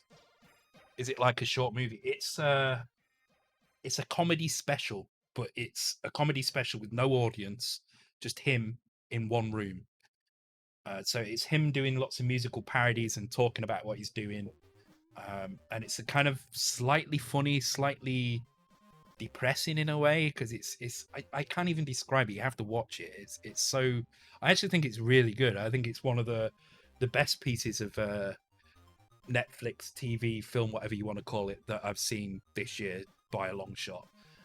It's really, really good and really, really well made. And considering he did it all himself, he edited it, he wrote the music, he wrote the script and the stuff, did all the lighting and cameras and everything himself. So, which series? It's not a series. It's Bo Burnham. He's an American comedian, quite young guy. He's done a special called Inside. It's very, very good. If you don't believe me, go and look at the reviews on Metacritic and on it's got like 9 out of 10 on IMDb. It's like 97 on Metacritic, and I think Rotten Tomatoes, it's 100% at the moment. There you go. It's just absolute genius. It's so well done. And it's beautiful to look at as well. The colors and the filming, the cinematography behind it is really good. And considering he's done it all with just shit he's probably bought off Amazon, he's probably done it with some GoPros and a Canon camera. In fact, I think it shows his camera at one point. It's just like a DSLR, whatever it is. It's very, very good. I definitely recommend it. And it starts off kind of funny as well. There's a really good tune called White Woman Instagram, which takes the piss out of how white women's Instagrams look. Like they're always kind of I think the line is this heaven or is it a white woman's Instagram? That's what he's saying. But then it gets kind of a bit darker and stuff, and it talks about how kind of how being in lockdown in one room has kind of sent him a little bit mad, and he definitely has sent him mad, as you can see by the thing. Right. Anyway, we've got the top of this ball showing. So now we need to draw the bottom of the ball. So this is where it gets a little bit different, right? Now we can just immediately draw the next ball, or what we can do is we can do this. We know what row we want to draw, and so if I change this to 6, for instance, we should see this draw on a different row. I'm going to re-enable X Simulator as well, because I think it's going to work. So you can see it's moved down. And if we change the X position here, it will move across. So if I put 0100 in here, it will move over that way. So this gives us 8 pixel accuracy moving up and down, and single pixel accuracy moving across. So if I move this to like 03, you'll see this moves 3 pixels to the right, and doesn't line up perfectly in the grid anymore. See, it's slightly off. So we've definitely got that accuracy, and it's working in XEMU as well. So what we need to do now is we need to work on the ball Y. So what we're going to do is we're going to take a value in here. So let's put something in the middle somewhere. So let's do like 7D, right? This is going to be our Y value. So to work out what row we're on, we need to take that value and we need to divide it by 8. So that's the first thing we're going to do here. We're going to take our value, ball Y, and we're going to divide it by 8. So we're going to shift it to the right 3 times. And then we're going to transfer that into the X register. This is now our row. So now we no longer need this. So if I just, in the move ball now, if I just put ink ball Y in here, what we should see is that half a ball move 8 pixels at a time, because we're divided by 8. We should see it move down the screen, which indeed we do see there. You can see it moving 8 pixels at a time. It's flicking down the screen. So that's okay, but obviously we want smooth movement. So we need to do some other stuff to do that. So to get smooth movement, what we need to do is we need to set the Y position here. And the Y position is set by changing bits 5 to 7 of screen RAM. So this is where it gets a bit tricky, right? So bits 5 to 7 of byte 1. So that is these bytes here. Not the bottom half, but the top 3 bytes here need to be changed. So first of all, we need to know what our value is. So we're going to do this by taking ball Y, which we've already got down here, but you'll see why I do this now. And we're going to AND that with 0.7. So that's going to give us our fine Y value. That's going to give us the value from 0 to 7, which is going to be our fine Y. But now we need to shift that all the way up so that it's the top 3 bits instead of the bottom 3 bits. So now it's the top 3 bits, and we're going to store that at, let's make a temp value for that for now. Actually, no, we can do that down here. So if we do it here and we do aura and we put ypos here.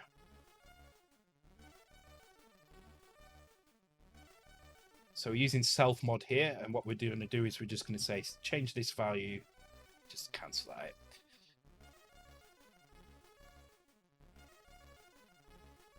Set the Y position of this value. So this is going to say set the Y pos fine. Grab the row from Y pos course. Can't believe I'm doing it. The more I drink, the more this gets easier. It really is. I don't know why that happens. It's really strange.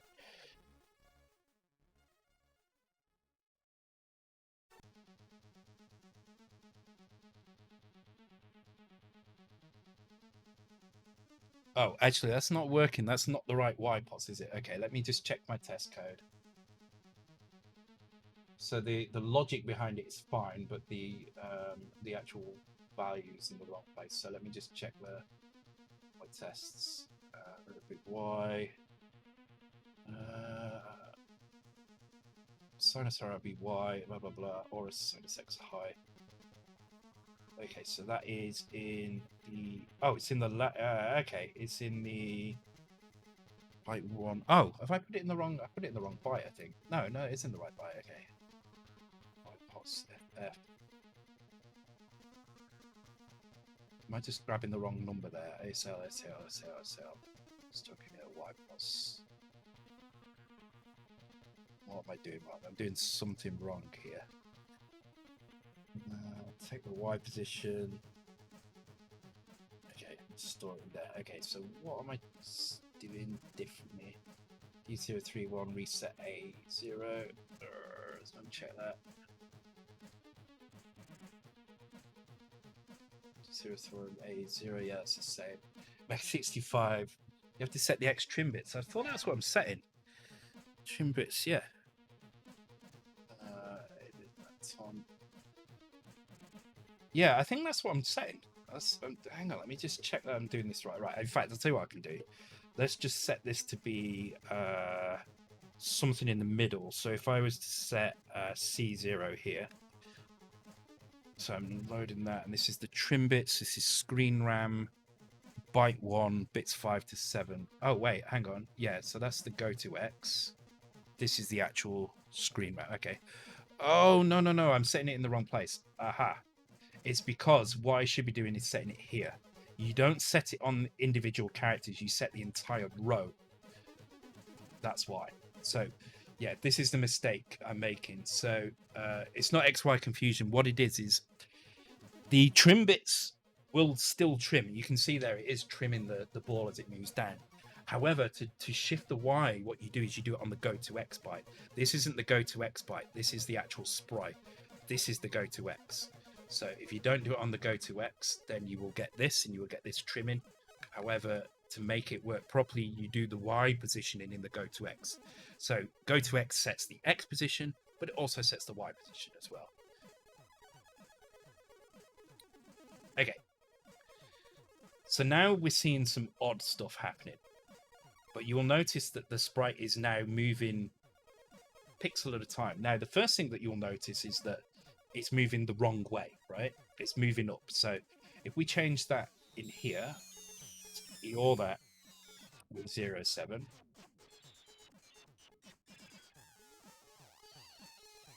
We should see it move the opposite direction. So now the sprite is moving smoothly down the screen. But what you will now see is that it seems to be missing a little bit here and there. Thank you very much for the... hang on. Let's find out who that was. Louis Eel. That's what I'm going to call you, Louis Eel. Thank you very much for the follow. Welcome to the stream. Hope you're doing well. Cheers. So you see it's moving smoothly, but there seems to be some crap kind of behind it. Well, not behind it, in front of it, but it seems to be cutting off behind it.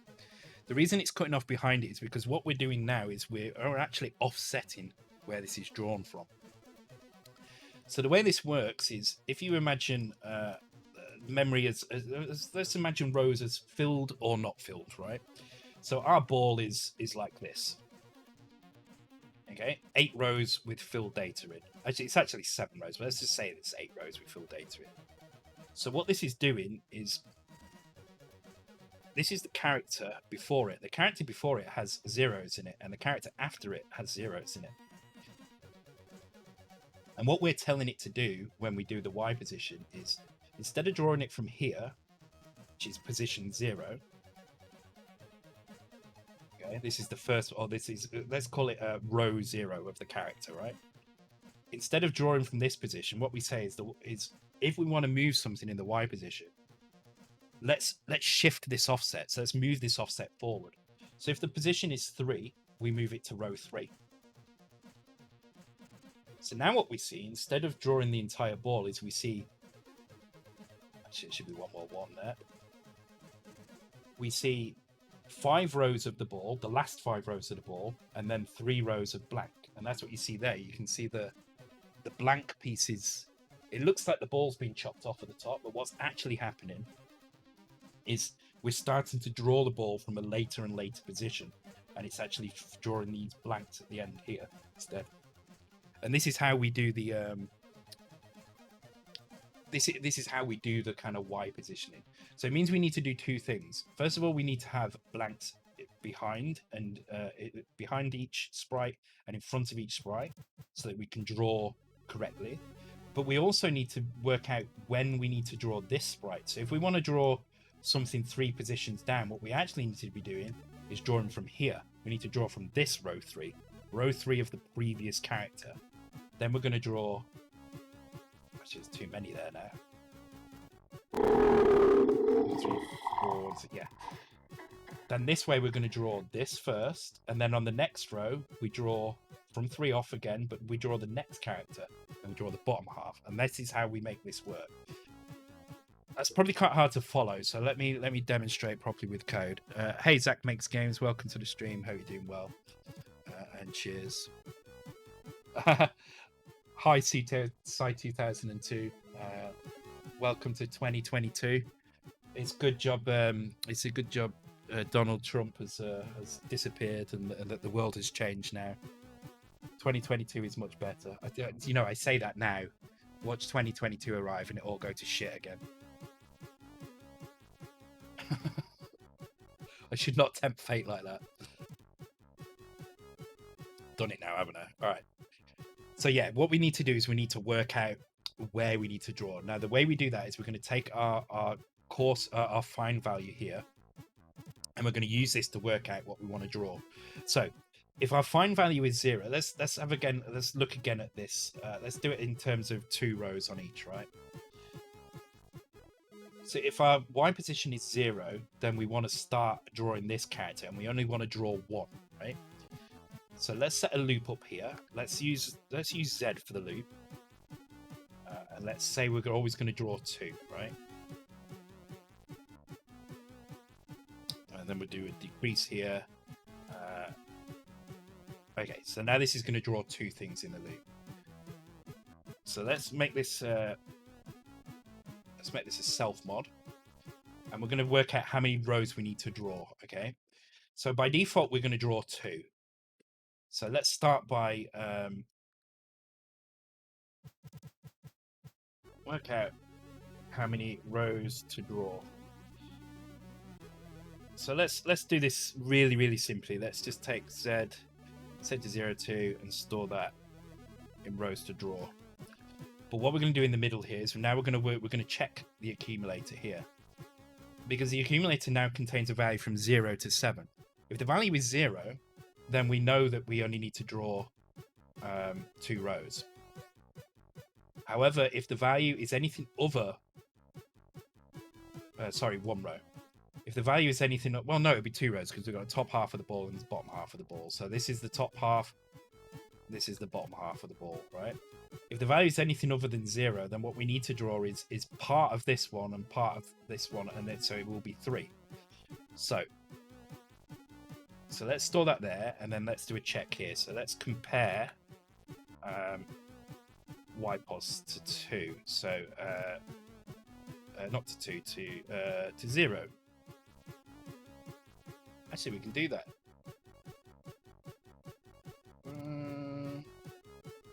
Yeah, let's do it here.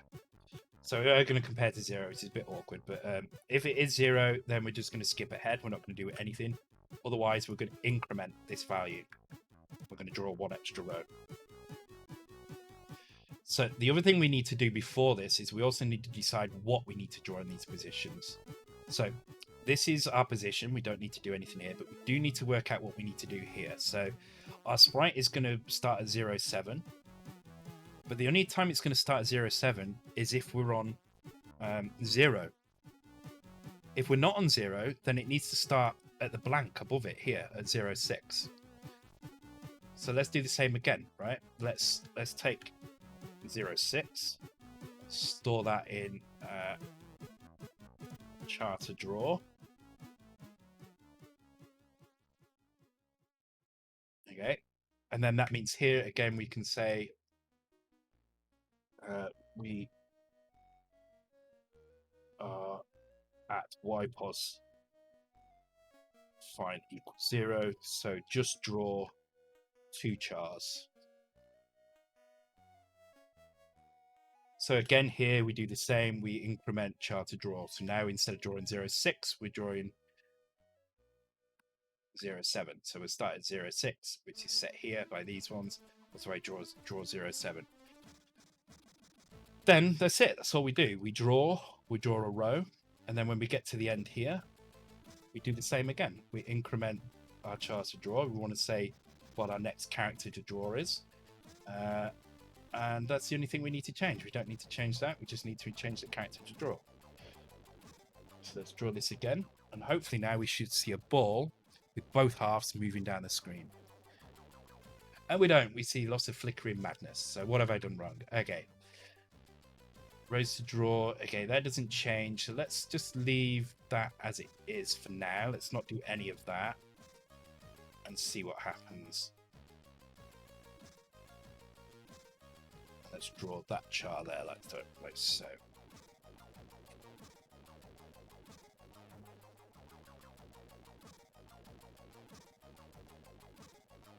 Okay, what we seeing there?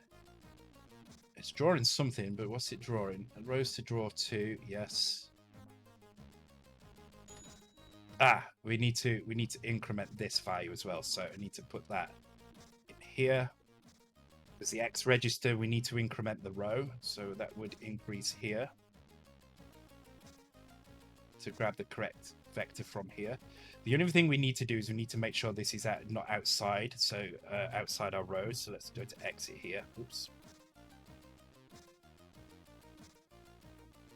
And that means that what we have to do is we just have to check probably here actually. So compare X to row size, and if it's the same or more, then we need to go to exit, because if it's at 26, then we're outside of the screen. If it's anything above 26, then we're still outside of the screen. So we need to do that. Otherwise, there's nothing else that should need to change here. Everything should be fine. Start at 0.7. Let's try that. Do you want to get onto Resident Evil? I'll play about an hour of Resident Evil, I think. Okay, so we've got something going on. It looks like we've got a character moving down the screen, but you can see it's kind of flickering between two halves. That's probably because this second half needs a color, and it's also probably because we don't have a blank at the end of the sprite. So I did notice if you look at the sprite data here, there's no blank right at the end of this, so I need to add 64 zeros just to the end of that, but I'm going to do that in here. It's probably the easiest way to do it, so I'm just going to do it here. So that's why we're seeing that junk underneath it, and it's slightly different on this version as it is on the hardware, just because of the data that it's drawn is incorrect. So let's do it again. So the only other thing I noticed is that the palette is different for the second half of this sprite. So that's which is the color palette now? That's a color RAM thing. That's annoying.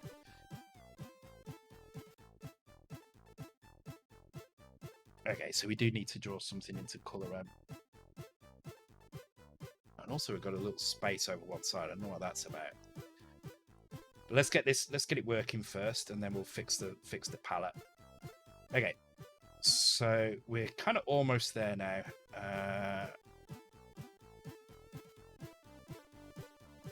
Oh, well, while we're here, actually, let's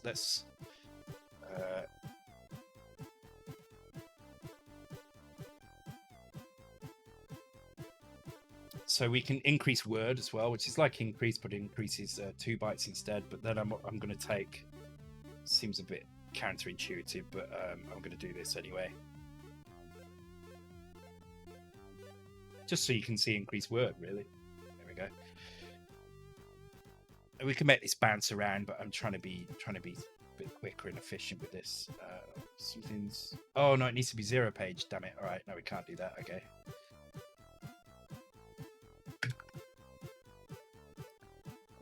If it's not equal, jump to here.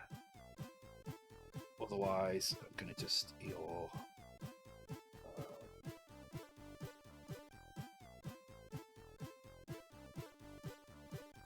Yeah, so increase W needs to be 0 page. I forgot that. God damn it. All right.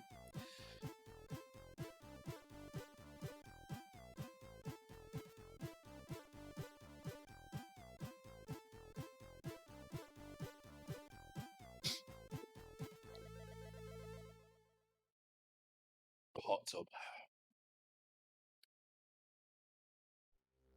Live code and well compared. Yeah, it is good. It's good to see them both, definitely. Cool. So there we go. We've got it moving in both directions now. Obviously, it spends a lot more time off the screen to that side, but we will see it come over the other side now and again, which is good. So the only thing we need to do is we need to fix the palettes and we need to fix the character that shows. So at the moment, it's always showing this byte here, byte 7, whereas what it should be showing is byte 6 almost all the time. In fact, if we just change it to 6, you'll see that it looks better most of the time, but for one frame it will be out. So you see one frame every now and again, it will just flicker on the bottom. Yeah, there you go. So almost there. It's also got a line of characters down one side. I don't know what that is about. I'm guessing it's to do with this here being blank. But why that isn't already this, I don't know. And there's only 16 colors here, so it should all be in the same palette. I don't know why that's not. In fact, I can get rid of that if I do. So in our make file, there is a function called not function, but an option in here called P, which is don't change the palette. Basically, because our palette is already 16 colors, there's no need for us to change it. It should all fit into the same one. That should fix that issue anyway.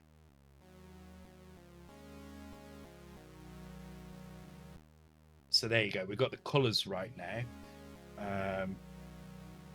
Fourth char is the bottom of the first tile. The fourth.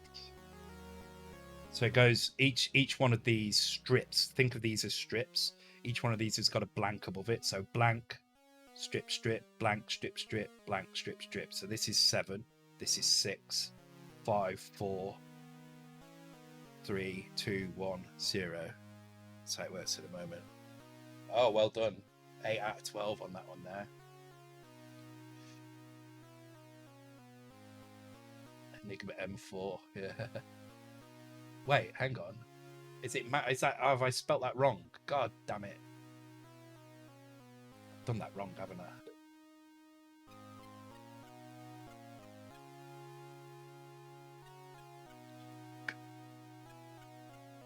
Oh no, it's called the Enigma M4.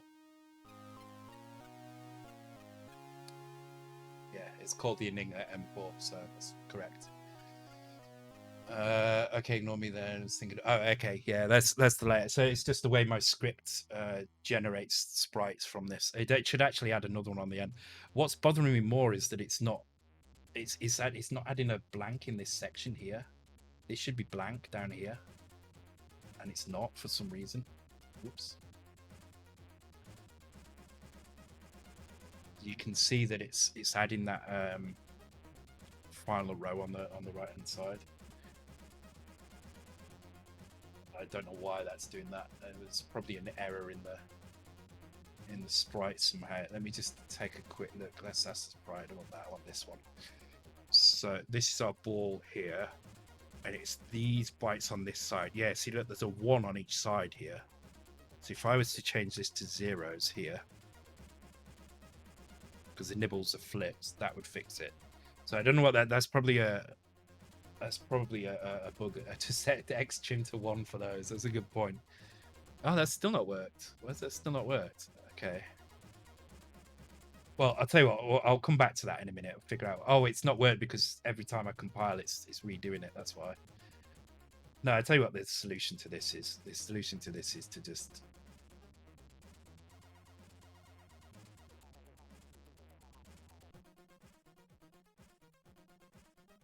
There you go. To make it fill the entire thing.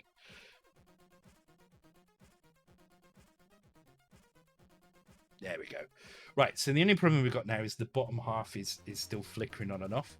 And the reason it's flickering on and off is because if you look in here, we're always drawing from character 6. We're not taking into account if we're on a 0 at all. So what's happening is it's drawing the top half and then it's advancing to the next character. And the next character is going to always be 7, and then it stops. It doesn't draw anymore. So we need this bit in here. And what this bit is doing is if we're on 0, actually it needs to be this way around. We need to draw 3, and we need to decrease if we're on 0. If we're on 0, in other words, if we're aligned to the Y grid, then we only need to draw 2 chars to draw the ball. If we're not aligned to the grid, then we need to draw 3 chars. We need the partial, the middle, and the partial again. So we need to draw 3. So we should always start with 3, and then if our Y position fine is on a 0, then we just draw 2. So we do that there. Likewise, if we only draw 2, then we don't need to start at the blank. If we only draw 2, so if we draw 3, we start here in this area up here. If we draw 2, then we start here. So that's why we decrease the number that we need to draw, but we increase the start position. That should, in theory, draw that ball now in any Y position, and it should be nice and neat, and it should fill properly. Oh no, it's still flickering all over the place. Why is it flickering all over the place? And we see we're leaving a trail behind as well. Okay, so that is happening because it's happening because of this value here. So actually what's wrong here is this value should be 7 minus that. So actually we're checking for this value because the Y position is not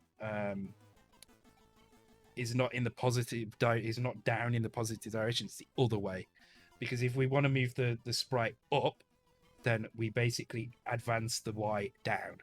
So we need to invert it, which is what we do here, which means that this value and also we're checking this value. We're checking the value in Y pos here, whereas we should be checking a different value. So let's call it fine Y.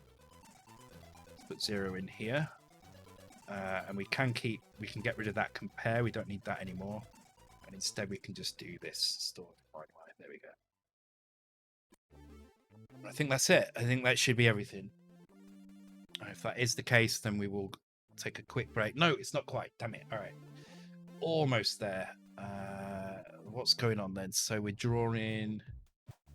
Let me think about this. Okay, so take the position Y. If the position Y ended with 0 is... and with 7 is 0, so that would be here. My position 0. So let's not do any of that. Let's just check again. God damn it, I get this right another way.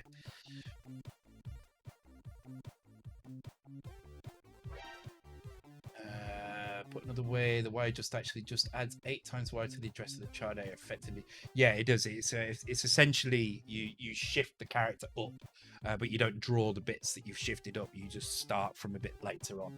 So yeah, it's kind of the opposite of what you'd expect the Y positioning to do. So you do need to invert it. Okay, let me close all of these. So what we're seeing there, it's not quite right, and I can't figure out why. Almost there. For some reason, that's stopped loading main now. For some reason, I made an error somewhere. I have made an error. I made an error because I've got a fine Y that I'm no longer using.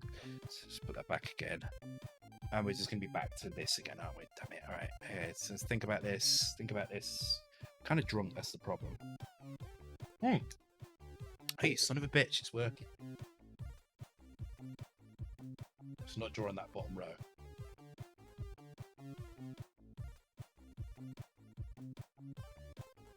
Wait, what? That shouldn't be working. But it is. But it shouldn't be. That should not be working. That should not be working. Why is that working? What?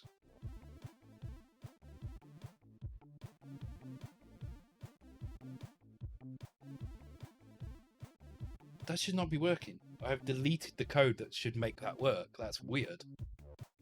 Unless I've magic... Oh, wait, have I just... Oh, I may have just optimized my routine somehow. Inadvertently. So always draw 3 rows. Okay.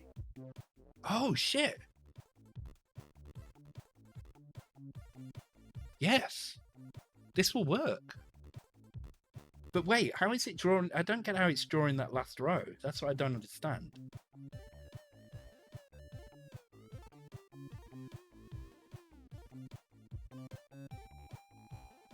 But if the character is aligned to the grid, how is it drawing the right characters? Because if the offset is 0, so it's aligned to the grid, right? So this is 0 here, which means, oh wait, hang on, is this wrong? This is wait.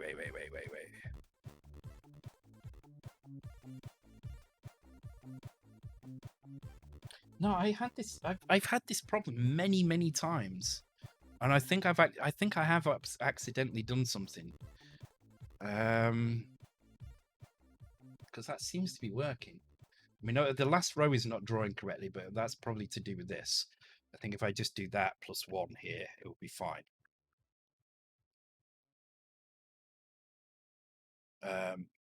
But yeah, what? I don't understand. Oh, yeah, it's not quite drawing all the way down. I'm not sure why that is, but if it's me had the extra 0, no, because it's completely overridden that anyway. Oh, you mean the zeros? Yeah, okay. But right. So the problem I've got is this, right? If you've got let me just find a spot where to draw what I mean. So say you've got a grid like this, right? So let's imagine these are entire characters, right? So that's what I want to draw, this character here. So if I go to draw this in a position in the grid, right? Let's say each row is, so this is just my sprite, okay? The sprite data. This is my screen data. So my screen data says, okay, I want to draw something on this row here, this row here, and I'm aligned perfectly to 0 here. So what do I need to draw in that case? So I need to draw these two halves, right? So sorry, it should be more like that. Right, let's knock it right down, right? This is how the data is stored. Yeah, we've got a blank, top half, bottom half. Let's call it top and bottom, right? So top half and bottom half, and then 2 blanks. At the moment, what I'm doing is I'm always starting here, and I'm always drawing 3 rows, right? Always drawing 3 rows, always starting at the blank. So if I want to draw something here, what I'm actually drawing is 0 T B, right? But I'm using an offset. So what is happening is if the thing is at position 0, then it's drawing with an offset of 7. So it's actually drawing 0 here, but it's actually kind of drawing most of T and most of B. But there's still 1 row of pixels that's wrong. It's still not exactly right. And when we get to 7 in the offset, then the value is 0. So I'm not entirely sure why that's working. I think it's working, but I think the whole thing is shifted by 1 row of pixels. In fact, I can test this theory. I think it's all shifted by 1 set of pixels, right? So if I align this perfectly to the grid, so this is aligned perfectly to the grid. Let's do this.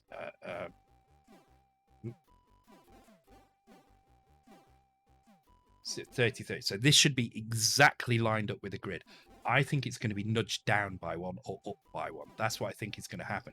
But it's a small price to pay for an optimization of not having to draw that extra thing. So let's just put an RTS in there. Let's try that out.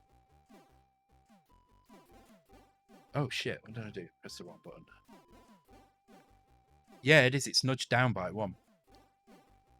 Ah, okay, right. So it's horizontally, it's fine, but you can see, so this should be, this is where Xemu is really useful.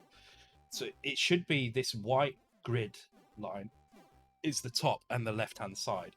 This ball should be exactly on that line, but it's not. It's off by 1. But this is fine, because what you can do is you can then use the charge end to just offset the not the charge end, the oh no, it actually wouldn't be, would it? Because that means I can't draw at the top. So if I do 0, 0, it's not going to be right at the top. It does mean there's a slight problem here, but I think I can work around it. I think I can work around it by shifting things, but I may have just optimized my engine by quite a lot.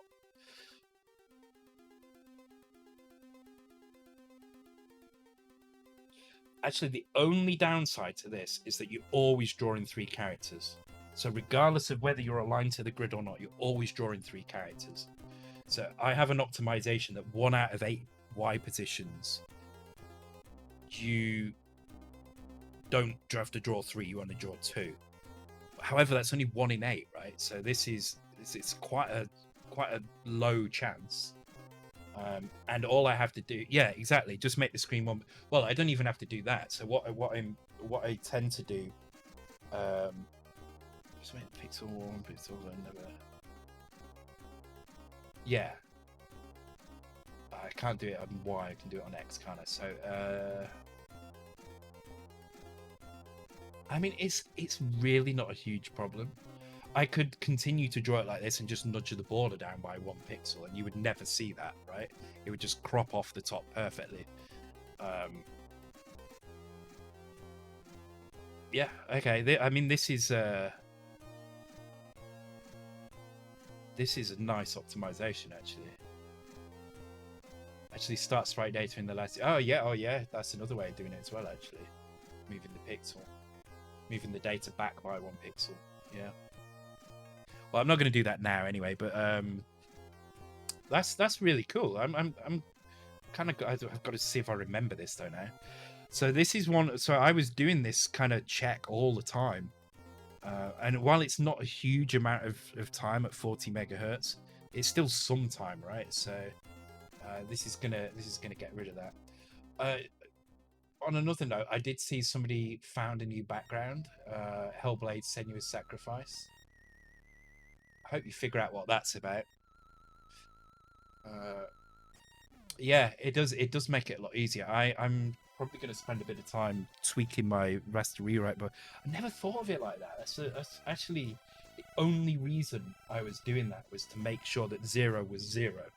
0Y was the same as 0Y on the other layers, and it really doesn't matter that much. In fact, I can kind of account for that by adjusting the Y position based on that offset anyway, and it makes it a bit smaller. Yeah, exactly. Shave some bytes off from the code, and should make it a little bit quicker as well, which means the actual redrawing of the sprite layers is going to be improved.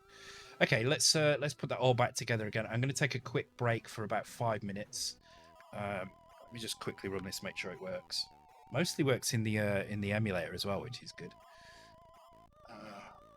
I'm so annoyed I didn't think of that. It's worth being off by 1. Look, it trims perfectly at the bottom, but maybe not on EMU, but not on this. It's off by 1 on that. Let's see if I could actually. Let's just leave it at that for now. I think that's fine. All right, I'm going to take a quick break. I shall share this obviously after the stream as normal, or maybe tomorrow morning. What happens? I'm going to take a quick 5-minute break. When I come back, we will stick Resident Evil 1 on. Doesn't draw in row. All right, let's fix that quickly then. So it doesn't draw in row 26. Let's have a look. So it needs to draw 3 rows, and it needs to check final row, which is X. Although this should be right. If I do 2 there, it's going to be too much, I think.